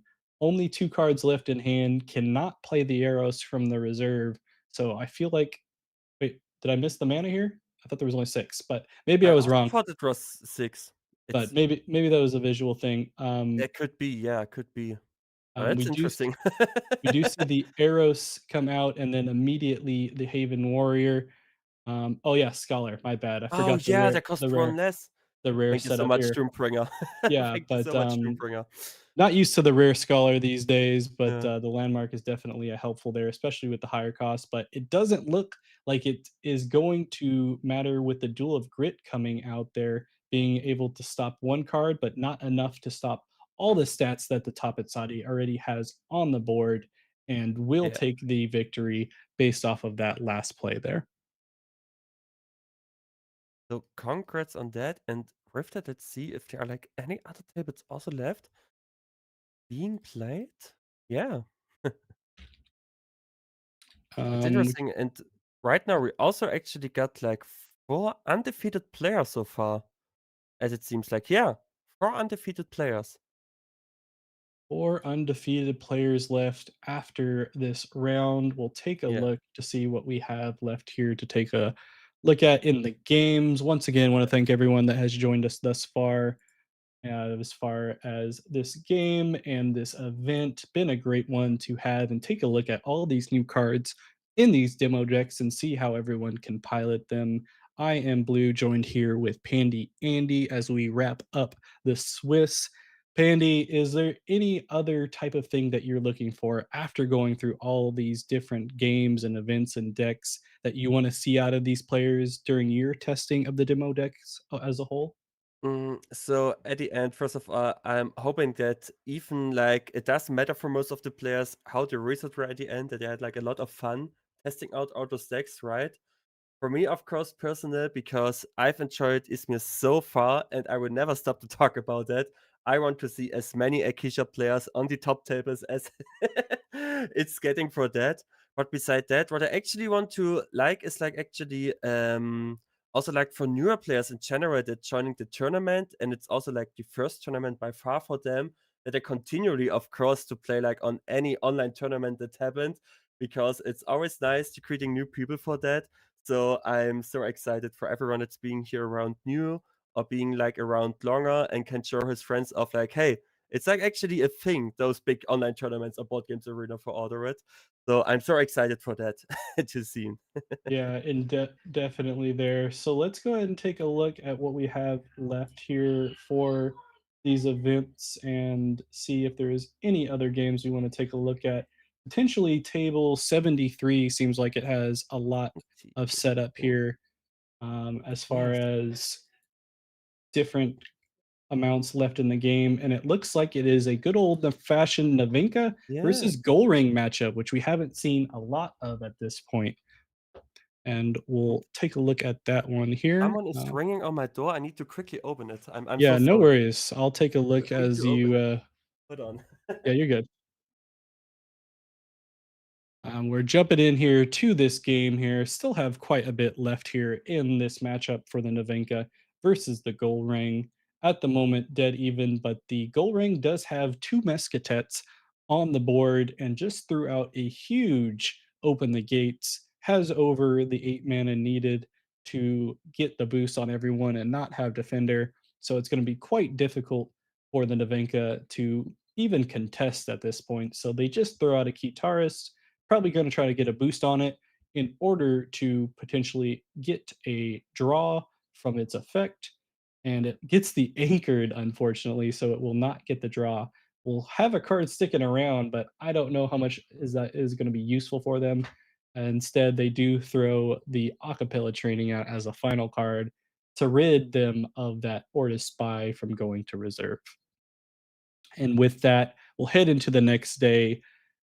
Now, a major thing that we'll have to be aware of is that with these new Muscatet cards, since the Gold Ring is ahead at this point, they will not start off with an advantage on their expeditions, but will have to use what they have available to them, potentially in the Open the Gates or their other new card in the Ortis Accountant to sleep a character to try to take this game at one of the spots. And sure enough, we will start off with the Open the Gates to just throw some stats on the board and make it difficult for the Navenka to respond, who realistically only has two cards left in hand for them to play, and they're going to immediately play something in a silent night. Be interested to see who they're going to target. I think they're just going to target to try to give something a sleep. Nope, they target themselves to try to give it anchored. And unfortunately, that's not going to help them prevent the Gold Ring from doing anything, who is going to slow play into an Orders Trooper, being able to play an accountant that can take care of any other character on the board. Not that they need it, and we're more than likely going to see a goal ring victory here after that Anansi play, and only an acapella training left for the Navenka. Definitely a I'm back. final, yeah, no worries. Definitely an interesting final day there, despite not having the Mescatet Mm. available to them in the tokens that come from it. They are able to still take the victory here with a double advance, not only needing one, and will get out of this game and head on to maybe another here in the Swiss round seven. But if not, we'll head into Swiss round eight as we go back here and take a look at what we have left in the Whispers from the Maze official demo deck event. GG's to both of those players. We'll switch on over, take a look to see what is available for us as we still scroll down the massive line of available tables still being played. So appreciate all of you that have stuck around thus far to keep on playing the games. We are still at over 150 tables Yeah. overall. And quite, I mean, it's just great to see this many people playing Altered on a weekend and enjoying themselves with these new demo deck events. What do you think, Pandy? Yeah, totally agreeing on that. It's by far also like that so many players still staying there, even it's going like to the later times. So it's super amazing. I mean, it was like a super weekend at whole for like all the right, with the season invitational from yesterday, also represented from the A.W.O.L. Just like continuing with the demo deck tournament. It's just like a full weekend of games. And it's just like totally excited for that, to seeing all those amazing players just like being played here. Yeah. Yeah, indeed. So we'll see if there's anything left that we want to take a look at. I know we're coming up to the very end of this round as we scroll down here. We may just be going straight into the eighth round. Still some stuff. It looks like at least one or two tables that we can take a look Yeah. at. Is there anything that you see at the moment, Pandy, that we can go to? I'm just like, so a game that's like, oh wait, no, it's finished. All right, table 17. It's still like Table in progress. Oh loading. no, it's also finished afterwards. Yeah, it's loading a little bit longer for me, so the Yeah, potential let's chance is take high. a let's take a look at table 133. Looks like it's still open at the moment. 133. All right, let's And go it to the it table. is in a tiebreaker, and we do get to see a Navenka mirror matchup here. I wasn't sure if that was on the list. I thought we were just waiting for Yeah. Subash. But, Navenka mirror match here on this table, and they will go to a tiebreaker as we wait to see that pulled up on screen for everyone to take a look at. We do have a guitarist being played for the top Navenka. Should be interesting to see how this turns out. It looks like the top Navenka is starting off strong with that Anansi, but plenty of cards left to play for the bottom Navenka, but only has 2 mana left to work with, and hitting a 1 roll is not going to help them get more boosts on that Ouroboros Trickster. Yes, and we got a question in the chat. Bruce being undefeated in the table, and it's also actually just like got answered from themselves. But three Akisha and one Atsati, because I feel like it's like four Akishas at some point. But maybe I missed something. But three Akishas and one Atsati being undefeated, that's incredible. It's like crazy. Yeah, definitely Yeah. quite crazy. We'll take a look at that here in a second before we head into the Swiss round 8 to see who we have left as undefeated. It looks like the top Navenka is about to take this game here and win the tiebreaker, and sure enough, they do. So, congratulations to Dawood there, and we'll head on back and take a look at what we have available to us as we head into the Swiss round 8, I believe. If we haven't gotten to it already, looks like we're still waiting on things It's like for that. one game left. Yeah. Oh, We feels are something. we can take a look at who we have undefeated thus far in the form of 4 players. We have Qui-Gon 96, AQZ Freeloader, ALR Zoa, and Ozymandias 06. I believe we've gotten to see all of these players play on stream at some point or other. Is that right, Yes. Andy? Yeah. Oh, I'm not sure for Soa. We have seen Zoa play, I believe. Yeah, I remember that. So, um, good thing that we're able to watch all of Yeah. them play. So, congrats to those Okay.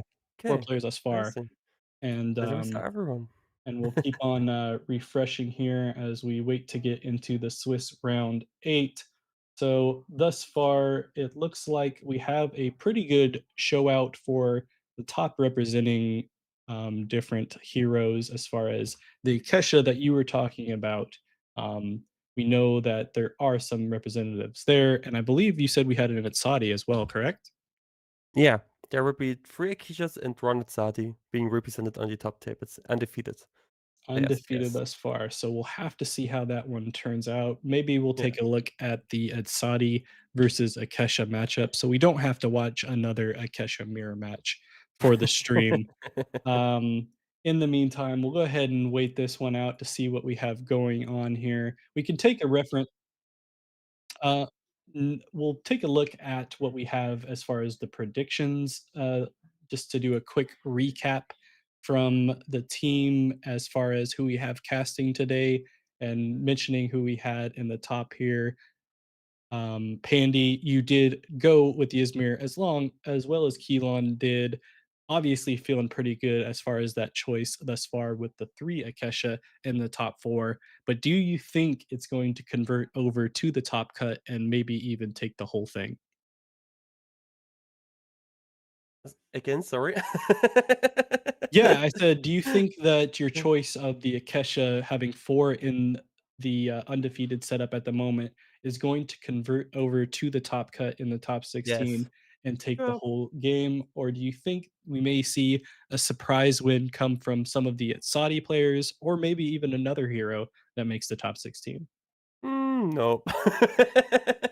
I recall it out. The final table will be an Akisha mirror match. Got it. So to avoid another Inakesha Mara match, let's go ahead and take a look now that we have the Swiss round 8 up. Do you know who was the Atsadi player that we have in the top 4 at the moment? Yeah, it's Krikon against also when actually table 1 will be Akisha against the Azadi, yeah. All right, Krikon so is the Azadi player for now. let's take a look So, at table one then, so we can watch two of the undefeated players here and it not be an Akesha mirror match yes. and see if it's Saudi can take out at least one of them to keep the dreams alive for Simon and all the Bravos people that enjoy the deck. We'll start us off here with a Talarian Skater that will get a nice boost and a little bit of a slow play for the Akesha in the magical training. Yeah, so we're seeing the starting of the Tellurian Skater, and with that the Akisha just like playing the magical training, and afterwards the Isthmus Stargazer. So again, draw a card, play the Stargazer to being able to also just like move forward, and also on the next turn being the starting player. I mean, those are like it seems like it's like a really really good starting off for the Akisha, right? Having like those ability being able to just like use the after you and also have like those cheap cost cards still like represented in the reserve. They're actually just like passing it by, not just showing too much, what is just like relying on the hand left. So seems already like a good start. And for Azadi, it was the Italian scaler that's still being in play. So yeah, the Akisha is using the after you. So now Azadi needs to be still at the end the first player to make an action for that. And let's see what it will be like, and it's the tiny chin.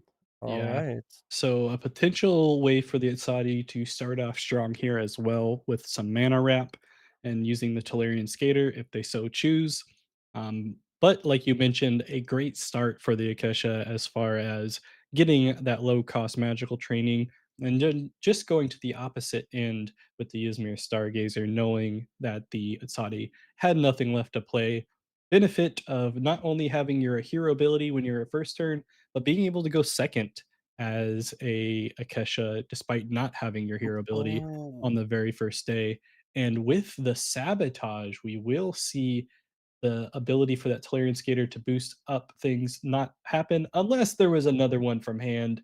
So luckily for the Itzade, they were able to do that, but it will not be enough in order to get a double advance, and we will see that Stargazer come out in order to stop the Tolarian Skater from getting a double advance for the Itzade. Yes, and also it seems like at first it was like super amazing to see those Talarian Skater being in reserve, being able to mana pushing like boosting the tiny chin, so it's already going like to mana. So there's like a chance for the Atsadi now to going to play like the high cost character and the strong character as fast as possible. But beside that, there was just like another Tellurian skater being waiting in the hand. So the Atsati was not only being able to just like moving forward on the companion side, also was just like being able to actually moving forward through the hero expedition to just like block it out. And so this seems like really, really good for our Atsati right here. That I would let's say. And oh, okay. Directly starting with the mana channeling. Yeah, That's so good. they are opting to use that rare mana channeling, a card that we don't see a whole lot of, probably because their draws weren't anything that they felt like they could contest. So at the moment, they're just gonna basically let the Akesha maybe even take a 2-0 here, depending on what is left in hand for the Itzadi. But in doing so, they'll force them to at least use one card from their hand to do it and use what they have left. And sure enough, we will see both the card as far as the Tooth Fairy from reserve and that Ysmir's engraver come from hand. They will get the double advantage, but doesn't feel too bad for Itzadi because they did get the double mana ramp and Yes. they are able to already be ahead on the tumult by one on that previous day, now being down only one on the tumult as a whole. So we'll have to see if they're able to take advantage of that mana ramp and potentially win this game, or if it was kind of just a desperation attempt. Yes. And right now, as we can see, that this mana channeling will be actually being able to activating like faster those like big characters that comes into the play. It was just like being able for the Akisha to double progress, and now it could be seems like okay, there will be something coming up big, and there's like a lack of chance that actually Akisha can do like anything about it. But it's actually just like the opposite that Akisha have answers for that. So it's just like the banishing gate that is rating up for that. It's just like the metamorphosis being rating up for that. It's just like also the off you go as the rare version if it's just like a card cost of like coming to 5 or something else. So there is like a potential chance that the Akisha actually can potentially answering what's happening. So let's see how it goes on. But right now we see of starting off with the Tellurian skater. All right, pretty Yeah, and good. yeah, Nice buy. interestingly enough, we did see the Itzadi keep on trying to build that mana advantage over the Akesha, despite being low on cards available in hand. They do still have that mana channeling in reserve. I'd be really curious to see if they decide to play it again to get even more cards into that mana setup and then just probably not have to mana for quite a bit. But Yeah. I don't know if they can really afford to give up too many more advances to the Akesha, especially if they get a double advance and be only 2 away at that point from taking the game and having 4 cards in hand to work with. Probably maybe a little bit too much for the Itzadi to overcome, despite them probably having to take some games against an Akesha to go undefeated thus far. It should be interesting to see how they're able to maybe pull this one out, and we will see a Oh, Hydra come out for 5 cost, maybe guaranteeing one side, but there is still 4 mana left for the yeah. Akesha, and we may run into that rare off you go or even a Banishing Gate, right? Yeah, or we're just like seeing the Zeros actually getting to play it out to draw an additional card. So it will be a double progress for the Atsadi, but still like a single progress for our Akisha. So being able to be on the same expeditions that needs to be left to take out that win. So, an interesting choice with that. And now it's just like that when if the Hydra is comes to in play, it's still like that Akisha for sure is getting like something like the Banishing Gate left, or just like the Off You Go as rare version. So I'm super excited already to see how Azadi will manage to maybe avoid it like another time with like a small pass by before the removal is actually going to hit him. Yeah, I think if you're the Atsadi player, despite going even at this point against the Akesha, you have to feel a little bit afraid of the amount of cards Akesha has in hand and the fact that you haven't seen any removal out of that player quite yet. You take a look in the discard pile, and there is nothing as far as the removal that we know is in this deck list. So anytime you're playing something big, you have to be aware that you may get hit with a metamorphosis, for example, or Yeah. you may just get hit by that rare off you go for that Hydra or any of your other smaller characters. So, always something that you have to be aware of here. And with the limited amount of cards that they have in hand, I don't know if they can afford to slow play against the Yes. Akesha because That's a Akesha good is question. just the best at slow playing despite having a 3 mana advantage against the Ysmir hero. But as you can see right now, it's actually direct starting off with the Hydra. Super interesting choice. So this would be just like a freeway right now for the Akisha to just like getting it to removed. But first of all, we will see the two fairy, and I guess it was actually really good read it from Osmaniac because with the Hydra we're getting being played out, our Azadi maybe was like, it will be actually just like hard to getting an additional card for that. So the potential chance of that the mana journey is going to be played out again was a super high chance, but right now we will see the Orpheus Fire Avatar going out to play, and it's like really, really strong stats, and also that the Hydra is losing fleeting. I think it's like really, really good for Krigong right now. Is actually turning out quite well And for them in this play. I was expecting some level of removal from the Akesha player, but instead we just get the Silas to come out to reserve from reserve and block on the hero side, and that Hydra will get the advance for the Itzadi on the companion side. So, I mean, despite what we're thinking and the Akesha having the hand advantage, yeah, maybe the mana advantage coming from that rare mana channeling from the Itzadi is helping them maintain a lead at this point in the tumult.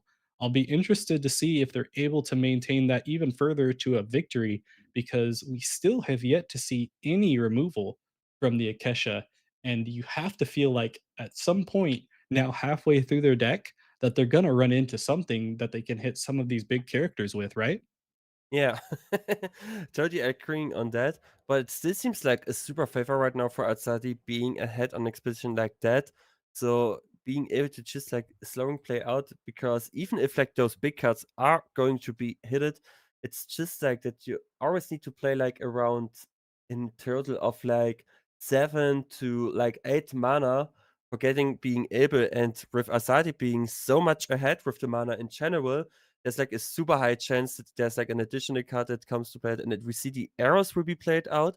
So another character that just like could be potentially played out for free, and it's the Leonin Hydra. All right, Yeah, a lot of stats on the board. for free less, Yeah, yeah. yeah. A lot of stats on the board at this point for the Atsadi. So they're pretty much betting on the idea that they haven't seen that removal from the Akesha quite yet and hoping that they're not drawing into it.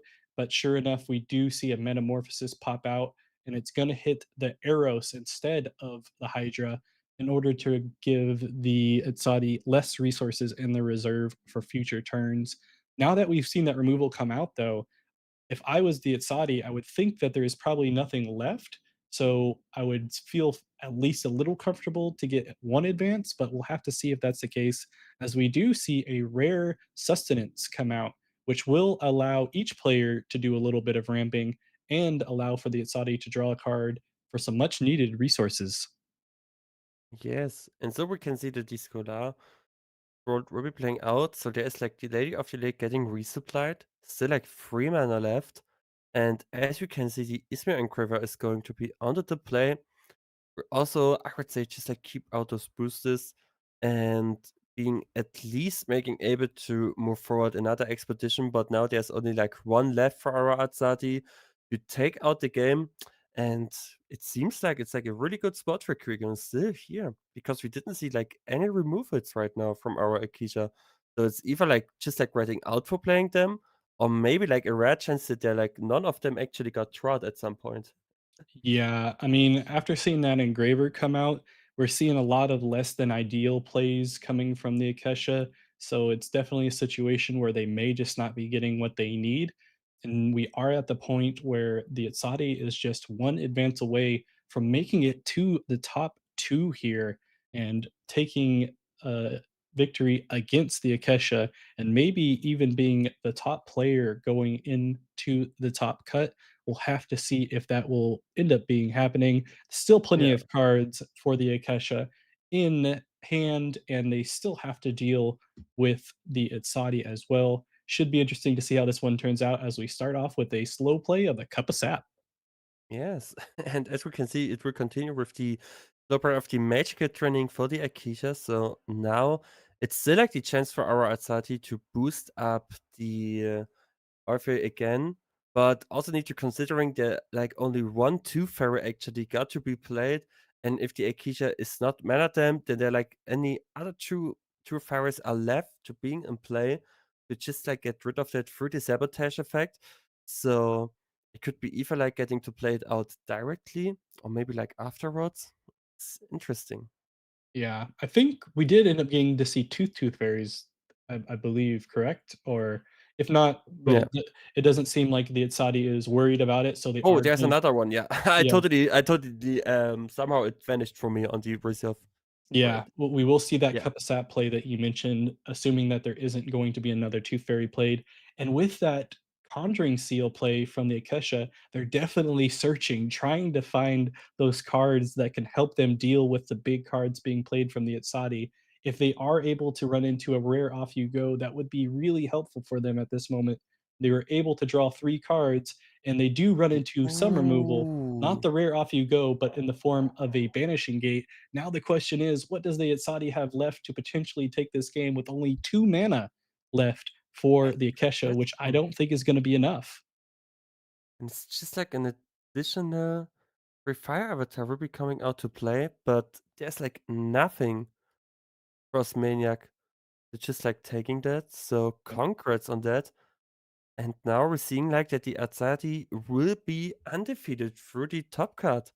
That's interesting. So Yeah, we know by far for the second table because it was an Akira mirror match, that it's like Azadi and Akisha going undefeated into the top cut yeah. as like the heroes. It's crazy.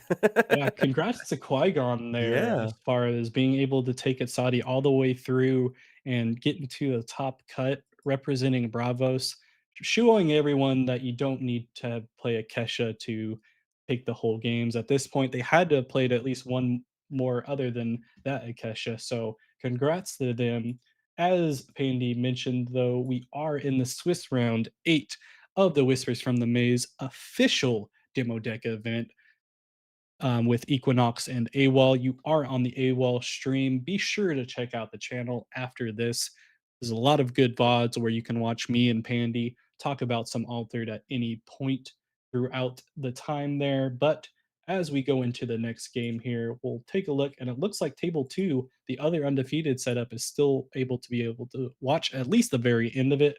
And it yeah. look like we have Freeloader almost taking the victory Oh, from it's so ALR annoying. Zoa here in the Ooh. mirror matchup.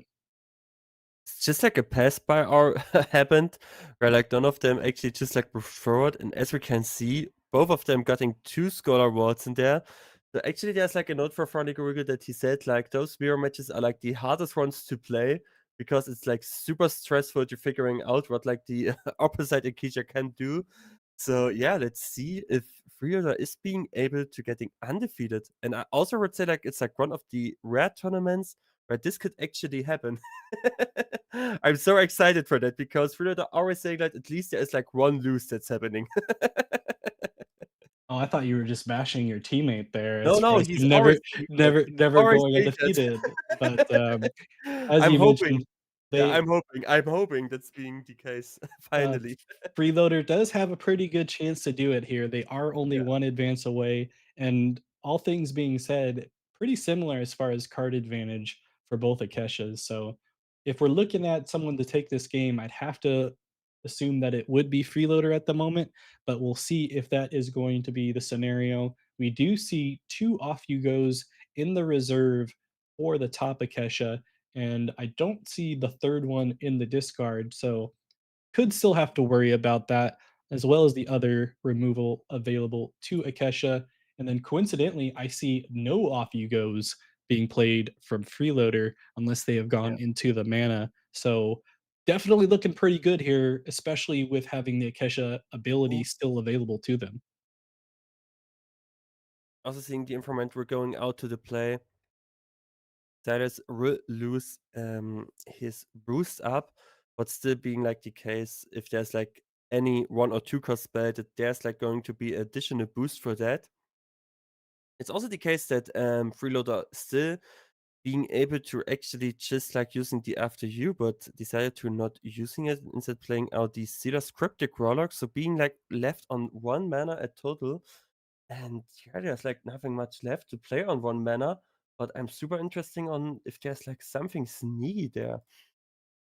Yeah, he's really betting on the idea that there's no removal coming from the top Akesha. Interesting that we didn't see Yeah, the hero ability being played there from Freeloader. I don't know if this was a scenario where he forgot that it was the scenario that was yeah. available, but it doesn't look like Zoa has anything to respond, and Freeloader felt confident. Oh, whew. And we will see a GG with Freeloader taking the victory Yeah. and being the only undefeated Akesha through the Swiss rounds in combination with Qui-Gon on the Itzadi deck list. GG's to both of them. Congrats on going undefeated through the Swiss. We will see them in the top cut here in the future. In the meantime, we will go on back to see if there are some other games we want to take a look at. Glad we were able to watch both undefeated games at least for a little bit. And Yeah. yeah, table 9 looks good. So let's go ahead and take a look at that one and see what we have. And sure enough, it's another Akesha mirror match. Yeah, another Akira Marriage. Good choose. Good choice. I'm We happy that you're featuring so many Akishas for me. we are into that Akesha mirror match here as it takes a second to go up onto screen for everyone to take a look at. We are dead even with a few cards available to each Akesha. almost equal as far as card advantage in hand. We see engravers for both Akeshas available. One of them is on the board. Andy, if you are one of these Akeshas playing the game, who do you want to be with at this moment to take the game and move forward and potentially get into the top cut? So right now, as it seems like, I would say like just like our the fact that the Ismail engraver from our bottom Akisha got like the boost, so being able to just like remove the engraver from the upper Akisha, this is just like a favor in general that you like to play, right? And it's also just like the fact that the upper Akisha still got like even like with 4 mana left, that there seems like a high chance right now for our bottom Akisha to just like progress at least twice or also once. And at this state of the game, it's just like really good to getting like those small steps, right? Closer to getting like to an end of a game. It's also like the fact that right now the other Akisha needs to rely more on the removals, so that's like to make sure that's like not happening, right?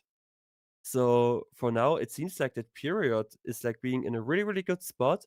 So, but I'm still excited to see what Linkson actually got left for us to show, and also for his opponent. Yeah, we're still at least one more day away to decide who is going to win this game. But like you mentioned, pretty similar board states. But we did get the bottom Akesha available to remove the other Ysmir engraver with their own Ysmir engraver by reducing one of their counters and targeting a character or permanent with hand cost 2 or less. In this scenario, targeting the Ysmir engraver. I haven't seen a game lately where we've seen the Ysmir engraver focus on any of the permanents, for example, the Scholar's Vault. Do you think that's because people aren't really prioritizing those permanents at the moment as a major effect in the game, or they're just trying to focus more on the board and advance as much as possible? This is like a really good question. I feel like also during the test of like the demo deck, I think like in general, this like those Scholar's Rod or those landmarks are like pretty good. Especially you're being like getting a chance of like a resupply, so like another resource that you're going to get onto the board to play. And also if there like is any spell like relying, especially like for Ismir, then you're being able to just like keep another card for like any chance to be played on. So, and also in the combination with like I would say like the lack of like so many sabotaging tools, for now it's like a super great option to play. I would be totally interested in how it will comes to if you're going like to the constructed format, how those permanence, which is like being on like the decks and how they're doing so far. Because as it seems like, first of all, there are like so many landmarks in general that come into set free that you can potentially play, and it's also just like that people somehow. I have like the feeling if people was like chatting about like building up decks and searching for specific cards, that was just like the fact of talking more about like sabotage at all or just like landmark removals. So it seems like for me, like the question, how long like those landmark would actually survive in a constructed format onto the table. So yeah, would be super interesting. But for right now, those seems like super fitting for the deck during the Yeah. demo event. Yes. Definitely. It will be interesting to see if these get integrated all that much in future constructed formats. I feel like a lot of the times that two cost permanent or landmark has been the sweet spot of having something available in your deck list that you feel comfortable playing. If we're talking about cards like the Haven Bravos Bastion, for example, not a lot of people like playing the 3 cost unless you're Sierra. So I'll be interested to see if folks find a way to integrate those into their decks, or if they're going to prioritize a lot of the new characters or spells available opposed to just the permanents themselves. But in the meantime, we're going to start off with another play here from the top of Kesha and the Tooth Fairy, hitting a rare Tooth Fairy in the reserve, preventing another slow play maybe from this bottom of Kesha. Yes. And to see that starting off still getting like the D10 mana. It's just like also the fact with like just like take a quick look to the discard. There are like not any removals at all. Started to got to play it out. For our bottom Akisha. Also just like for our upper Akisha as it seems like. So I have the feeling of like both of them just like holding them as long as they can. Maybe on the hand. Or maybe also Zetli just like did not trot. But with the two fairy being played out, just like to see okay, what else could like Linkson right now could be playing out, and it will be the Engraver. it's still like another card, the Isra Stargazer, and so is being able to at least progress through the hero expeditioner. So yeah, let's see how this will take to an end. But it seems like both of them not played like any remove it, so it seems like they're just like having those in hand. Yeah. We do see the Tapakesha throw out the Korgan Informant, Yeah. which probably means that they're running low on cards that they feel like they can play, opposed to waiting to play that on a card that make it boosted. So we may be looking at a situation here where the bottom of Kesha could potentially prevent a double advance from the top of Kesha, despite them currently having an Hmm. advantage. And a Lady of the Lake will definitely help out, at least at the moment here, on the companion side. Now it'll just be up to the top of Kesha with 3 mana left here to either try to go over the top on the companion side themselves, or just confirm the hero side and go for another 1 for 1 and head to what is could potentially be a final day in this Akesha Mirror match in the Swiss round of 8. What are your bets on in this case scenario, Pandy? Good question. So, whew, I don't have an answer directly for that. I need to think a little bit more about it. For Yeah, this no scenario. worries. But we did see that Off You Go come out, basically guaranteeing at least one setup here for that topic Kesha, as we do see a Silas come out here for the bottom one to lock up the companion side. And it looks like we are going to go for another 1 for 1. At this point, though, there's definitely a somewhat even side as far as card advantage. Both of them have the Scholars base vault as far as permanents available. Topikesha will have to get rid of a lot of cards since they did use a lot to keep up on what they had. 3 cards in the hand for the bottom Akesha, 2 for the top Akesha. This one will come straight down to the wire, and honestly, I'll be curious to see who is able to take it overall and which reserve cards are going to be left here for the top Akesha. That's like a good question, but I feel like in general, if I would need like have the decision to make, I would be surely having like the engraver just like leaving there if they're playing like a spell, playing it out to at least get an answer against the Lady of the Lake. Of course, also keeping like another additional spell maybe, so that at least like 3 cards could be also just like staying on the reserve. And for me, the guess would be like the Ismail engraver would be surely there. Or would be also maybe like the off you go, just like to have a removal on hand if something like going to start to happen. And then it's either just like the decision of taking like the Silas and keeping it on the board just like stat wise, or just like going into that with the Korkan informant for just like a 2 cost for really good stats in general.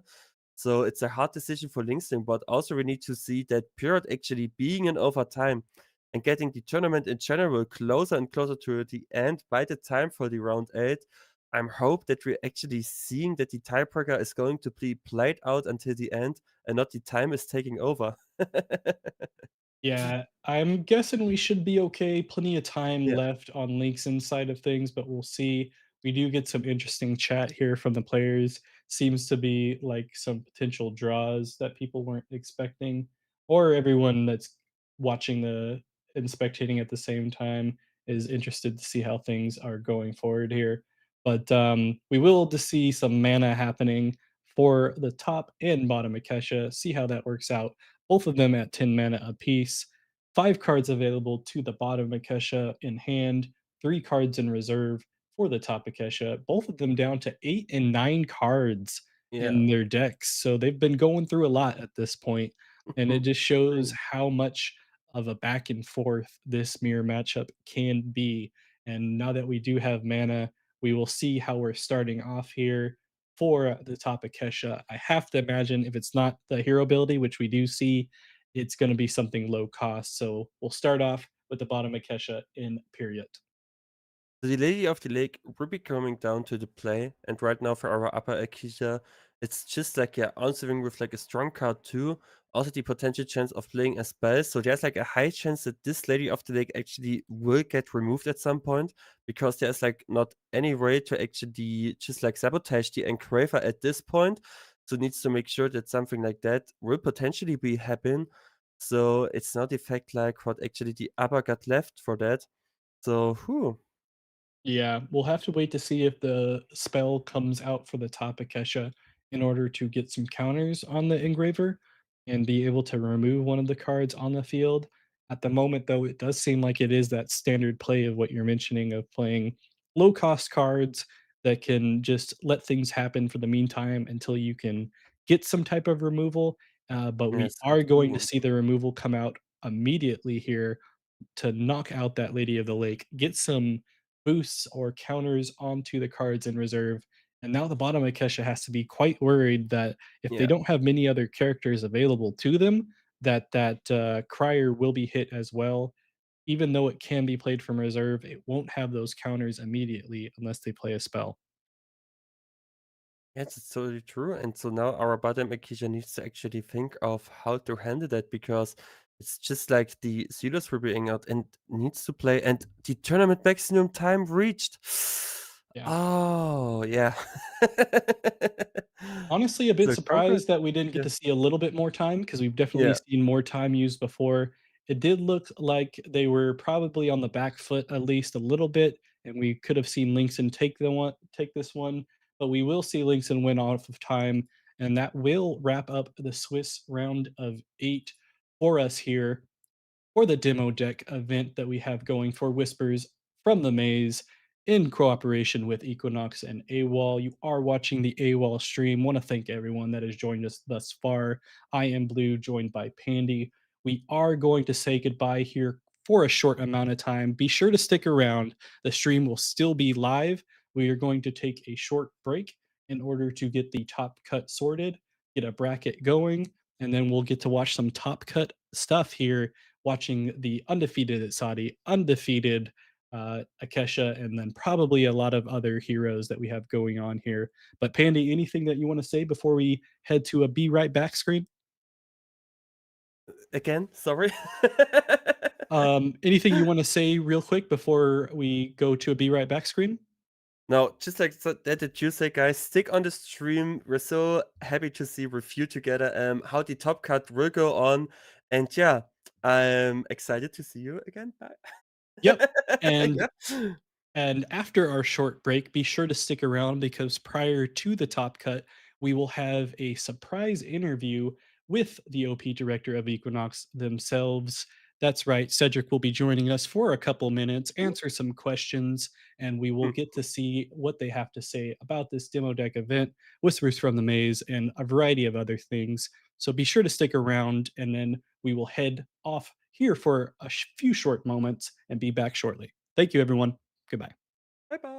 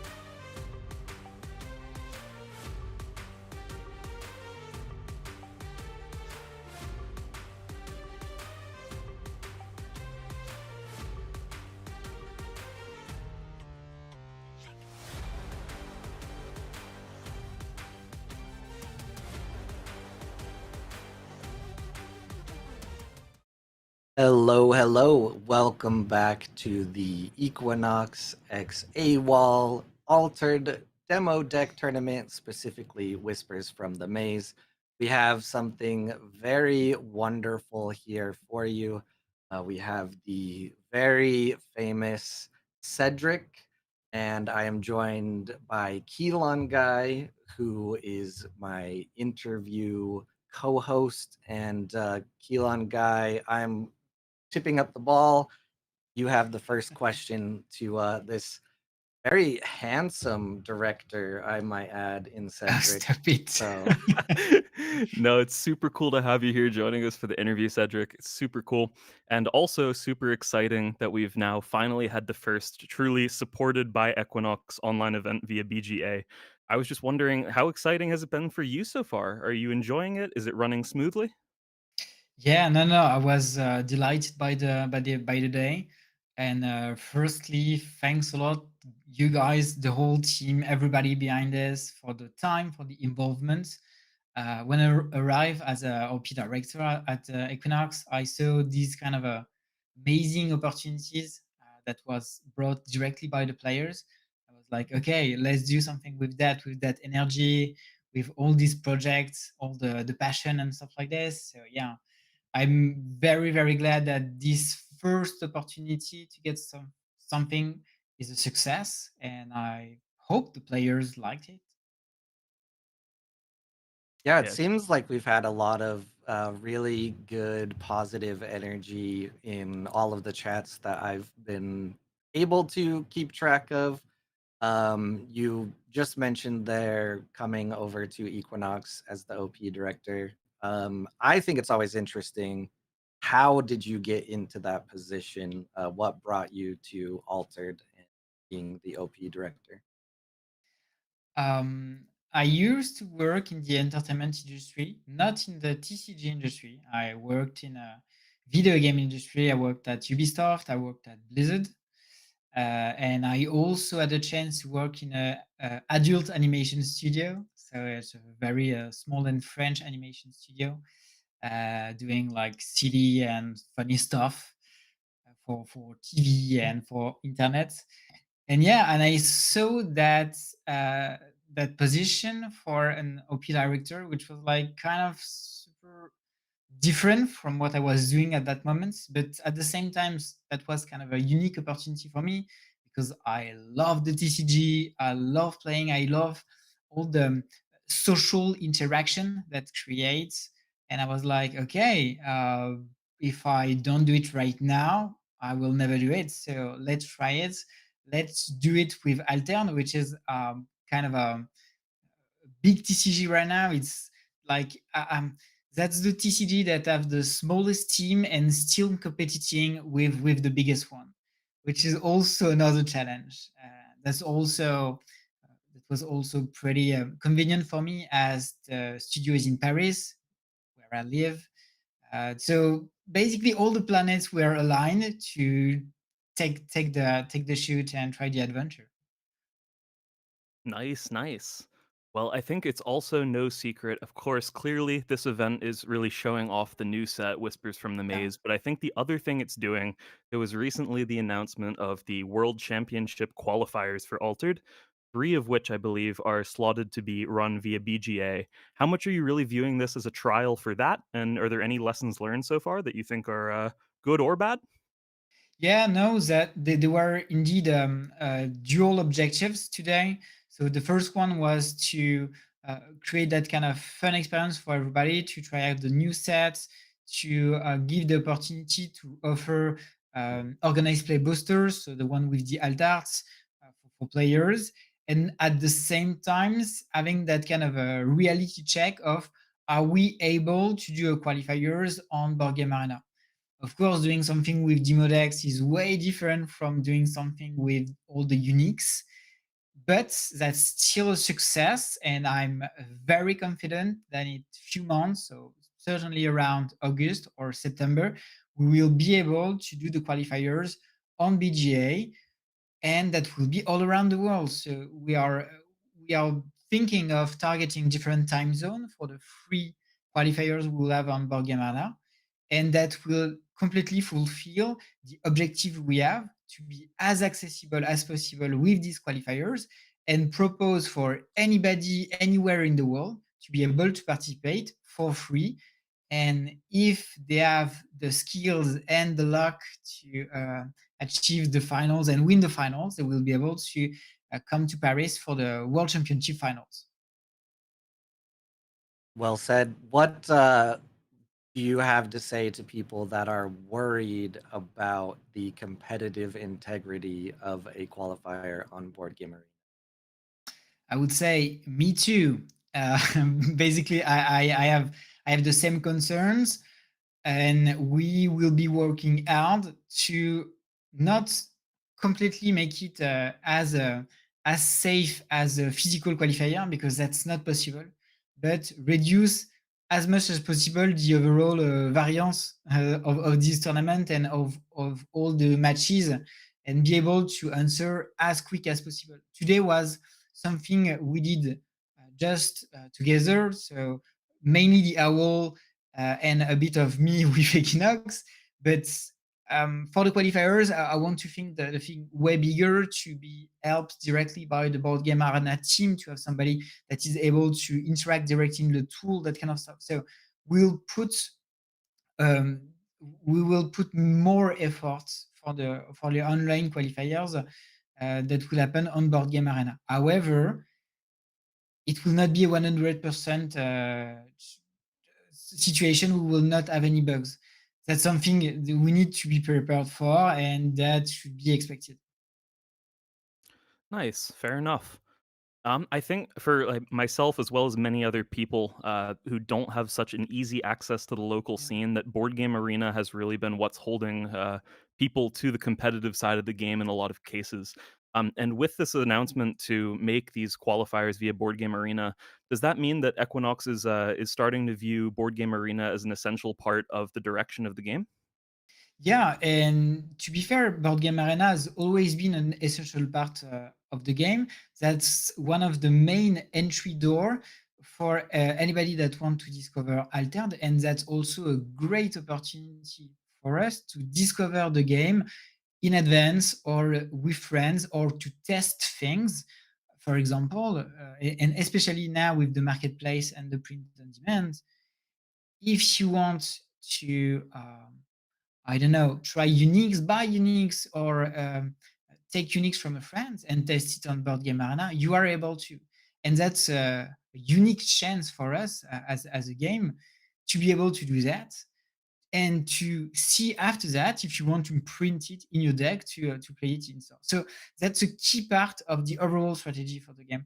So that will definitely not replace the relationship we have with the stores, because we want to have a unique experience when you are going into a local game store. But at the same time, you want to propose, and as you said, Kilan, to anybody that might not be able to move to a local game store, something that could be interesting, that could make them win prizes, that kind of stuff. So that will be a dual experience, one digital and one physical. Wonderful. I have just one more question on my end, and then I will let Keelan finish out any other questions. Most important here, if you were a vegetable being watered by Floor, carrying gardener, which vegetable would you be? I would be a zucchini, because it's kind of French, Italian, that's pretty cool in summer. Very good That's answer. yeah, that's a pretty excellent choice. And then just more specifically related to either this tournament or other cards from Whispers of the Maze that Whispers from the Maze that have been spoiled at least by now. Do you have any favorites? Anything that Ah, you saw today that was shining? of course, I have a favorite, and I have it here. It's already scanned, so don't try it. Definitely the hunger. Haha. No, this card is crazy. That will be the main lore plot of that set. There is way more to discover, and the story behind it is amazing. I don't want to spoil anything, but I love the card. I love the character. I love everything with the hunger. Well, I think that was the first time we've ever seen the full rare hunger, isn't it? Oh, maybe that's cool. That's a reveal. Yeah, they're still hunting down the rare hunger. I think both in Ysmir and what you have just shown. I don't know, but if you didn't get a screenshot, I guess you'll have to watch the VOD back. Yeah, exactly. And if you want to see the unique Younger I played last Tuesday on the Caleb stream, which was pretty neat. Super cool. Well, thanks for talking to us a little bit here, answering some of our questions. Is there anything else that you want to say or let any of the people who know who are playing this event or watching at home? No, the last thing would be good luck for the top 16. Good luck to all the Izmir player. There will be a lot of mirror of matches. And yeah, and thanks to all the admin, to you broadcasters, and also on the French stream, and to all the players that took the time to make that tournament a thing, and that also fulfilled that tournament in 7 minutes on Wednesday. That's pretty amazing. And yeah, I could be more grateful to everybody that is giving love and passions to Alter. Beautiful. Well, thank you, Keelan Guy and Cedric. I think we're gonna head over to another quick be right back screen. Let us switch around some things, get a recharge of water, and then we'll be back for some top 16 analysis and then top 16. And I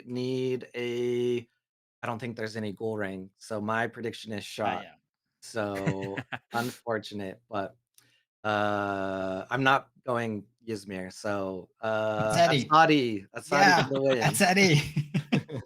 All right. Well, thank you again, Cedric and Keelan. I think Blue will take us out here in a moment. So I'll just wave awkwardly until he says we're.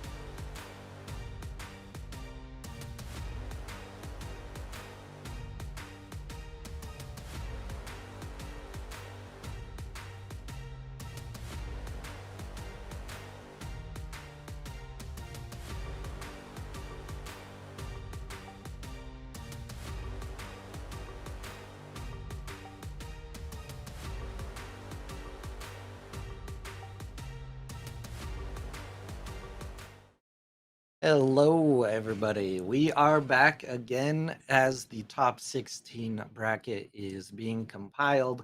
All of the players are being matched up with their opponent, getting everything into place.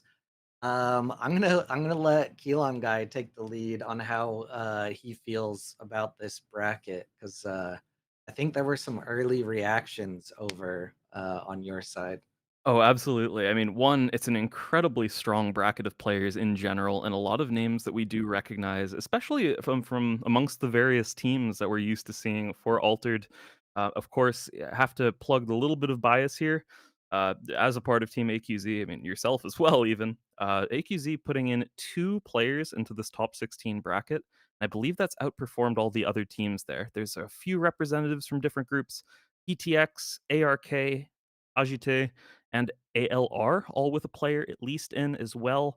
But yeah, just overall, really a good performance from for Nico and Freeloader from AQZ. But the immediate thing that I notice is they cannot share a finals appearance together. They would be at least one of them guaranteed knocked out after the quarterfinals, guaranteed.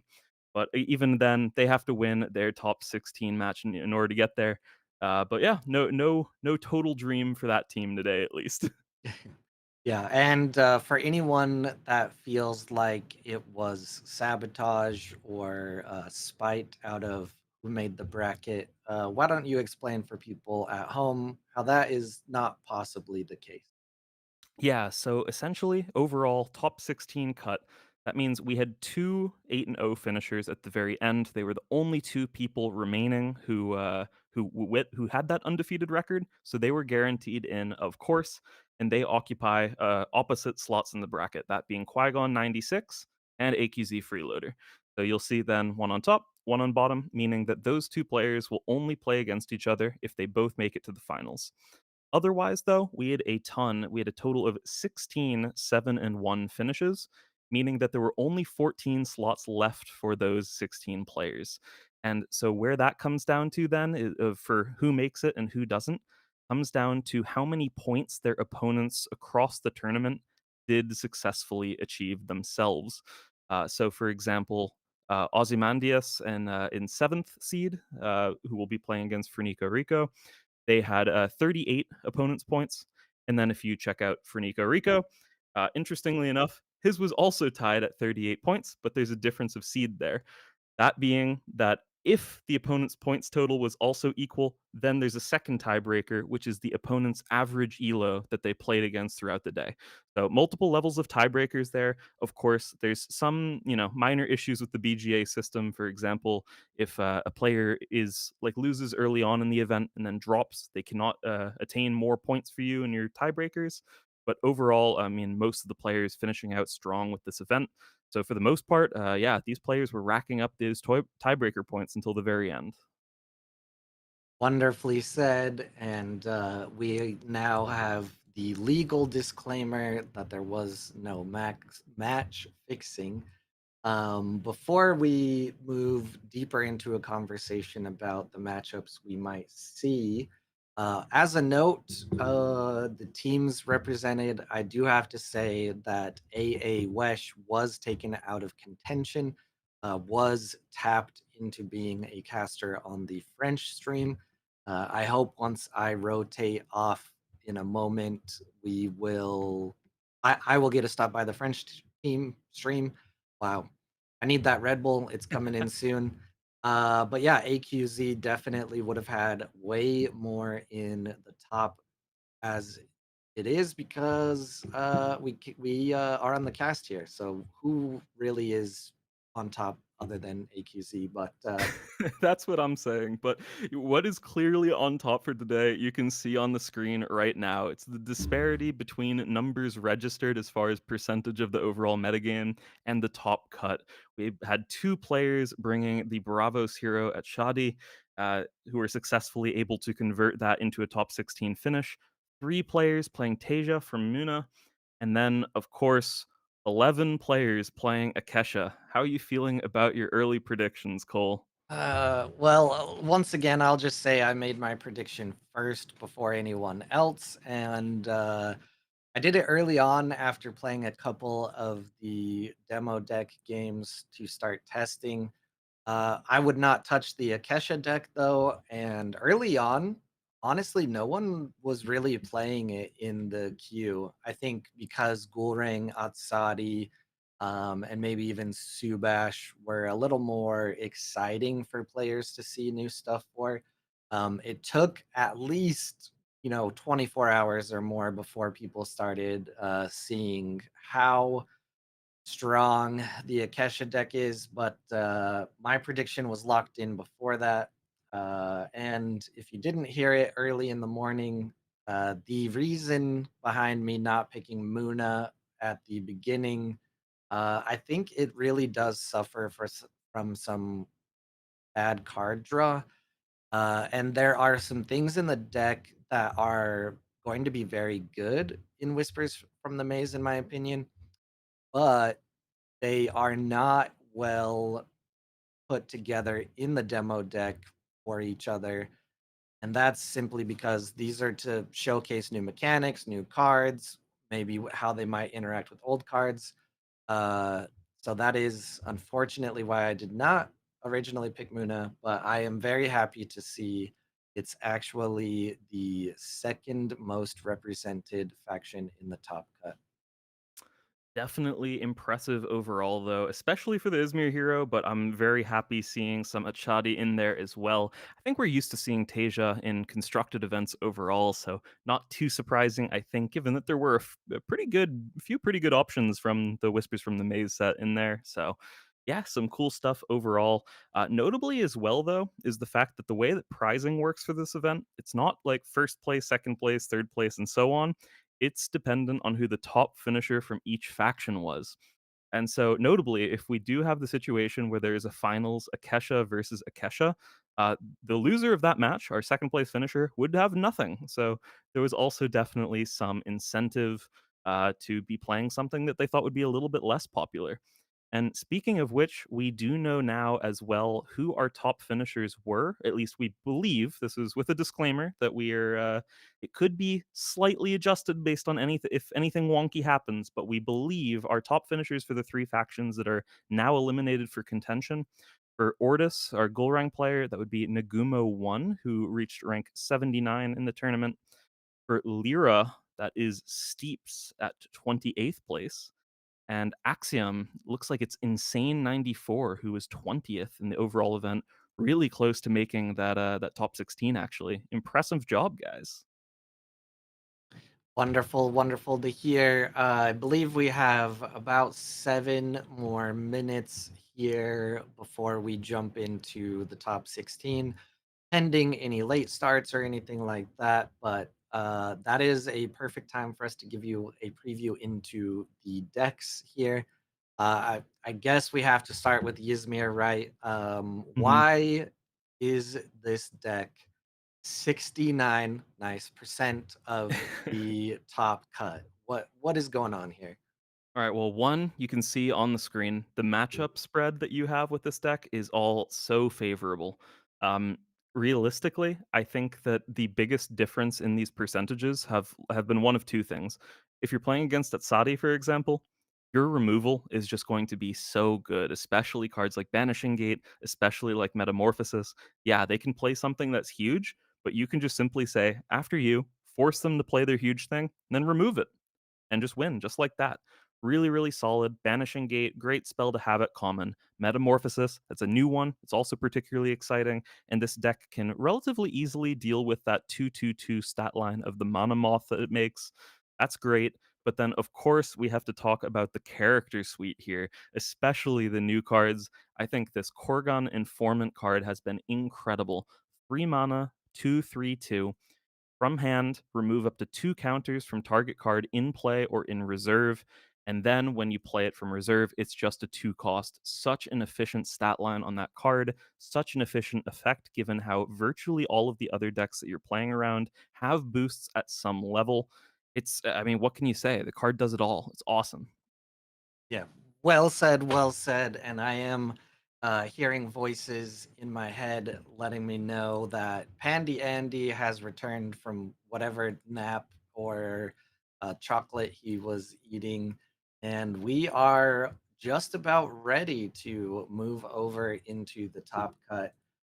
Don't worry, we have Pandy for the first half of Top Cut, and then we're going to have Keelan for the top cut.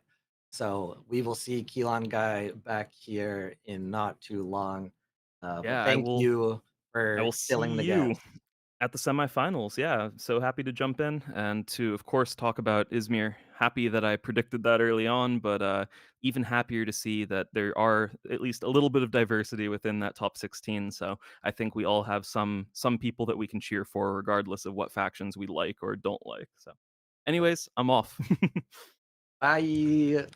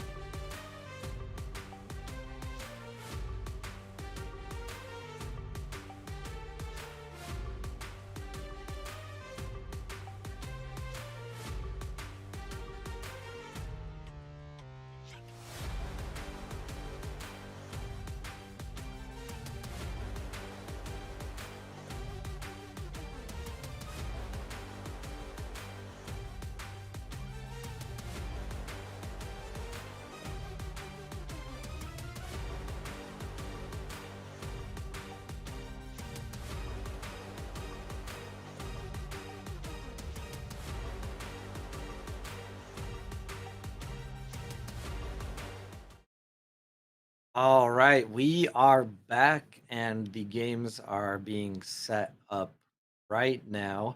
We're just making sure that all of them are in the lobby and then going to hit start at the same time.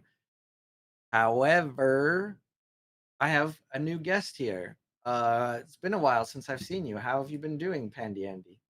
This is super good. Thank you so much. I'm so excited for being back here, being together here with you for the top 16 and also for the top 8 cuts. By far, it's just like a general, just like a wholesome weekend at all with all those tournament stuff that like happened and all those amazing games that I was being able to watch. So yeah, I'm already so excited to see how the top tables will go on and if I will be still correct with my guess. Because in addition to say that Ismail will take this tournament, I'm also telling now that Ismail will going to be a mirror match onto the finals. And yeah, let's see how this work goes on. Sadly, all this was a little bit hard to struggle, right? It was a little bit hard. Yes, very, very Yeah. unfortunately. I think it also didn't have super high representation, which of course lowers the chances. Not as low as Axiom, but there are some very dedicated fighters in the Axiom crowd. So congratulations to you guys for your hard fought some victories. But I'm going Atsadi now. I need Akesha to not win. All right. All right, good. I thought we were already live. We are after the game. Oh. I am in the game on my screen. I am waiting for it to load here. Yeah, for Uh, me also being I in. am also very sad no one has commented on all of the great production things here, the mustaches, the overlays, the waiting screens. It's But looking perfect. It's looking good. uh, I will say it now. It's looking super. I cannot Thank speak for my mustache because most of the time other people are seeing it, but it seems like people start to love it. So I will continue to grow that. And talking about grow, we're going to the game and will be Tisha against Azadi. So I'm super excited for this matchup because I think during the time I was here on the cast, I didn't see like any games between both factions. So let's see how this will goes on for them. this is going to be a really interesting matchup. Going off of the Swiss, what I would think is the goal for Tasia here is just to go as fast as possible, get those early progressions. Once that Atsadi gets, 7, 8 mana, it's gonna be very scary. Yeah, that's actually true. I mean, with that, just like in general, Athletic just like got like a really, really good like advantage of just like playing out anything that runs to because there is like not either like any sabotages going on or like big dead for Tisha, and it's also just like a only like the mana ripping that's actually being able to hit something onto the board, right? So it seems like pretty hard. And so both of the stacks definitely can just like build up whatever they want. And it seems at the end for me, like maybe how it's like going to end and who is going to get like the bigger boys up there. Yeah, so we see a sneaky little move from just a tiny Jin. My best friend Tony Jin, as I've been calling him. The sustenance also helps ramp the Taya though, so Yeah. it has been very interesting. I feel like this Daughter of Yggdrasil opener has been one we've seen the most from this demo deck.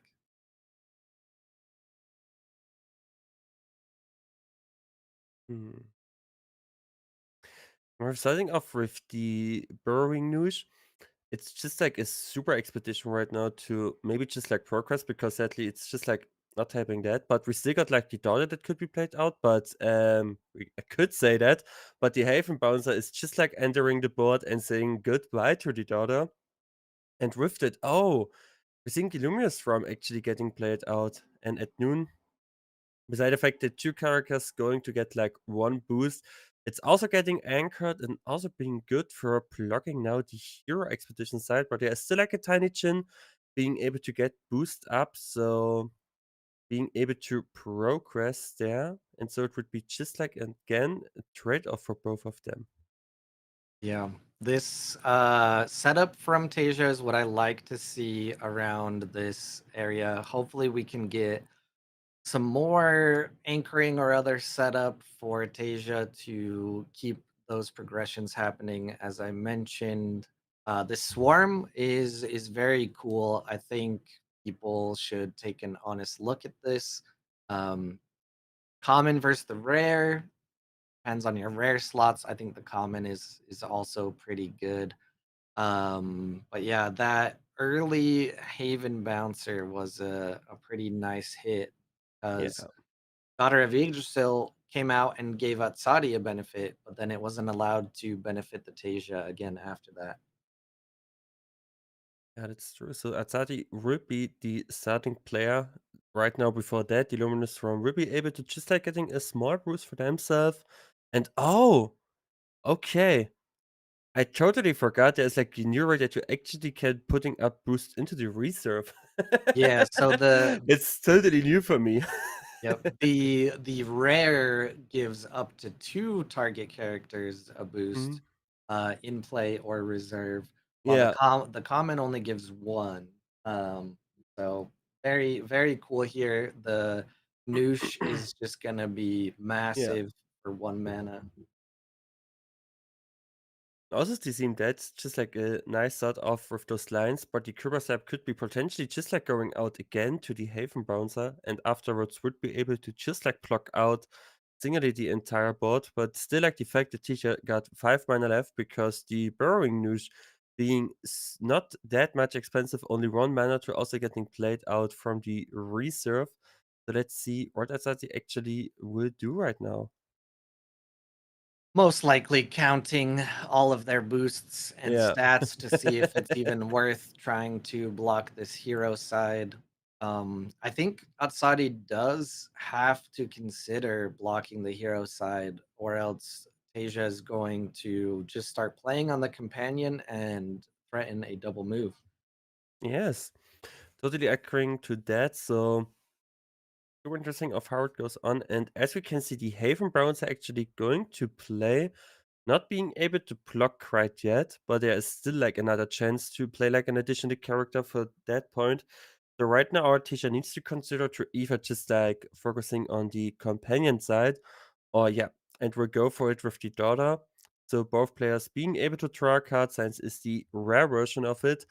You're outside, you still got like 3 mana left, and I mean there are like so many ways of just like potentially blocking out the hero side. But we also need to consider that Tisha right now still got like 2 mana left to play out, and there are like plenty of options to play out another character for that. Yeah, I think oh no.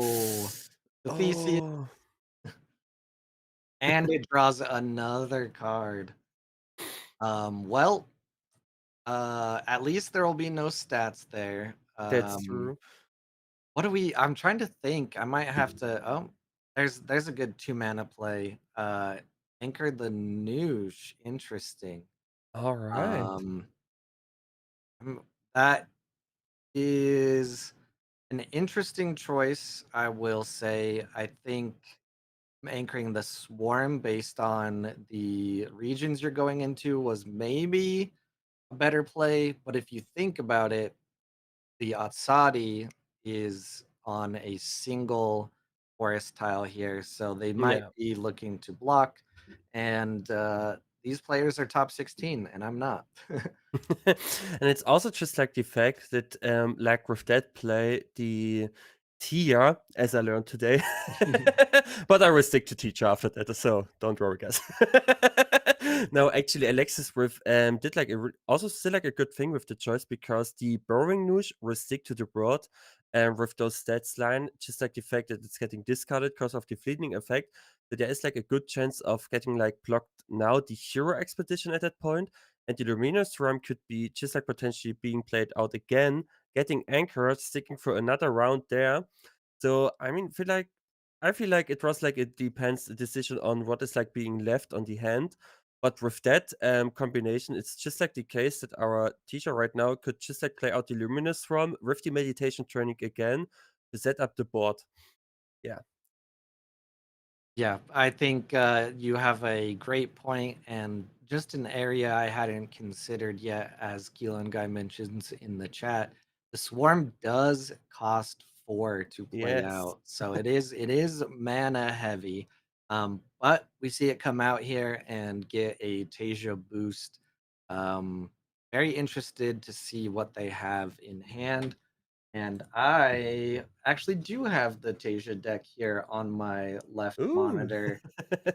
It's the Fair Fox. Okay, so Fair Fox Yeah. or Mowgli are what we would be looking for, 2 cost characters in this Tasia deck. Yes, it's also the fact that like with Freeman left there are like potentially some other cards that could be potentially play out. But I think also like the meditation training is just like sitting in the reserve, being able to get the Boring Inush up there for another turn would be also a super good option right now that actually Alexis will get through the turn, but needs to considering out because Authority is still being down on 4 mana, being able to block out the companion side and also with that 4 mana could make sure to at least block an additional turn for the hero side as well.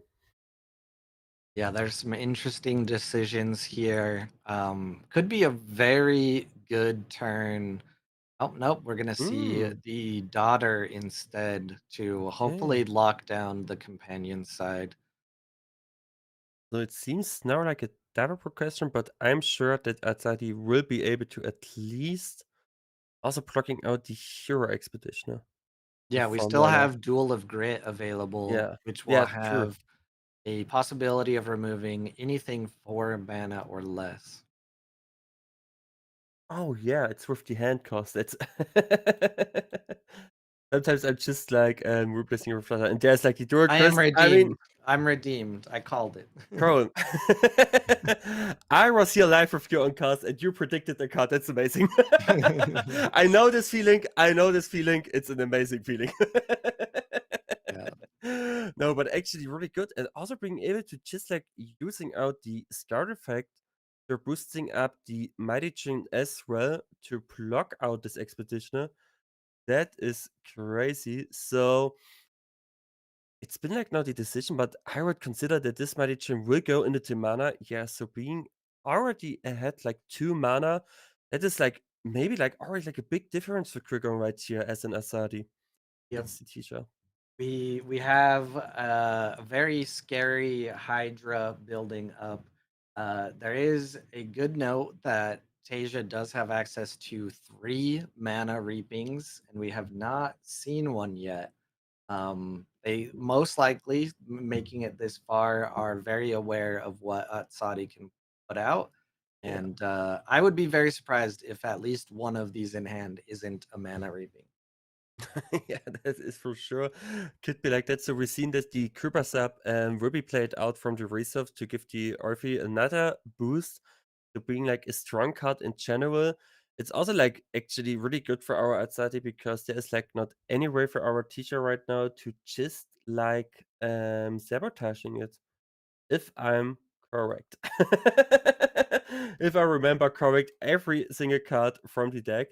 So it's just like a freeway right now to keep those cards there. So we can see the Haven where we will get into play. Before that, it was the Daughter of Yggdrasil that just like coming down there. So, interesting to see. And oh, okay.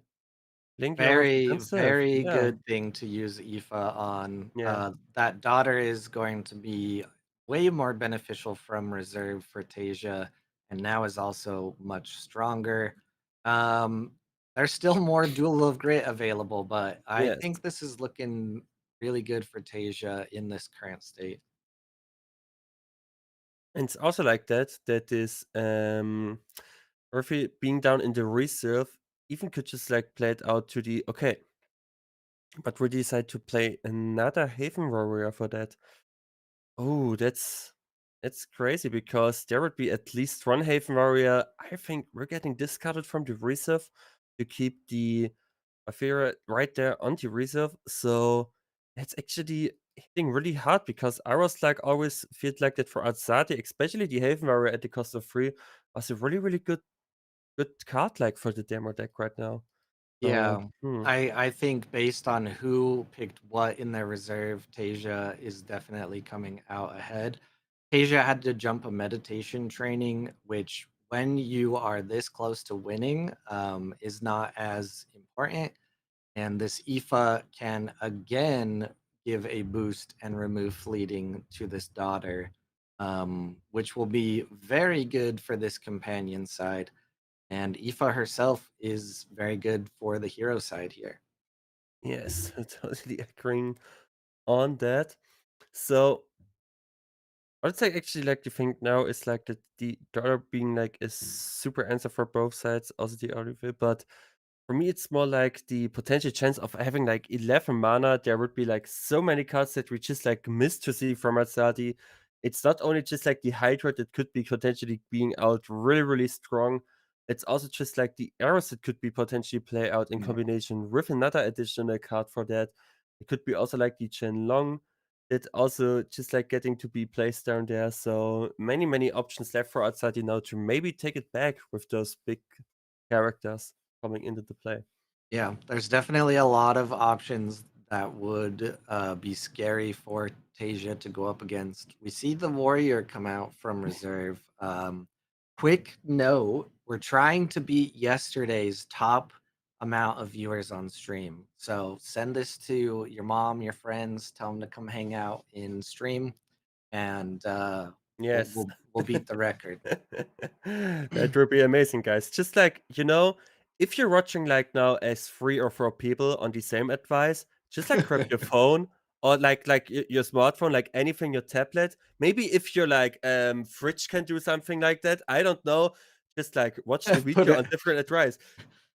Beside that, I have actually like my phone also watching the stream, so put your fridge yeah. on the stream. You heard it Yeah. here first. You heard it here first, guys. So if it's able to make like any screen. But talking about Huge turn from making Asadi. things able, yeah. Rarzati being able to actually double progress with that combination of being played out. So even if the daughter were just like sitting there for the upcoming turn, it's still like the chance for the outsider to play out 2 big cards, and it would be actually really hard for our teacher to go against that. Beside the fact that there is like a mana ripping in hand, and it's completely turnover for our teacher. Yeah, this there's still mana reaping though. I'm counting on a mana reaping from downtown to make this exciting. But yeah, we have not seen any Hydras. We haven't seen a Theseus played to remain in Expedition. The Kaibara, as you've mentioned. Um, and there's still more Duel of Grits. This is a game. Yes. So Rifted, it's just like a super passbar for the cost of 1 because it's like not hurting at all for Azadi. It's almost like an after you. At that Yep. point with 12 mana, it's just like an, an easily after you going up to that. So,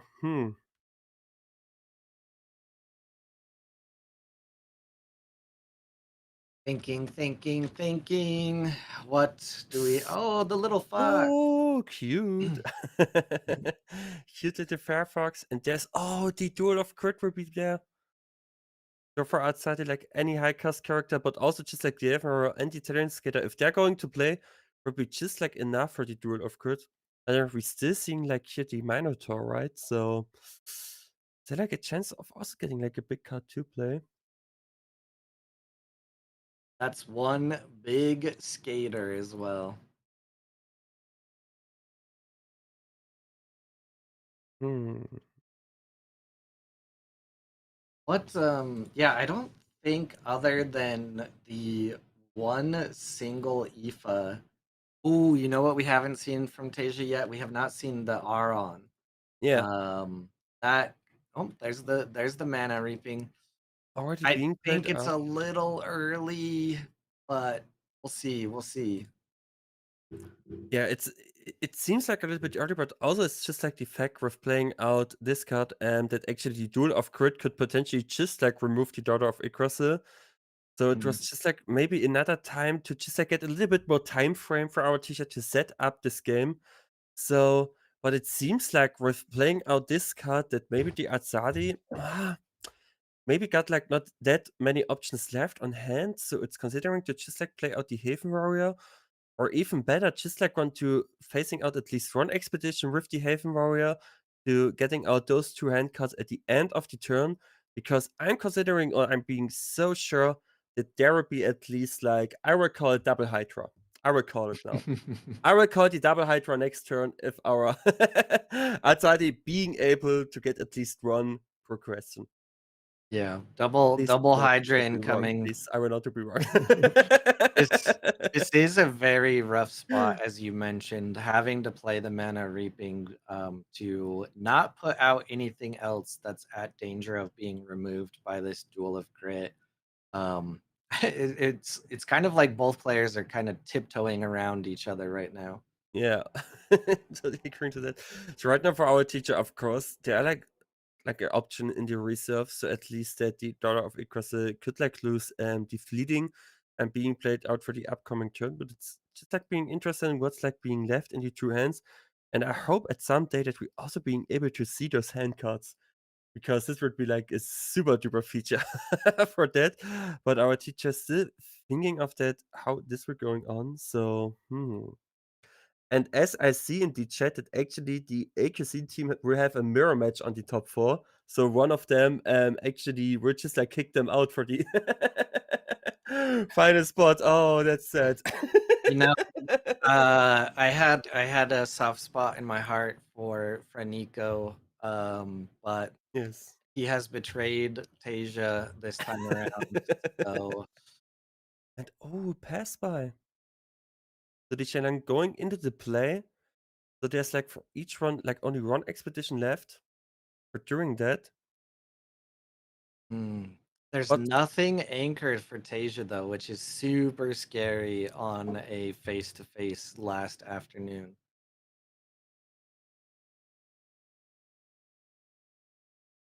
and now 2 Hydras. I want to be at least also right with my guess that I will take so 2 Hydras. Show it to me, Krigon. I'm so excited right now to see what's happening. Like 30 mana, there are like so many options to getting to play out. So, it would be interesting to see. Thinking hard about what to mana here. Maybe there are 2 Hydras in hand, and they are literally thinking, "Can I get away with playing both?" Yeah, that would be so interesting to see. So, they're like also being able to mana that. So, but Krigon will just like decide for that turn. And here we go, there will be the mana. And teacher will be the beginning player, got a good option for just like putting down the Daughter of Yggdrasil right now from the reserve. Also for the companion expedition would be super good, but actually there is just like the small bypass with the Spindle Harvester. Yeah, that's the Tasia version of After You. Question in the chat while we have Qui-Gon thinking here, where did all the Ortis players go? Uh really interesting. I don't know. We actually have that graphic. I'll pull it up here on my side. What did the Ghoul Ring players fall to the most? Yeah. Probably Akesha, right? So there was one growing that finished like 6-2, as if I'm heard it correct. So quite potentially like really, really good stats at all. But I'm not sure if it was like 6-2 or 5-3 for the Goring. Yes. Yeah, it looks like if I'm reading this chart correctly, the Ghoul fell to a lot of Asadi, Tasia, and Akesha. but did very well against Nevenka and Yeah. Subash. And here we go again. So please, Rickon. I know there would be a mana reaping on hand. I would be also scared of that. But show us the Hydra. Yeah. How can you play this deck with no Hydra? Yeah, not Hydra in play. I would be so sorry if they're both of the Hydras. Oh, there's the arrows. Yeah, yeah, there will be the Hydra. I'm sure. I'm sure. this Hydra will come to the action. Yeah, draw the card, and now I'm sure. 14, 14, 14 Hydra right here. Come on, let's see it. Thank you for sending the stream to your moms and your fridges. I saw we just Yes. Hydra. Yes. All And right. now the perfect answer would be a mana reaping. Yep. Yep. Oh. But if there is the mana reaping, there's still this Duel of Grit sitting in reserve, and there is no sabotage for Yes. Tasia in this deck.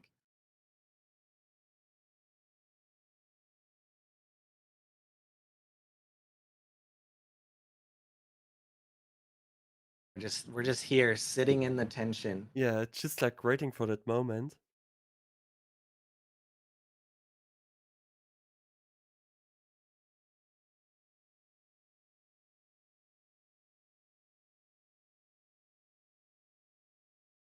So the AQZ members that made it into the top 8, both of their names Yeah. start with an F. So I'm gonna change my name to Full Robbie, and it will bring me good luck. What about you, Fandy Andy? Or Fundy Andy, you know, like Fundy.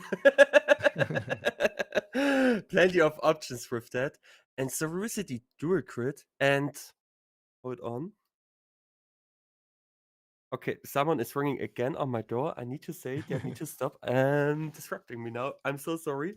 Hold on a second, guys. All right. Looks like maybe I don't think a mana reaping would have solidified it with how many targets there are. But maybe it also didn't even exist. The Aron just comes out to boost up the plants here. And I think we will go back to a screen here before we are fed the next game for us to devour. All right, production, where are we going? Who are we? All right.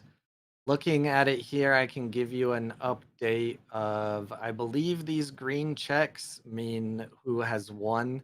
So freeloader for Nico Rico, from what we've heard.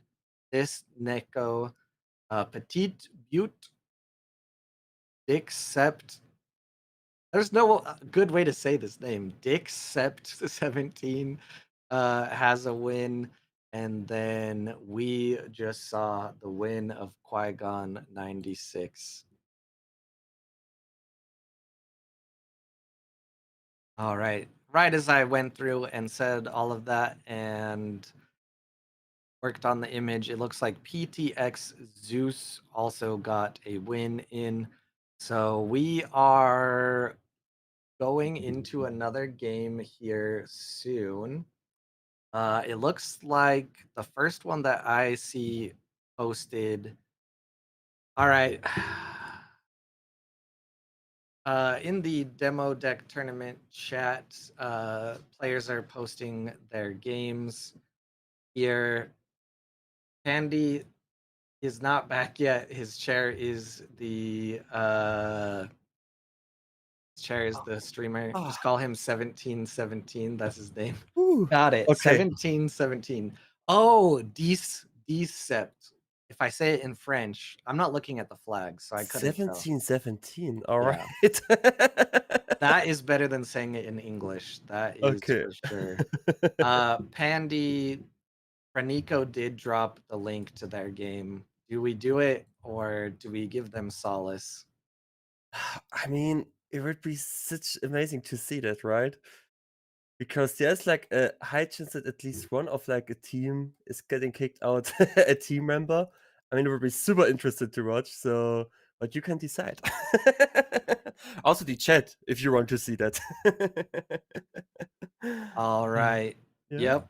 I think the chat really wants to see it happen, Yeah. and we're waiting on the final top 16 game, which is Lin Shin against Arc Salakis. Yeah. So we are waiting on that game to end. And then I already have the link for Nico and Freeloader, and the chat wants to see the downfall of one of them. So I guess we have to answer to the people, and we do have the link for the final game still going. I've pulled it up here so we can take a look. Akesha versus Akesha, one of Yeah. them has not after you'd yet. Yeah, that's right. So it seems like with that our bot in Akasha Arc Celestis is being able to just like needing one expedition to move on. But right now for the other Akasha still like getting down to 6 mana. And there's like the chance of just like playing out the another is with Stargazer, and the Silas would potentially just like go out as a first deadliner because there are like 4 hand cuts left for that moment. So I'm super interested in of our how our bottom Akisha now will manage that. They're still in after you. Yeah. All right, I just have to make Then after sure. you? Yeah, the bottom. Oh, never mind. My Red Bull isn't here Maybe yet. My yeah, Red maybe it Bull was isn't here bugged. I'm yet. sorry. Maybe it could be bugged because for me it sounds like that one. Okay, there was Listen, like a different story. I hate Kesha so much that I don't even know how her ability works. All good. I just see one sideways, and I'm like, oh, the other has to go sideways. But that's Yeah. not how it works. You have to be the first player to after you. So Yeah. I should have a Red Bull being flown in here Ooh. shortly, Yeah. and my brain will start firing correctly. I think literally I just heard the door open, so I'm gonna go grab that while Pandy Okay. talks about his favorite deck some more. Yeah, guys. So let's grab then energy Furco. So right now we can see that the Pacific would be played out. So being able to also just like progress, there's like 2 mana left. So any removal or character could potentially do the thing. And it's actually true. So actually links in is getting the game. So congrats on that for reaching out the top 8 into this mirror match. It was surely like super, super close. As we can see here, super excited to watch that. And with that happening, it was also the last match for the top 16 and going right now in the top 8 again. It will be Kugan against Dixcept on the first run. Then it will be Linksing against PTX Soils for the second run. Petit Butte against this Nico. And at the end, it will be HC Franigarigo against HC Freeloader for the last top 8 match.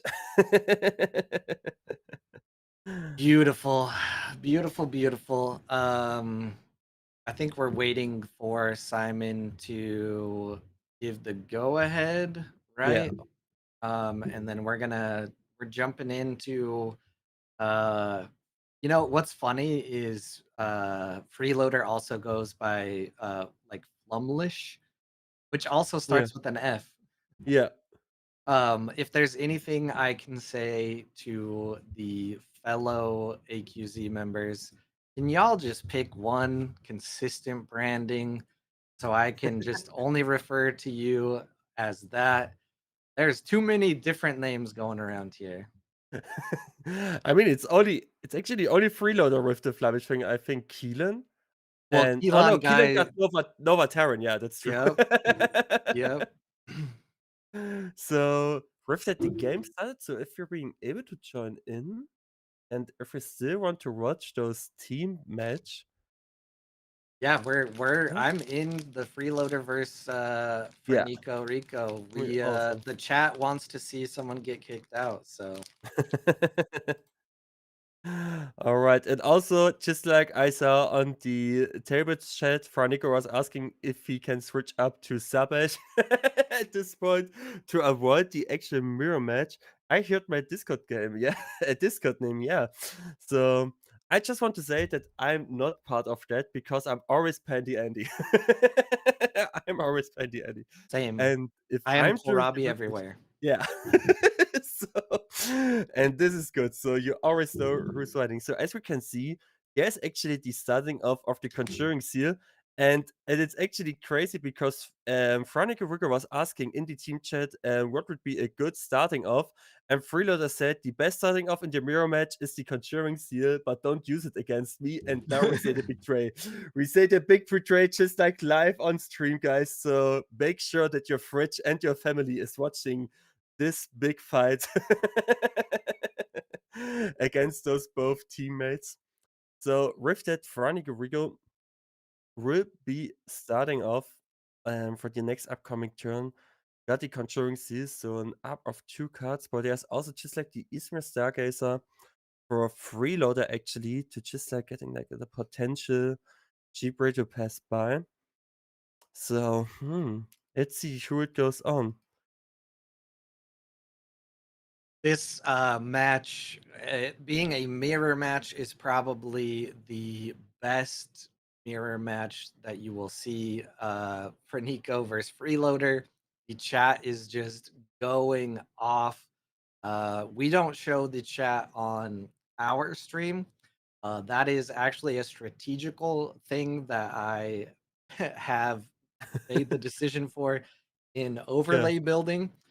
Sometimes, very rarely, sometimes people get a little salty in the chat, and that is why I've never really shown the BGA chat on stream. But just Yeah. know they're having a blast in there. And as you can see, it's just like again a pass bar with the magical trainings coming out to play. And Freeloader is super upset for that. So there are like plenty of options. So it could be just like the Israel Stargazer still into reserve that could be played out again. But also for Frank Eureka with the magical training in reserve could be able to do that. And Oh, oh, wow. actually, it's like not that bad because now Freeloader at least can stick to his cards like a second time because most of the spells, especially, also just like not gain fleeting after being played out. And there's like just like another Conjuring Seal. Okay. So that pull on the resupply from Scholar's Vault is amazing, especially because Freeloader is going to be first next turn. I'm going to be able to dodge any sabotage on that second Scholar's Vault. Is this as strong of a moment having two Scholar's Vaults as we used to see with two Havens in place? Yes. And as we can see, it's just like a one small step that Freeloader is going to take, being advanced of like 2 expeditions right now. And with that, just like see the pure amount of cards that Franigarigo is just like holding together. So let's see how this one goes on. And as we can see also here is like the second Scholars Rewarded being able to like maybe like also a good way to just like starting off the turn for Reloader because Franigarigo right now it's just like the coolest thing about the mirror matchup.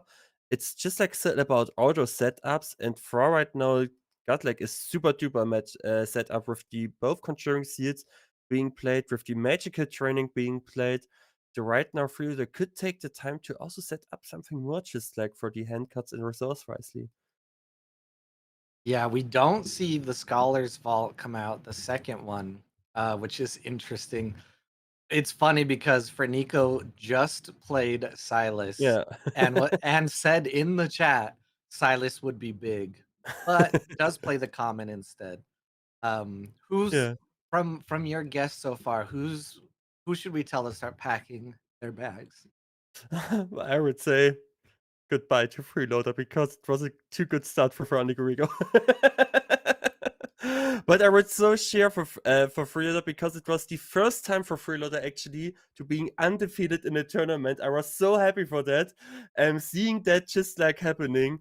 And so it would be actually really sad if Freeloader just need to say goodbye after getting kicked out of their own teammate. But I'm not sure. I would be seeing both actually super amazed and to go down for that point. So super interested for that. But I would say with just like the amount of cards that actually Funny Guriko got, he now has like potentially like always like an answer for everything. So Yeah, the card advantage is huge here. My strategy is I just lose so much that I'm never on stream, so I never lose a game on stream, so I can never get kicked out. See? yeah, this is like a potential way of keeping staying in the game, in the team. So we can see now that it will be the turn for Franny Yorigo. I mean, Disealos is just like still sitting there, right? Getting played out, but there's like so many potential chances. And of course, it's More another magical cards. turning.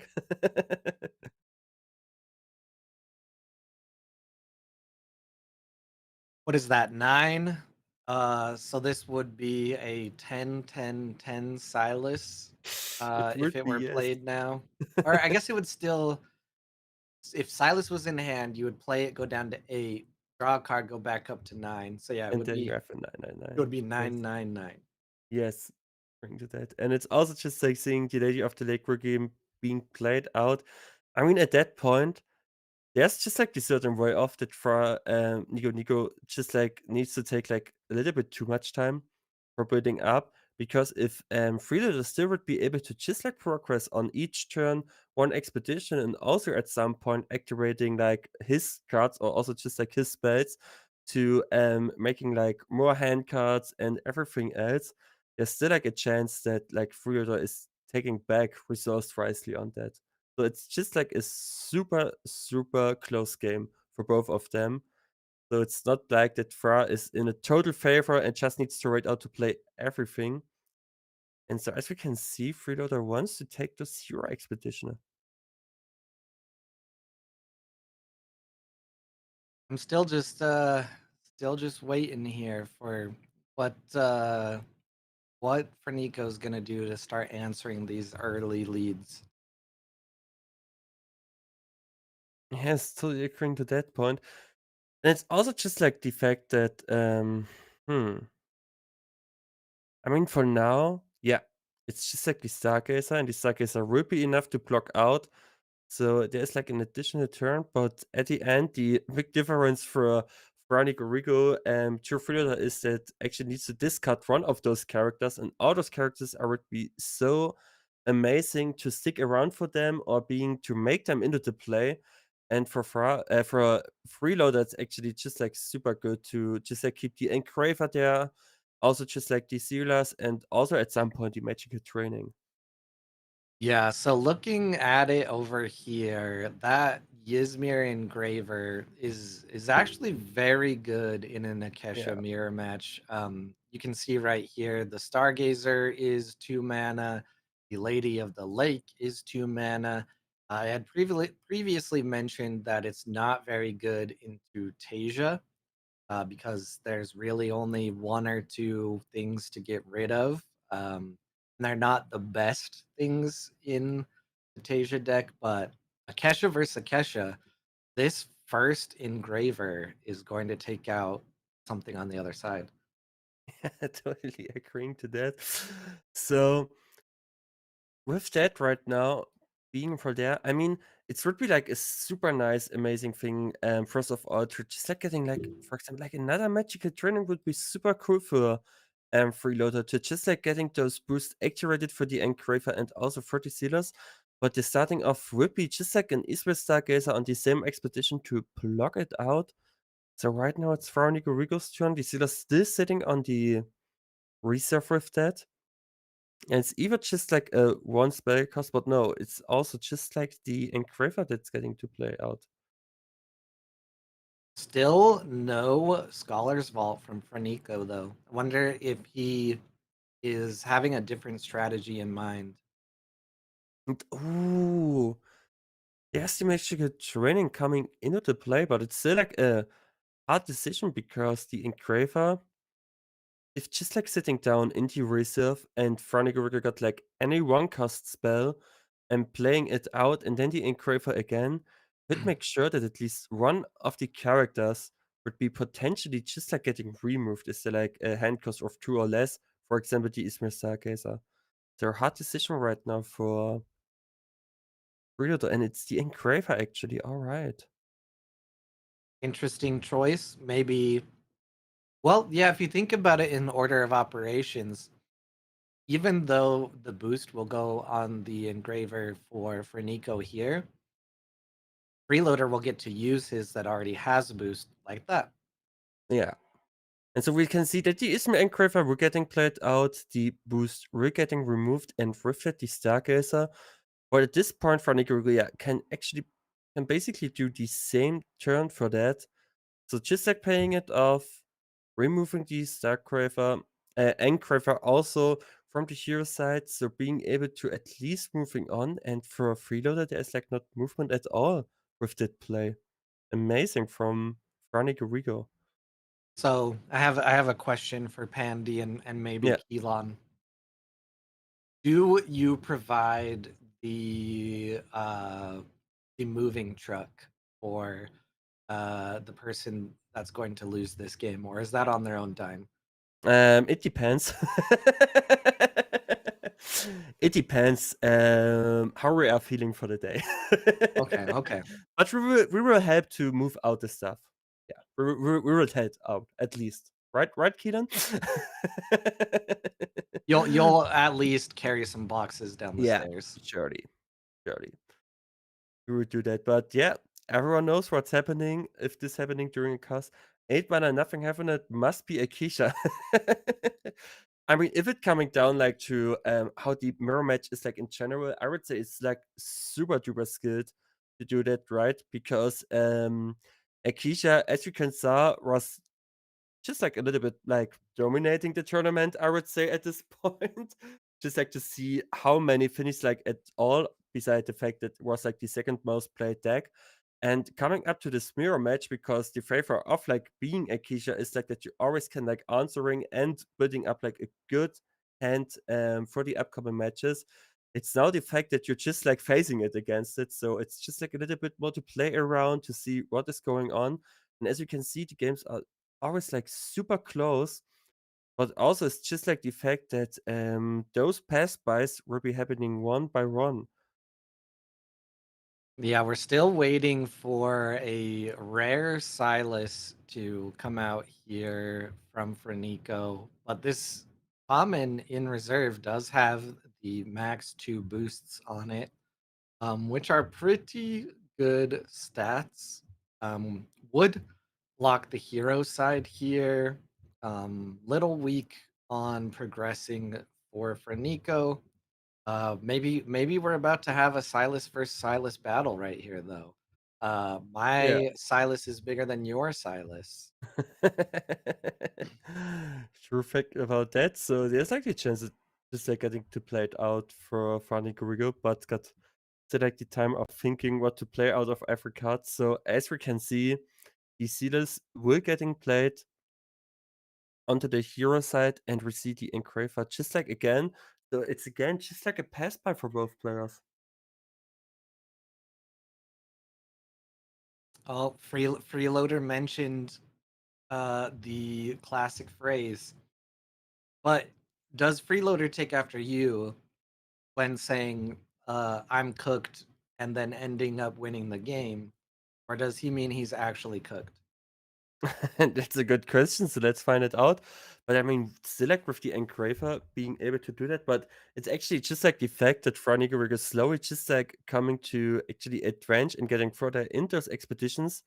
But it's just like the fact that he don't needs to use like so many resources to just like being able to do that. So yeah, Frida got right if it's saying like he's getting to be cooked, because it seems like pretty hard at this point. Getting the engraver ready there. This deck does have sabotage though, doesn't it? Yeah, it has the Tooth Fairy. It only has, well, it has one rare, two common. Both are Yeah. sabotage from hand. Oh, look at that. Ooh. I'm psychic. There goes a Tooth Fairy from one side. Are we going to see a Tooth Fairy from Freeloader's side to get rid Good of this question. engraver? That is a good question. So let's see what's this. But actually, the fairy would be like a super answer for that. Also considering that like the off you go is still like being represented, and no, it's just like another Silas to draw a card. Luckily enough, the engraver cannot take out the Silas. Um, a lot of options here for Nico though, and Yes. more options in hand as well. And as we could see, oh, it would directly start with the off you go. So right now, Franigo would be able to just like either play out just like another magical training to get like the additional draw, or start to maybe also double progress if there's like nothing left for Freeloader to play out if he wants to play out something. So this demo tournament has made me kind of wonder, do you think any of the cards that we don't normally see played maybe get Mm. a second look, like this rare Yes. off you go? I don't think anyone plays rare off you go, right? I mean, if it comes like to constructed, I didn't see that like quite often, right? To be there, but actually here, this just like one copy of the rare of you go made like so many times like the difference throughout the demo event. So a lot of cards just like going to the B put away. So that's like that actually freeloader being able to always managing to getting up with those resources. And so it's just like one expedition that Franigarigo was being able to go ahead, but there is still like the chance for Freeloader to take that. You gotta keep the good mental. Yeah. Freeloader is already packing boxes in the tournament table chat here, but you gotta stick with it. You gotta Yeah. stay Every in the time he's game. putting something in the box, I remove it out. Not yet, not yet. Not yet, but with the two fairy. Oh, yeah, the Silas were getting hit with that. So, but Freeloader still got like 4 hand cards left, so there will be a chance to maybe getting like another play out. It shouldn't be like another 2 cost because the Isra Engraver is just like waiting for that moment. It's just like removing it. But also on the other hand, it could be a 2 fairy from Freeloader's side to just like removing the Engraver. So let's see. Yeah, we have not seen a Tooth Fairy from Freeloader's side yet. Maybe they went into mana. Maybe there is one here. Ooh, this is Ooh, actually very good because it can remove the boosts from the engraver. just like an amazing move that actually Freeloader did. It's just like a super duper amazing. So now the after you were getting used, and I would feel like that, oh, the Conjurency for themselves were coming up to play. And even if there's just like another off you go being represented there, it's also just like the fact, yeah, that with like 7 mana left after the sagas are coming into play, there is like plenty amount of like space to putting that another spell so that the Isma Engraver is coming up to his boost, but also maybe Freeloader got something like a 1 mana option left to play another Korgan Informant to just like remove this boost again. But it seems super good for Freeloader now. For Franny Gorigo. I'm still waiting for that really big Silas, but Yeah. have not seen it yet. Maybe it's too. Oh, there's a tiny Silas. This one's only going to be 4/4/4. Hmm. But I would say with that, It's GG. mm, kind of. I feel like it's just like It's just like Silas also for Franny Gorigo at this point, and any card that's just like providing another set, so it could be just like Silas plus the Lady of the Lake. Yep. There is a very easy path here for Nico. In the chat, though, a little bit of a spoiler does say that he has not seen the rare Silas yet. Ooh. Um, with 7 mana left, though, and yep, lots of removal options in this deck. Yeah. There should be a path here for. All right, and I'm also getting word from the desk that Muna and Bravos are in the semis still. Oh, that's crazy. So they're both played against Izmir, right? In the top Yep, 8 people, if and I'm they correct. both upset Ysmir. Yep. Ooh, that's crazy. But with that, we've seen at least one Izmir being able to go into the top 4 tables for Frani Gorigo. So let's see if this would be to continue. So congrats on that. What an amazing game, and also an amazing game, chat. Yeah. Well, freeloader, looks like you can continue packing those boxes. Very, very unfortunate, but also a very entertaining game, especially if you are at the chat and reading the table chat. Hopefully, our commentary is also Yeah. entertaining. I think we have a moment until we have another game, or do we have a Yeah. table to go to Voice in the Sky?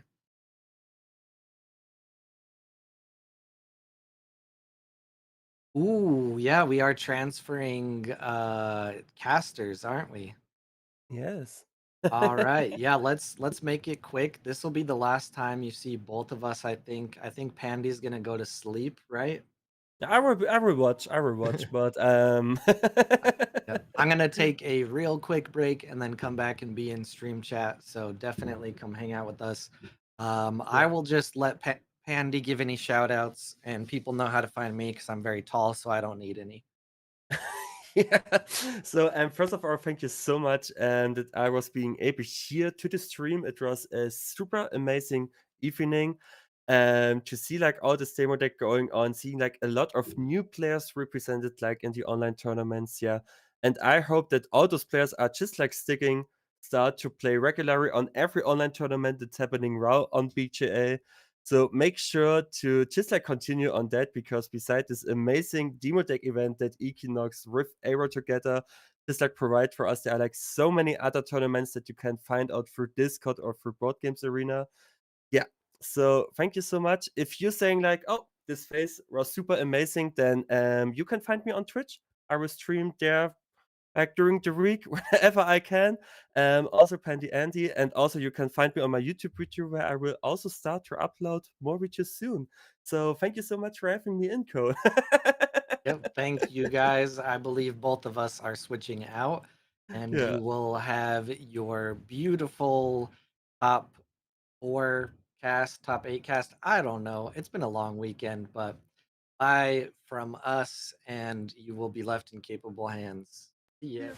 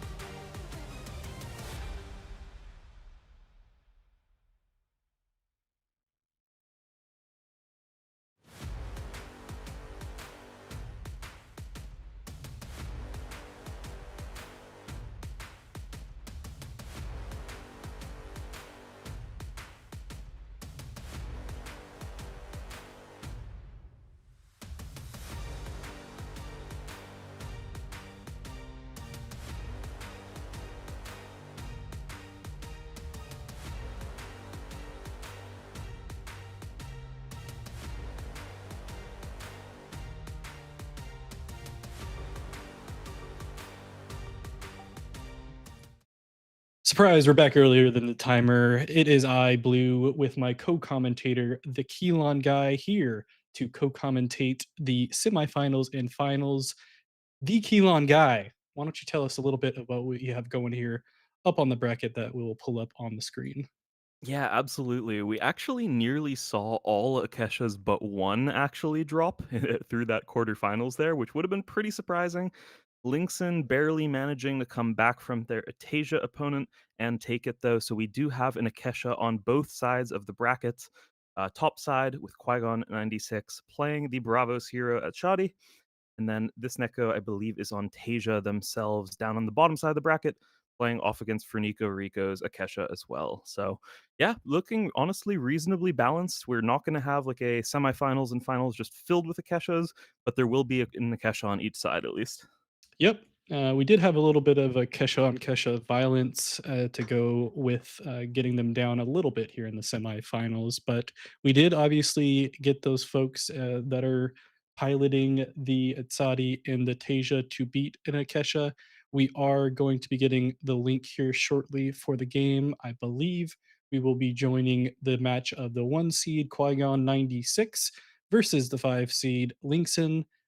That would be one of the Atsadis, or the only Atsadi rather, left here to compete against the Akesha. What are you looking for here in this match?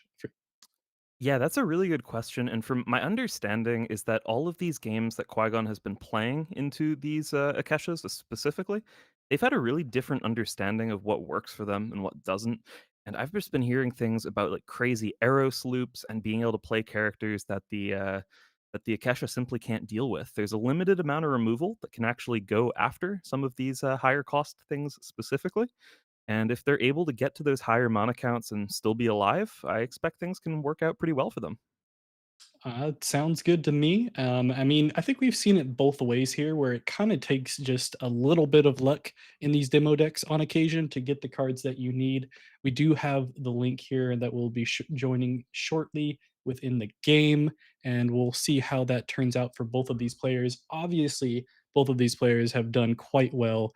I'm sure they both had their fair share of playing Itsadis and Akeshas because they were the most participated as far as heroes are concerned within this tournament. So nice to see at least some representation from both of them. Definitely a little bit of a better conversion rate for the Akeshas into the Mm. top cut. But we are getting here into the game right away, so I won't let you guys be behind at all. Getting into the gameplay, they're gonna do some mana here real quick, but we can see the heroes on the board. It looks like we're going to start with an Itzadi playing first. How much do you think is this going to matter for the game? Believe it or not, I don't think it's going to matter at all. I expect this game to go very long, and regardless, it's always a situation where if Akesha wants to, they will be able to play second. So I'm not really expecting that to be as big of a factor. Just in general, it's also worth mentioning this Atsadi player is now playing for Honor. They are their champion from their faction. They have won their booster prizes. They're here to beat out everyone else from this point, and I'm really excited to see if they can do it. Same goes for the Tasia on the other side of the bracket, actually. There is a theoretical possibility that both of these Akeshas could make it to the finals, and one of them still wouldn't make prizing. So, of course, yeah, they are playing the faction with the better conversion rate, maybe, but hey, if they were looking to beat out all the other Atsadis, for example, they might have had an easier time doing so.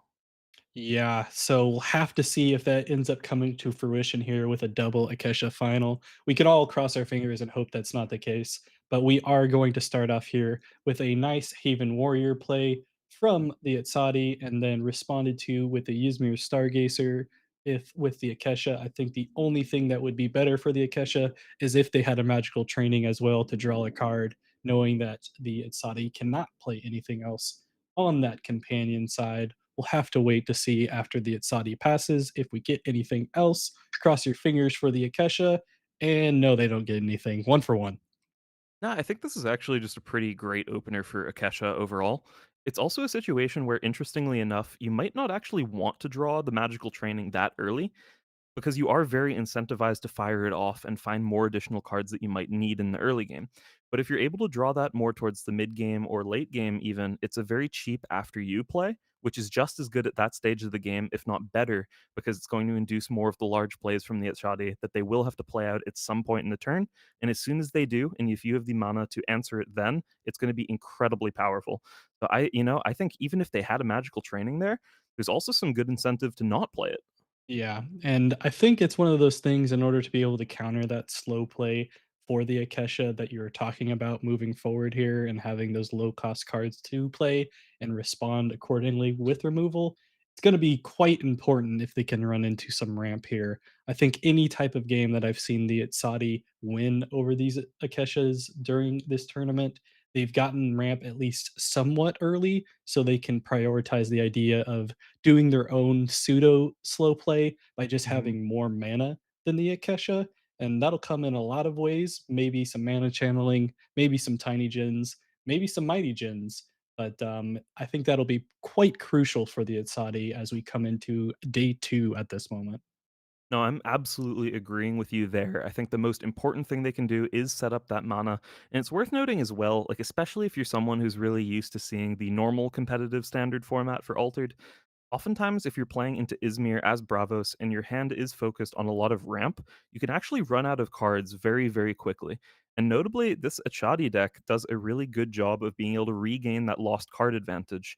And I'm especially aware that this player has been playing heavily around a late game pairing of the card Aoife Fire Avatar plus Eros to repeatedly be able to play very high cost characters and then even remove the fleeting from them so they can keep playing characters out at an insane pace.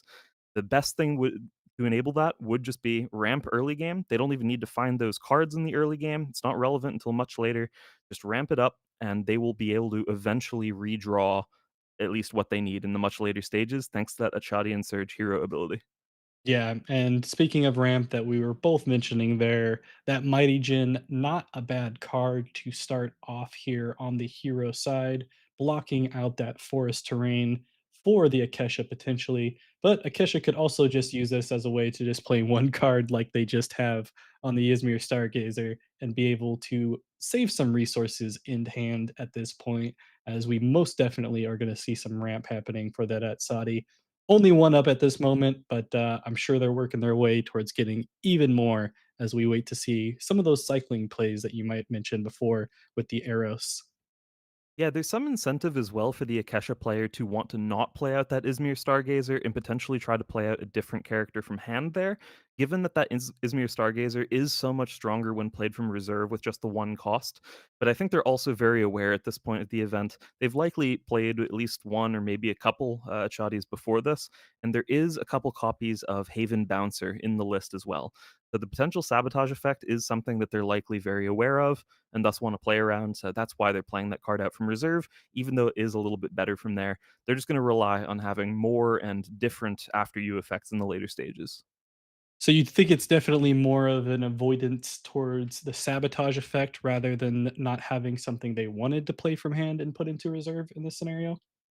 Yeah, I mean, it's 2 options, right? It's either there are characters, but they would rather not fire those off just yet. Maybe it's something with additional effects that they don't wanna quite reveal just yet when they're, say, for example, a Qui-Gon informant. If there's a Qui-Gon or no, I'm sorry, Qui-Gon informant. I said, Korgon informant, of course, Qui-Gon being our Achadi player on top. The Korgon informant with the ability to remove those boosts off of a character, they're just not getting any value out of that yet, and especially if they think that is something that might become relevant, they might not wanna play something like that just yet. But otherwise, it's also possible that their hand is full of removal. Okay, there is that Korgon informant. But regardless, if their hand had been filled with removal effects, for example, that would also be another reason why you just see that Izmir Stargazer just get snapped off, take the free expedition while they can get it. Yeah, and we did get to see older card in the Shinlong being played from the Atsadi, getting a counter on as far as heroism counters and getting some draw, being able to maintain at this point a card advantage in the hand.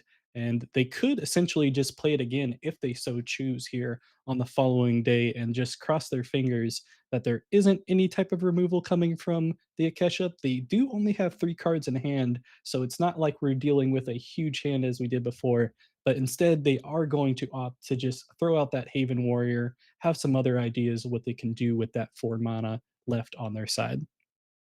Yeah, you're right. I think the interesting thing here as well has been, especially in these Akesha mirrors, we've just been seeing a zigzag game plan go across for both players with a heavy focus on card advantage in general. And notably, I think that this actually works significantly less well against the Achadi. Specifically, the reason here is one, Achadi won't run out of resources the way that other, like for example, an Akesha would in those late game scenarios as well. Um, the reason being just that hero power will continue to give more value, so they're not actually going to miss mana. And I think that's really when this Akesha deck turns the corner, is when the opponent starts missing their mana orbs at the beginning of the turn. In the morning, if they're not putting something into mana, you're just getting a slight like notch on your belt as far as your advantage in the game is concerned as the Akesha player. Yeah, and we are running into a scenario here where the early play of that Korgon informant from the Akesha player might not have been ideal in the scenario of trying to get rid of the counters on that Tiny Gen, which had a nice setup there with the Talarian Skater and potentially ramping more. They do still have 3 mana left for the Akesha, so we could be running into another informant. It doesn't look like it's being immediately played, so that might not be end up what happens, but for the time being, looking pretty solid for the Itzadi, currently being able to advance 2 to 1 with 1 mana left. And there are still some scout cards that they can play for that 1 cost if they so choose. But we'll have to wait to see what the Akesha decides to go with here first, as they're taking their time trying to figure out how they're going to try to address this situation with the Itzadi ramp and the possible advance on the tumult. Yeah, you're totally right. I think that over the course of the day, we've seen this Korgon Informant card do a ton of absurd things in pretty much all of the different matchups as well. But I don't think any are better than potentially removing the boosts from a Tiny Gen before it would be able to go into mana and give a really lasting advantage outside of the ability for it to progress on the Tumult. So yeah, at that play that you were alluding to, I think that if Linkson had it here on the Akesha, they would just fire it off here. So instead, they're really in the tank. They're trying to figure out how can I possibly make advantage out of this turn? What works, what doesn't? It's actually a really hard spot, I think. The cards that we currently see in reserve aren't super satisfactory. Yeah, we do finally get something going forward here and just throwing out the Bliss basis, which will block off that Tiny Gen, but does not remove it in the sense of not letting the Itzadi ramp. So we will get a 2 mana advantage at this point for the Itzadi, fairly even as it pertains to card advantage at this point, with 2 cards in the reserve for the Itzadi and only one in the Akesha, and then just one off as it pertains to the hand at the moment. And we do still see the Itzadi keep on ramping up here, which is not all that surprising, especially since we've seen them get quite a few victories all the way up at 14 mana, it seems like, so far on this tournament. So I'll be excited to see if they're able to make it up that far, but we're moving pretty fast on the tumult. So I don't even know if we're going to get that much mana here between these two heroes. I'm absolutely loving in general the suite of characters that's included for the Sachadi deck for this demo deck battle. There's a lot of different options, and they do a good amount of different things that are all reasonably synergistic. I think, up at those 14 mana totals, like you were mentioning, that Lernaean Hydra card is so sweet, able to really outstat virtually anything else that could be played, especially not at that cost. Which is absolutely incredible as a finisher if they're trying to contest on expeditions. But I think oftentimes just what they're doing already is pretty powerful. Shenlong on its own, yeah, it's a 888 for 6 mana. It's good on stats. It's beatable by various things, but what really happens at this stage is it so heavily taxes Akesha's ability to remove things. And at some point, they are just going to have a situation where the Akesha plays out characters onto one or both sides. They get outstatted, and then they have to fire off critical removal spells, and they only take one expedition for it. And at that point, if Achadi's still able to go into the late game and have more cards to play, at some point, Akesha just won't have that removal anymore. And at that point, if there's a Lernaean Hydra played, it's game over. Yeah, and a good thing is specifically when it comes to a lot of these cards and it's Saudi, and the Shinlong is one of them, it is not targetable by that off you go. That is a rare version in this setup here as far as the Akesha and removal that you're talking about. So you're really only worrying about certain cards, like you mentioned before, a Banishing Gate, maybe a Metamorphosis, but even a Metamorphosis doesn't feel too great at this moment for the Akesha. I feel like more often than not, you're trying to use that on the initial play of one of these bigger characters when they don't Mhm. have fleeting. So either way, I think we're gonna see a lot of pause and wait here for this Akesha player because, I mean, if we're talking about great Itzadi play and it shows from them being in the semifinals thus far, Mhm. Qui-Gon's doing it, I think, and, they are even on the tumult, but it still feels like they're almost ahead in general despite not having the card advantage, but having the mana advantage. Yeah, Qui-Gon up until now actually a really unknown player overall, which is particularly exciting, but it could be that they really are something along the lines of an Achadi specialist even. We just haven't seen much relevance of that hero specifically in constructed play typically, so it could definitely be accounting for their success here today, especially if they are very experienced on the hero. I have a feeling overall they have just been making better decisions for how to structure their overall game plan, and it's been carrying them up until this point. We do here finally see Akesha taking an advantage on the tumult, which is pretty important, but it does cost them that metamorphosis card that you did mention, and it's on the back half of the Shenlong as it was played from reserve. So not getting the full maximum value out of that they otherwise could, but still finding an advance there I think was very important for them.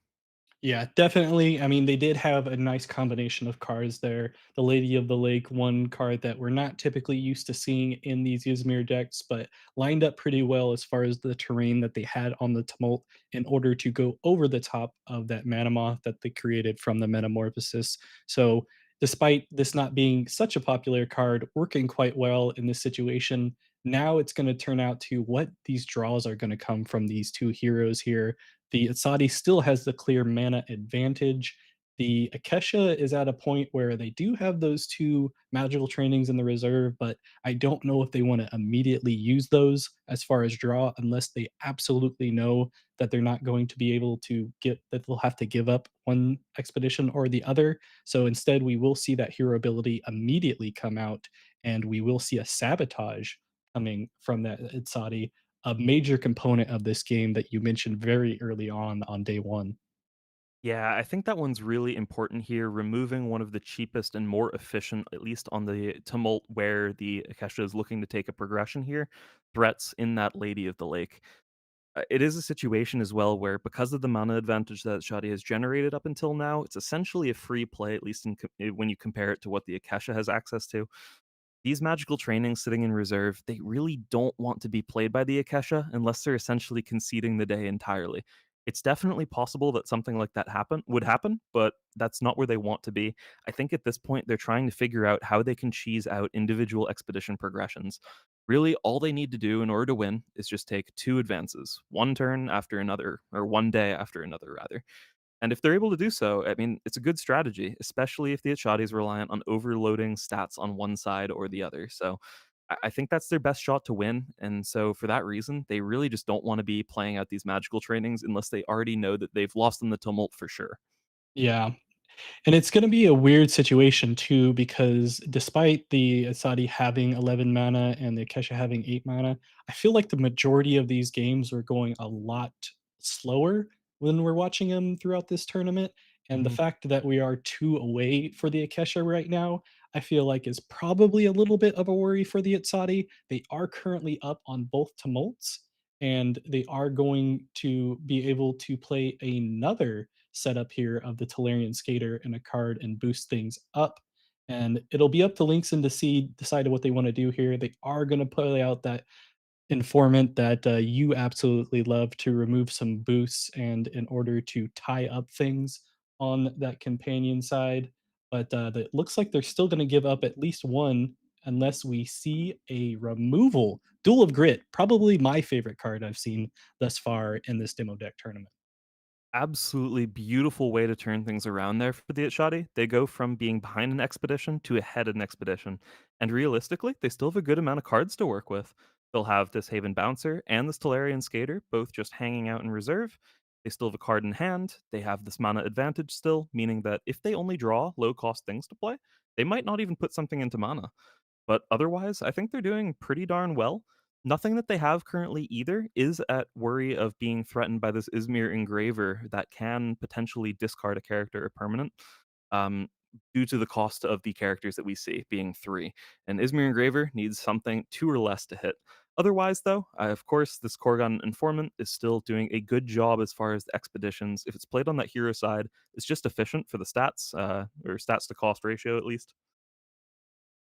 Yeah, for sure. And I mean, as the Akesha player at this point, you're drawing cards, you're deciding on mana. Are you prioritizing removal at this for this game so far? We haven't seen very many off you goes. We see three costs in the reserve, or are you afraid that you're going to lose your characters in the reserve, and so you may want to keep some of your characters as well, especially with the game being this close? Interestingly, I think both players are making really similar decisions there, where I think the best thing for both of them would be a mixture of a character and a removal spell. I think that's really what both players would ideally see in their hands. You really don't want to be in a situation where a sabotage ruins your game plan, and for that reason, having multiple spells that are interaction, it's a little bit less optimal. But overall, I think this one's coming down to really these mid-sized characters, it seems, at least so far. Yeah, there is still some mid-sized characters left for the Atsati that we can see on the board. It'll just be dependent on what they have in their hand and if it works for that mana curve. And it sure does look like that is the scenario here with the Tellurian Skater coming out and boosting up the Haven Bouncer. They still have a lot that they can play with here at the moment. There are those Hydras that you mentioned earlier on, whether it's the common or the rare variety available to them at this moment, or to see anything else that they can do with 6 mana. It could be some more smaller cost stuff to make the Kesha try to play more as well. But either way, it could be quite dangerous for the Akesha if they do not have the necessary removal to take out those big characters. Yeah, I mean, if you're hoping for the Akesha at this point, I think you're just really hoping that there is a copy of Banishing Gate hiding out in their hand in case there is that incredibly dangerous Hydra that you were mentioning. And we do see an off you go being fired off now and getting rid of the Stellarian Skater from that companion side. It's a good play because it does get rid of one of the things that's threatening to win the game, but there's still another one in play at the moment. And if it is a common version of the card, like the Hydra you mentioned, it wouldn't be able to be hit by this off you go, and even if it was, it wouldn't be enough on its own. But what we do see is coming out is an Aoife Fire Avatar. This is a massive threat on its own, and I think it might be enough. Yeah, I mean, perfect terrain stats. Although the mountain's only one lower, it just so happens to work out quite well with that water and forest setup. That notably enough, they can try to do a nice little off you go to get rid of it, but then they would be leaving themselves open on the hero side. So I don't know what else they have available in their hand, but they're gonna throw out the engraver. Doesn't look like they have anything else to go with because the engraver can't target either character on the board. We're getting the GGs, and it looks like we're going to see an Nitsati piloted by Qui-Gon 96 in the finals of this demo deck tournament. Absolutely incredible. I think people are going to be pretty hyped about that finish. I mean, yourself included, right? If correct me if I'm wrong, but I believe it was you with the first 39 cards finish for that hero. It's true, at least on AWOL. I was the only AWOL folks for a while, and we are on the AWOL channel, so that makes sense for this scenario. I was looking forward to potentially someone playing it at the Invitational yesterday, but didn't happen. So I'll take the consolation of maybe an Saudi victory here in the demo deck tournament, and that's at least an opportunity at this point as we wrap up that game. Go ahead and head back to the interview screen. We can take a look to see what we have as far as any left on the other side of the bracket. That I'll take a look on my own side here. But past that, anything that we want to talk about as far as that matchup, what was the Akesha missing in order to take that game? That's a really good question, and I think it's entirely possible that there was a little bit of a focus from the Akesha early on thinking about the late game. And what was really impressive for the Achadi, I think, was the ability to weave in sort of these mid-cost, I say 3 mana as though it's mid-cost. I mean low to mid-cost characters that were able to take progressions sort of suddenly while still generating a mana advantage in other forms. I think that was overall what worked out really well for them. They weren't overly reliant on those late game threats that we were so eagerly talking about, I would say. And I think it just really worked out in the matchup, probably because the Akesha needs to constantly be thinking about exactly those late game threats. So, Yes. yeah. Yeah, and we do actually still have the other game ongoing in here that I'm going to switch over to at the moment. It is a deadlocked game here between the Akesha of Frenico Rico and the Tasia of this Nico. And at the moment, even on the tumult, the Tasia player is up with what we have for stats, but it is always scary to see what amount of cards the Akesha has in hand and available to them, especially with any type of wiggle room to potentially win this game. Yeah, I'll definitely agree on that. I can give a little bit of background information, and because immediately into this match, I heard messages from Fernico that his opener was awful into what the Teja was going for. So just tabbing over and seeing that both players are still in the thick of things is pretty cool to see. It's a really tight one. Looks like there was some removal drawn at least eventually by Fernico's Akesha. But currently, it's been a pretty good job, it looks like, at least from the Tasia, having set up and gotten progressions with anchored characters over time. So I think that's why they're still fighting pretty intensely on the tumult here. But ooh, let's see what comes down. That's a Pasiphae for our Akesha. Yeah, one of the new cards that we've talked about quite a bit here, an exciting one, especially when you're playing up against something that another hero that has a lot of characters on board. Always a fun little iteration there. It does get fleeting, similar to a Bravos Tracer when you play it from anywhere, but almost worth it, especially if you can get onto a big enough board that your opponent has and you just need one advance. And in this scenario, they do a nice little zigzag and get that one advance. Yeah, totally, and, that is exactly the game plan that we were mentioning earlier, is that zigzag. This is what Akesha is probably known for in all constructive formats, really. It's one of the best heroes at either waiting and seeing what you play and then playing over you, or, like, just having better stats, for example, for the similar mana costs, or otherwise realizing that they won't be able to do so and simply taking the other expedition, which can definitely make it pretty frustrating to play against, I would say. Yeah, it's definitely not too exciting. I don't know how much Akesho that will actually be seeing constructed. It definitely could be a possibility with this demo deck setup paving the way for folks to want to try it. I am personally of the belief that that small step, giant leap change hurt Akesha a little bit more than it Mhm. did any other Ysmir hero because it felt like that zigzag strategy and then hit them hard with a small step was the way to win or the easiest way to win as far as an Akesha is concerned. But I'll be excited to see what all these new Akesha players potentially here can come up with as we go into the next season. Seeing now this Aron being played out immediately from reserve by Artesia player, which I really like at this stage of the game. There was at least one Tooth Fairy played this game already by the Akesha player, but given how far through their deck they've made it, I think the Tasia has accurately recognized the threat of there being another one. And for that reason, playing out the card from reserve immediately to deny a potential sabotage effect seems very important here. But now, an Inari getting played out by the Tasia, this one's pretty nice because it is cheaper from reserve as well and does contest very nicely on the tumult, at least where it's at. But I think, yeah, it has its work cut out for it. There's a lot of threats here from the Akesha that could just go over the top of it. Yeah, kind of like a rare Silas Cryptic Warlock that gets a boost per card in your hand. And I don't know if you've noticed this lately, Keelan, but it seems like Akeshas have a good amount of cards in their hand when it comes to this demo deck tournament. So Silas going over the top of that Inari. Now the question is, does the Tasia have a response with only 3 mana left? Mana Reaping is indeed the response, and that's a pretty good one.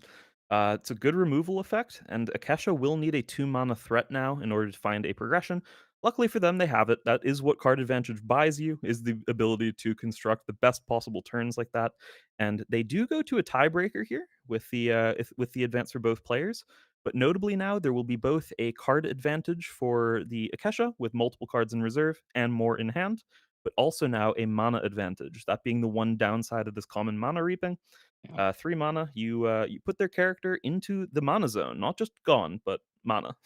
Yeah, I have to imagine this Nico was trying to hold on to that mana reaping for a possible tiebreaker if they absolutely could. Obviously, that wasn't the scenario that they ran into there. And now they are kind of a little bit on the back foot as far as if they can take this tiebreaker against the Akesha. A lot of cards to go up against here in hand, a lot of cards as far as in reserve, and realistically, just stats in general that they're going to have to contest with only having 3 cards in hand and just the lonely Inari that just got hit by a sabotage. Yeah, that's a pretty important tooth fairy. Getting rid of all of these options is the best way of taking things, at least from the start of the day.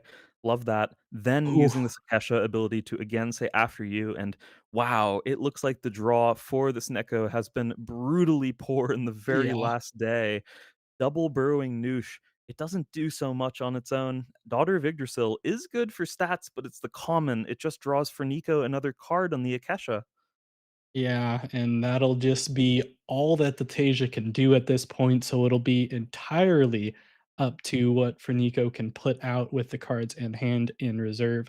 They could definitely decide to remove one of those burrowing Nooshes. Probably won't be immediately to allow the pass to come out here from the Tasia side of things. Instead, we will see a Metamorphosis come out, likely to hit that Yggdrasil, so that way it cannot be a bother with all those stats, and then more than likely gonna see an engraver come out here to kind of put the nail in the coffin, or just play other cards too.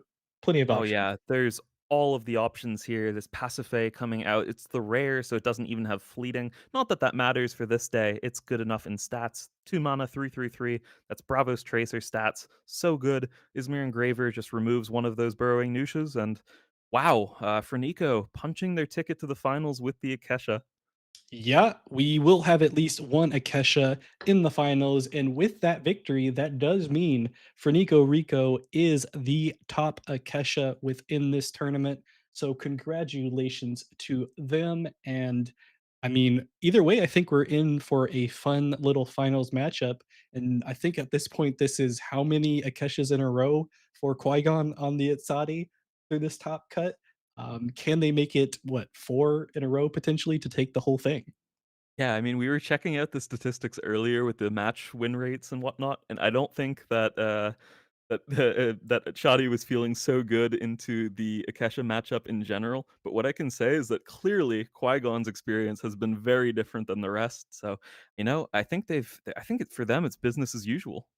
Yeah, we can bring up those stats right now to take a look at, and yeah, it looks like it was not looking too hot for most Saudis versus an Akesha. Only a 39.8% rate there. Feeling good against Navenka and Goalring, but who wasn't this tournament thus far? It seems like so.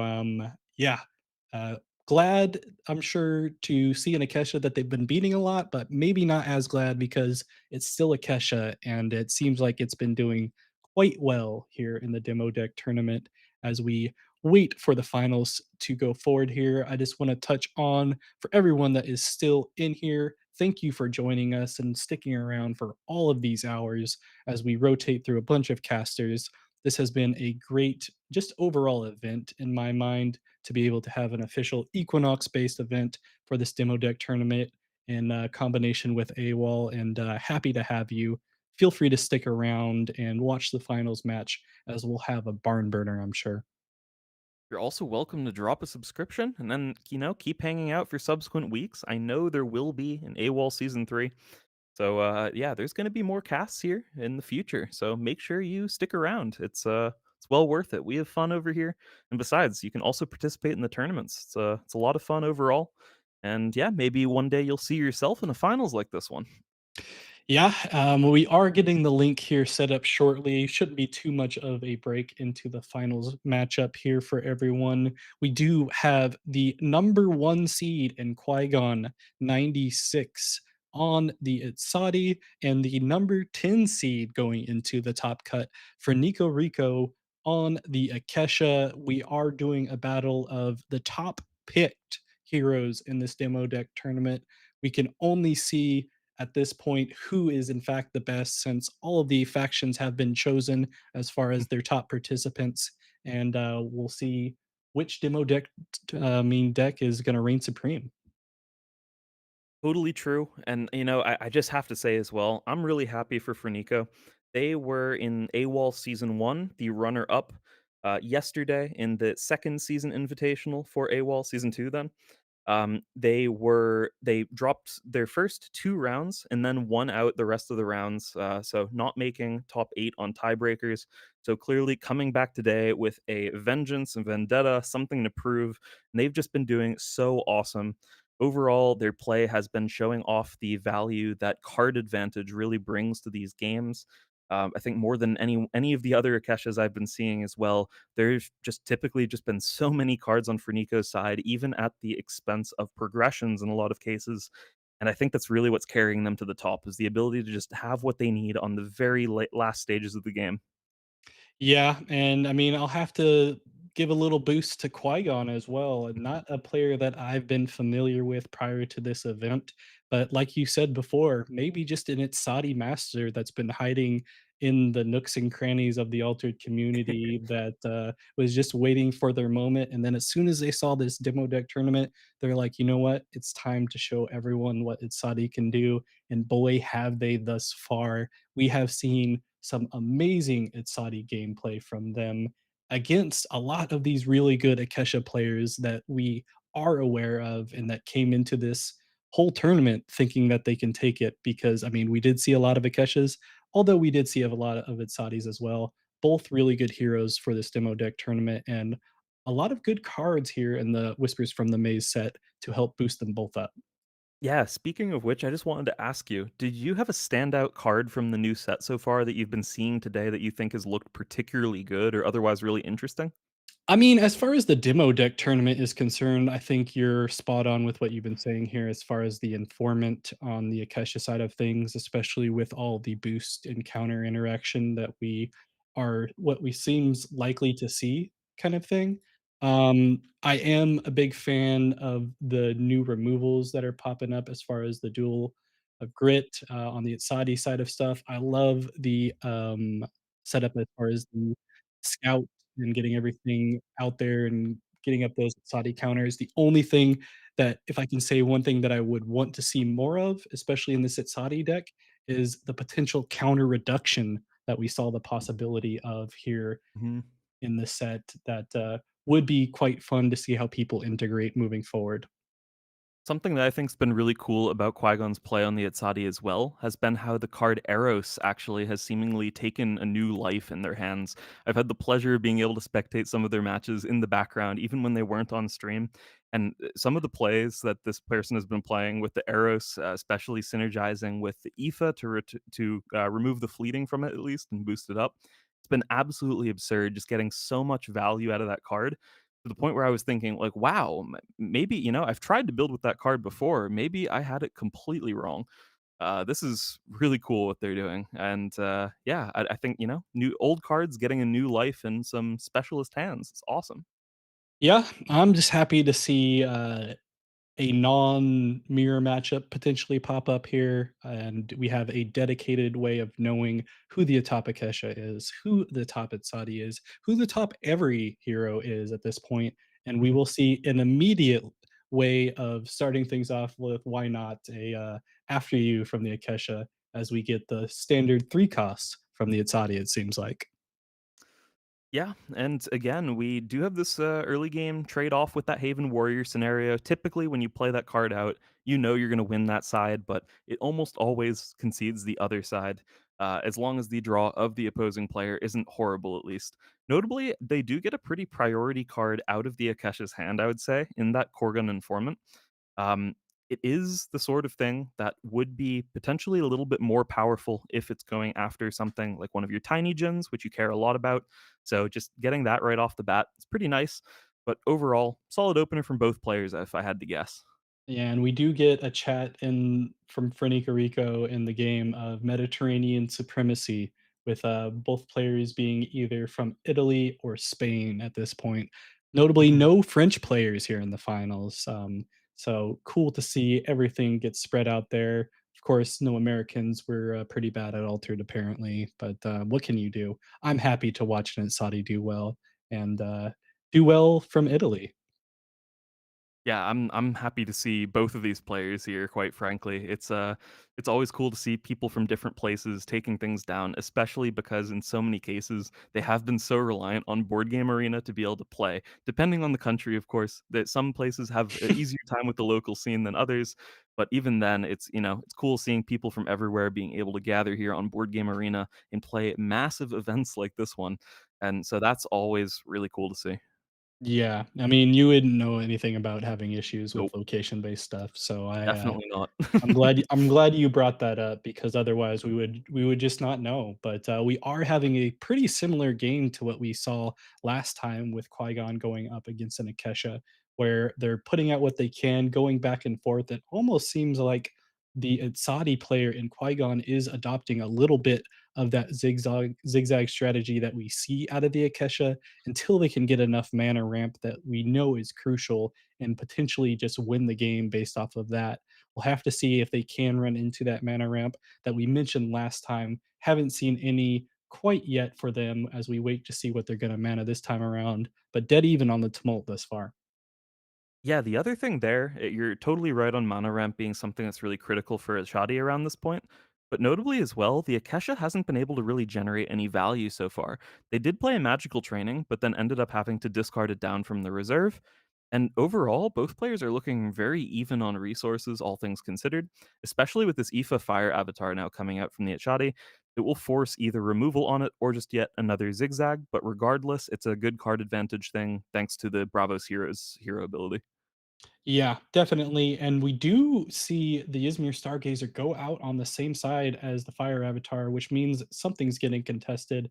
And sure enough, they do with the Silas Cryptic Warlock, making things dead even. The Akesha fine with delaying this game a little bit farther, despite going up against an Itzadi. And I have to believe that's because they haven't seen any of that ramp coming out of the Itzadi thus far, and think that they can make this up as long as they can stay as even as possible with similar resources. Yeah, I think that's a reasonable way of playing things, largely because they do have flexible removal that can go after some of the larger things. So I don't think they're quite as stressed as long as they're not falling significantly far behind in mana. But even then, I think they would like to ideally have a couple more cards in hand just to feel like they have more flexible options. But regardless, we do now have mana channeling coming out from Shadi that will put two cards of the deck into the mana zone. That rare version definitely so powerful there for that effect, but it does likely cost them a double progression here. We will see. It will require another character from hand, as the two from reserve do not have the requisite mana cost then of 6 in order to take a double progression, but there's the Silas that will do the trick. So now Achadi willing to trade some board presence, at least on the Tumult, for that mana advantage. Yeah, I think we have seen him do this earlier on in the top cut when we were into the top 16. It's the only Itzadi that I have seen utilize that rare mana channeling and get that double boost up. Previously, he had used it when there was at least a one spot advantage on the tumult in this scenario, being tied on both expeditions and still deciding to use it in order to try to gain that advantage for the future turns. I'll be interesting to see if that gamble kind of pays off, giving up a double advance from the Akesha. And realistically, the Akesha not losing too many things as far as card advantage and characters by being able to play that Silas, that Druid card. So at the end of the day, it's really going to turn into can they take advantage of this mana curve that they have two above the Akesha at this point? And did the Akesha run into anything from those draws that are going to help them deal with these big Itzadi characters potentially coming out? Yeah, my biggest question here is really whether there's a chance that the Achadi player might just go for another rare mana channeling from the reserve this day. If they were able to do something like that and only lose one expedition for it, I think it could be pretty massive for them. And I love the fact as well that they do have a one mana spell to start off the day as an after you effect to just pass it back to the Akesha. I think it makes it more and more likely that that might actually be a viable line. Yeah, I think the last time they were definitely setting themselves up for that when if I remember the game correctly, I Mhm. believe they had something similar with having the fire avatar and a mana channeling available to them. Immediately played the fire avatar, had 5 mana left. They ended up getting sabotaged from that mana channeling, but they wanted to leave that option open to them. Whether they end up doing that here now, not quite too sure. They can definitely still play another card if they decide to use it. We may end up seeing a 3-cost card coming out here right now, which would definitely lend itself to what you're thinking. And instead, they're just gonna go straight for it, not gonna beat around the bush and, let the Akesha know, "If you got it, you got it. If not, then I'm gonna try to stop you." I think the really hard thing for Fernika's Akesha at this point is how they have two relatively high cost characters sort of gumming up the reserve at this point, even. It's meaning that they ideally, in their ideal world, want to have another low cost character here, and then a removal effect along the lines of something like an off you go to prevent a stabilization. But that will cost them so much in terms of the card advantage. And then it's entirely possible that the next days, Achadi might just be able to take both sides with massive plays just again and again. And I think that's a very serious worry for them at this point. Yeah, definitely can be. If they do get double advanced on here from the Itzadi perspective, uh, despite having the mana advantage, wouldn't look great. But they do get a nice sabotage here, preventing that Silas to be able to be played for only the 4 mana. So I wonder if there's anything from hand. And sure enough, there is some cards available to the Akesha with the Korgan Informant. They will get a double advance here and remove those boosts that were sitting on the Fire Avatar in the reserve. Absolutely huge turn there for Funiko's Akesha, and I can assure you they are going to try to push to win the game this next day. I think it's their best shot as well because Achadi has generated so much mana. They will have the ability to play massive threats, likely on both sides. But if Ferniko is able to simply play out a character and then remove things and ride it out, that would be the win for them. Yeah, they do have a nice semi low cost card in that informant that was able to help them there in the previous day. They don't have anything crazy like a 1 cost Stargazer that is in reserve to slow things down. And notably, they are not the first player currently, so they cannot utilize Akesha's hero power. My question will be is what Saudi has and how Ferniko can respond in order to just get that single advance that you're talking about. I feel like the more this game drags on, like you mentioned, the better chance that the Setsadi can have to take this game. They do notably need at least 3 days at this point in order Yeah. to do it, which is not ideal, but we'll see what they can do here, starting off with the Haven Warrior. I think there's a world as well where it might be okay for Ferniko to really take an off day if they need to. If they immediately recognize that the type of pressure they're under from the Achadi's early plays in the turn is too great, they can just potentially say, all right, you've got me. And if they did have something along the lines of a Conjuring Seal, be able to make up some of the advantage that way. Otherwise, I think this turn is going to be incredibly taxing on the Achadi to stabilize and to stay alive here. Yeah, I think it's gonna be really important for them to be able to draw a little bit using that hero ability by playing something big, but at the same time be aware of it that they can't play it too early because there just may be something as far as removal that Fernico's been holding on to. But we are gonna see that big card come out here in the form of the arrows that you've mentioned several times for Qui-Gon that they've been able to utilize. The question is, did they get what they needed in order to play here? Are they going to use all their mana, or do they have something else waiting for them in the hand that they'll wait to see if Fernico can play something first? The Achadi has now spent all of their mana, and then the big question becomes, does Ferniko have it? All it would take is a removal on the Haven Warrior that costs 4 or less mana, and Ferniko would win this 500 player event. It looks like they're going to try to overstat, and I think this Pasiphae is going to manage to do it. Yeah, the Pasiphae does get them to 3 stats. It looks like Fernico is GGing, so it seems like they have the cards that they need. Nothing left for the Atsadi player to do at this moment. No 0 cards and everything. Qui-Gon wants to know if it's a Banishing Gate or what it is, and it looks like it is, in fact, a Banishing Gate that's gonna come out as far as removal. 4 costs or less, indeed, and we will see a victory for the Akesha over the Itzadi. Just too many Akeshas in a row for Qui-Gon on the Itzadi, and eventually got taken down, this time by Ferniko Rico. I am absolutely super excited to congratulate my teammate for Nico Rico taking that one down. It's, I think well deserved given the amount of effort they put in general, but I have to say as well, Qui-Gon 96, what an absolute outlier. I don't think anyone expected them to show up a relative unknown quantity and just roll so many players again and again and again with their superior Achadi strategy. That was really impressive to see too. Yeah, I'm glad to see a lot of representation here in these finals or the top cut as a whole. Obviously, we did see a lot of Akesha, but we did get to see Atasia go into the semifinals as well, taking down some of those Akeshas along the way. Obviously, the Itzadi here in the finals. And then for Nico Rico, the top dog, or there can be only one as far as all of the Akeshas that we saw enter this demo deck tournament. 500 plus players, and honestly probably more than that because we had a lot of people drop and then get replaced kind of thing. And so there is a lot of people interested in this tournament within the altered community, and a lot of them are still in the chat at the moment. So want to thank all of you for joining us thus far as we've been doing some commentary uh, for this game. Anything that you would like to say, Keelan, before we wrap up? And I'm gonna check to see if we may get an interview or not. Yeah, Franico is interested in potentially jumping in Okay, to be interviewed about that impressive tournament win.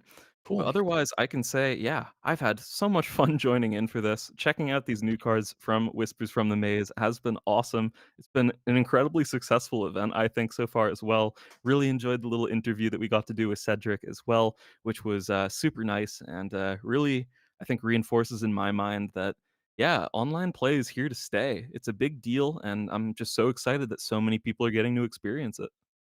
Indeed. Honestly, glad that we were able to get a Equinox event out here. Appreciate Cedric for joining us and staying in the Discord chat this entire time, just making sure everything is going well. We know it's late over there in France. I mean, the Keelan guy knows it's late in general because he's in the same area. But for me, it is only 2:30, so it's going to be a nice little afternoon going into dinner potentially as we are getting the link over to for Nico Rico for an interview here shortly. Once I see him pop in to our side of things of production, I will pull him in. Keelan guy, I know he's your teammate. You probably talk to him a lot, but Mhm, make sure you mhm. come up with some good questions here so Of that way course. we get a lot of things in here for everyone to listen to on the YouTube chat. In the meantime, everyone in the chat, was this what you expected to win the entire time? Were we all just fools that didn't pick the Ysmir side of things and expected something else to happen? Just let us know. I mean, obviously, Keelan knew because he picked the Akesha, but past that, I mean, we were all at Saudi fans anyway, weren't we? Absolutely. I mean, I think everyone was hyped to see Achadi do pretty well. It's just been a relatively unknown quantity until now, that hero. So I think it's exciting to see it actually perform in a way that was really respectable overall. It was awesome to see. And also seeing how they just managed to navigate their way, as well as the Tejas actually, through that final bracket. Given that there were 11 Akeshas to start it off there, I was thinking this was going to be a semifinals and finals with just Akesha players, quite honestly. Yeah, it was definitely a possibility. We had that graphic showing that what the top cut looked like, but fortunately for us, we were able to get a little bit of variety along the way. Qui-Gon able to make that happen for the Bravos players out there in the form of the Itzadi, being able to put out those big characters and play quite well, to be honest. So we're still getting things sorted out here for the setup for the overall things for Nico and waiting on him to come on in. For And Nico says he's in. okay, I do not see him in the control room. Hmm. We can swap over here to the other side and see if he is in fact in, but I do not see him in the control room. Yeah, he's not in at the moment. Does he know the password is the question. Does now. He did have to ask it for a bit. Oh, Okay. wait, yeah, that's good. Wait, hold on. He's working on the joining thing. Okay. Well, I'm just sending him over instructions. Yeah, no worries. We're getting him over here right now. Once again, want to thank everyone that is staying in the chat here and getting us ready for an interview with our champion, Ferniko Rico. And we will give him a little bit of a minute. It looks like he is, in fact, in here. So we'll go ahead and swap over to the setup here. And there we are.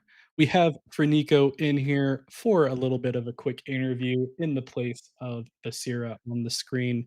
Fernico, congratulations. I'll let you talk Thank you. to your teammate here shortly and let him ask you some questions. But before he does that, was this just too easy for you? Like, did you just tear through the entire tournament and didn't expect any type of resistance, or was at any point during the Swiss or the top cut a little worrying for you? I mean, of course, it was not easy at all.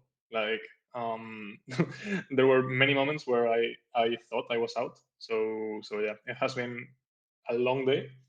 I actually lost in round two of the Swiss to Subhas actually. So yeah, from there it was only wins. I think it was round seven matchup against Nevenka, and I literally only won because he rolled a one and sent his card to the reserve. So yeah, I could have been out of the top very easily. Wow. Yeah, definitely. Would you agree there? Better lucky than good if it gets you through. No, I mean it actually was about the variance, because he said he Mhm. was getting the best rolls all the day. So I mean, by round seven, it's already time to roll some bad ones.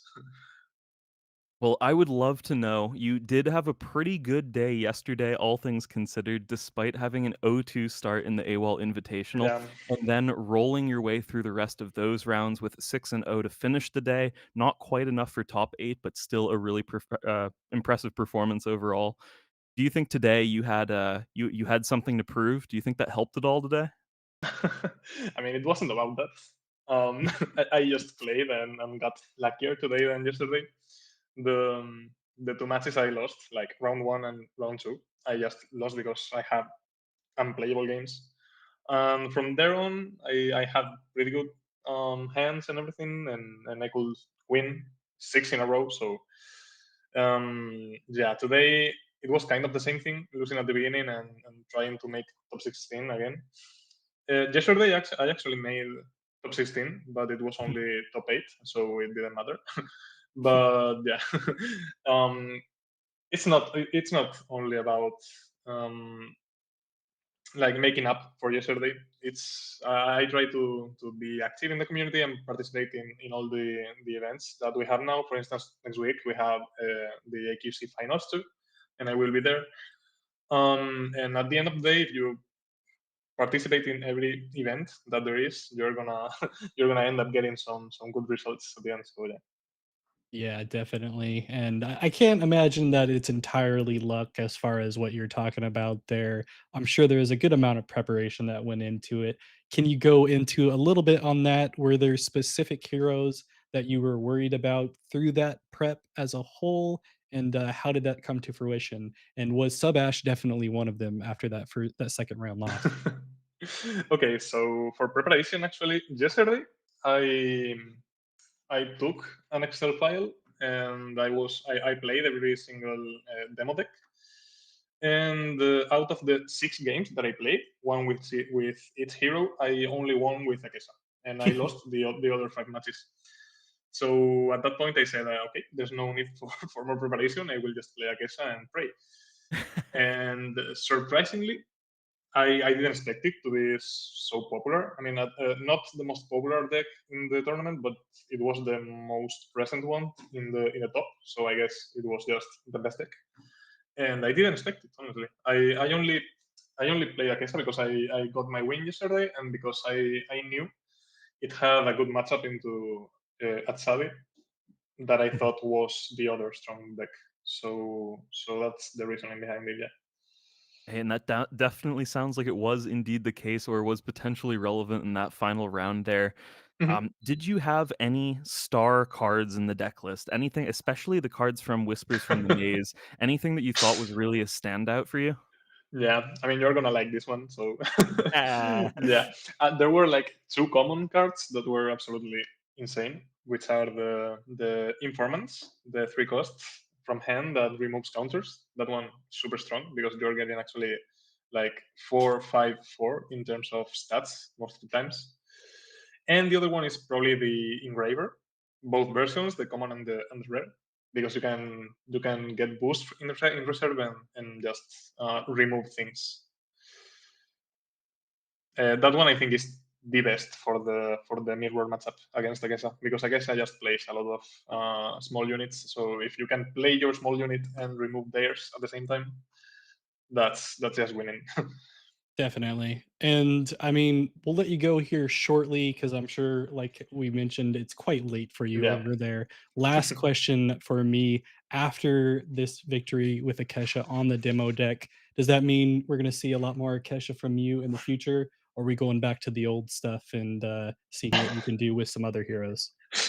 It's funny because my main deck is Muna, so I play Teja most of the times, and I've always hated a lot on Akesha because it's the worst matchup for Teja, and also it allows you to do the most terrible things like my colleague Roomfolk. He's always dropping with the carrier and stuff with Akesha, and I hate that. So probably not. I won't play Akesha out of this. And for me, my last question would be: is there anything else that you want to say? The floor is yours. What's going on? Okay, so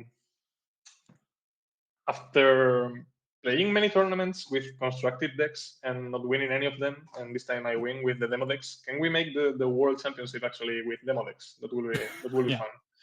No, but for real, thank to all my teammates. I'm actually, let's say, present in many communities. I am part of AQC, but I also have my fellows at the Spanish community. Also shout out to the HAT team, HAT, because they have also participated in this, and I know they have prepared too. So yeah, and also to my colleagues in Murcia. Definitely. We appreciate you having you on here for this interview. You can feel free to head on out and we'll switch on over to the other setup here as we Okay. wrap things up. Thank you once again and Thank you congratulations, guys for Nico. having me. See you. Yeah. Bye. Bye. Wow, what an exciting day, Blue. Any standout memories, any last minute plays that you thought were so incredible you just had to mention it again? You know what?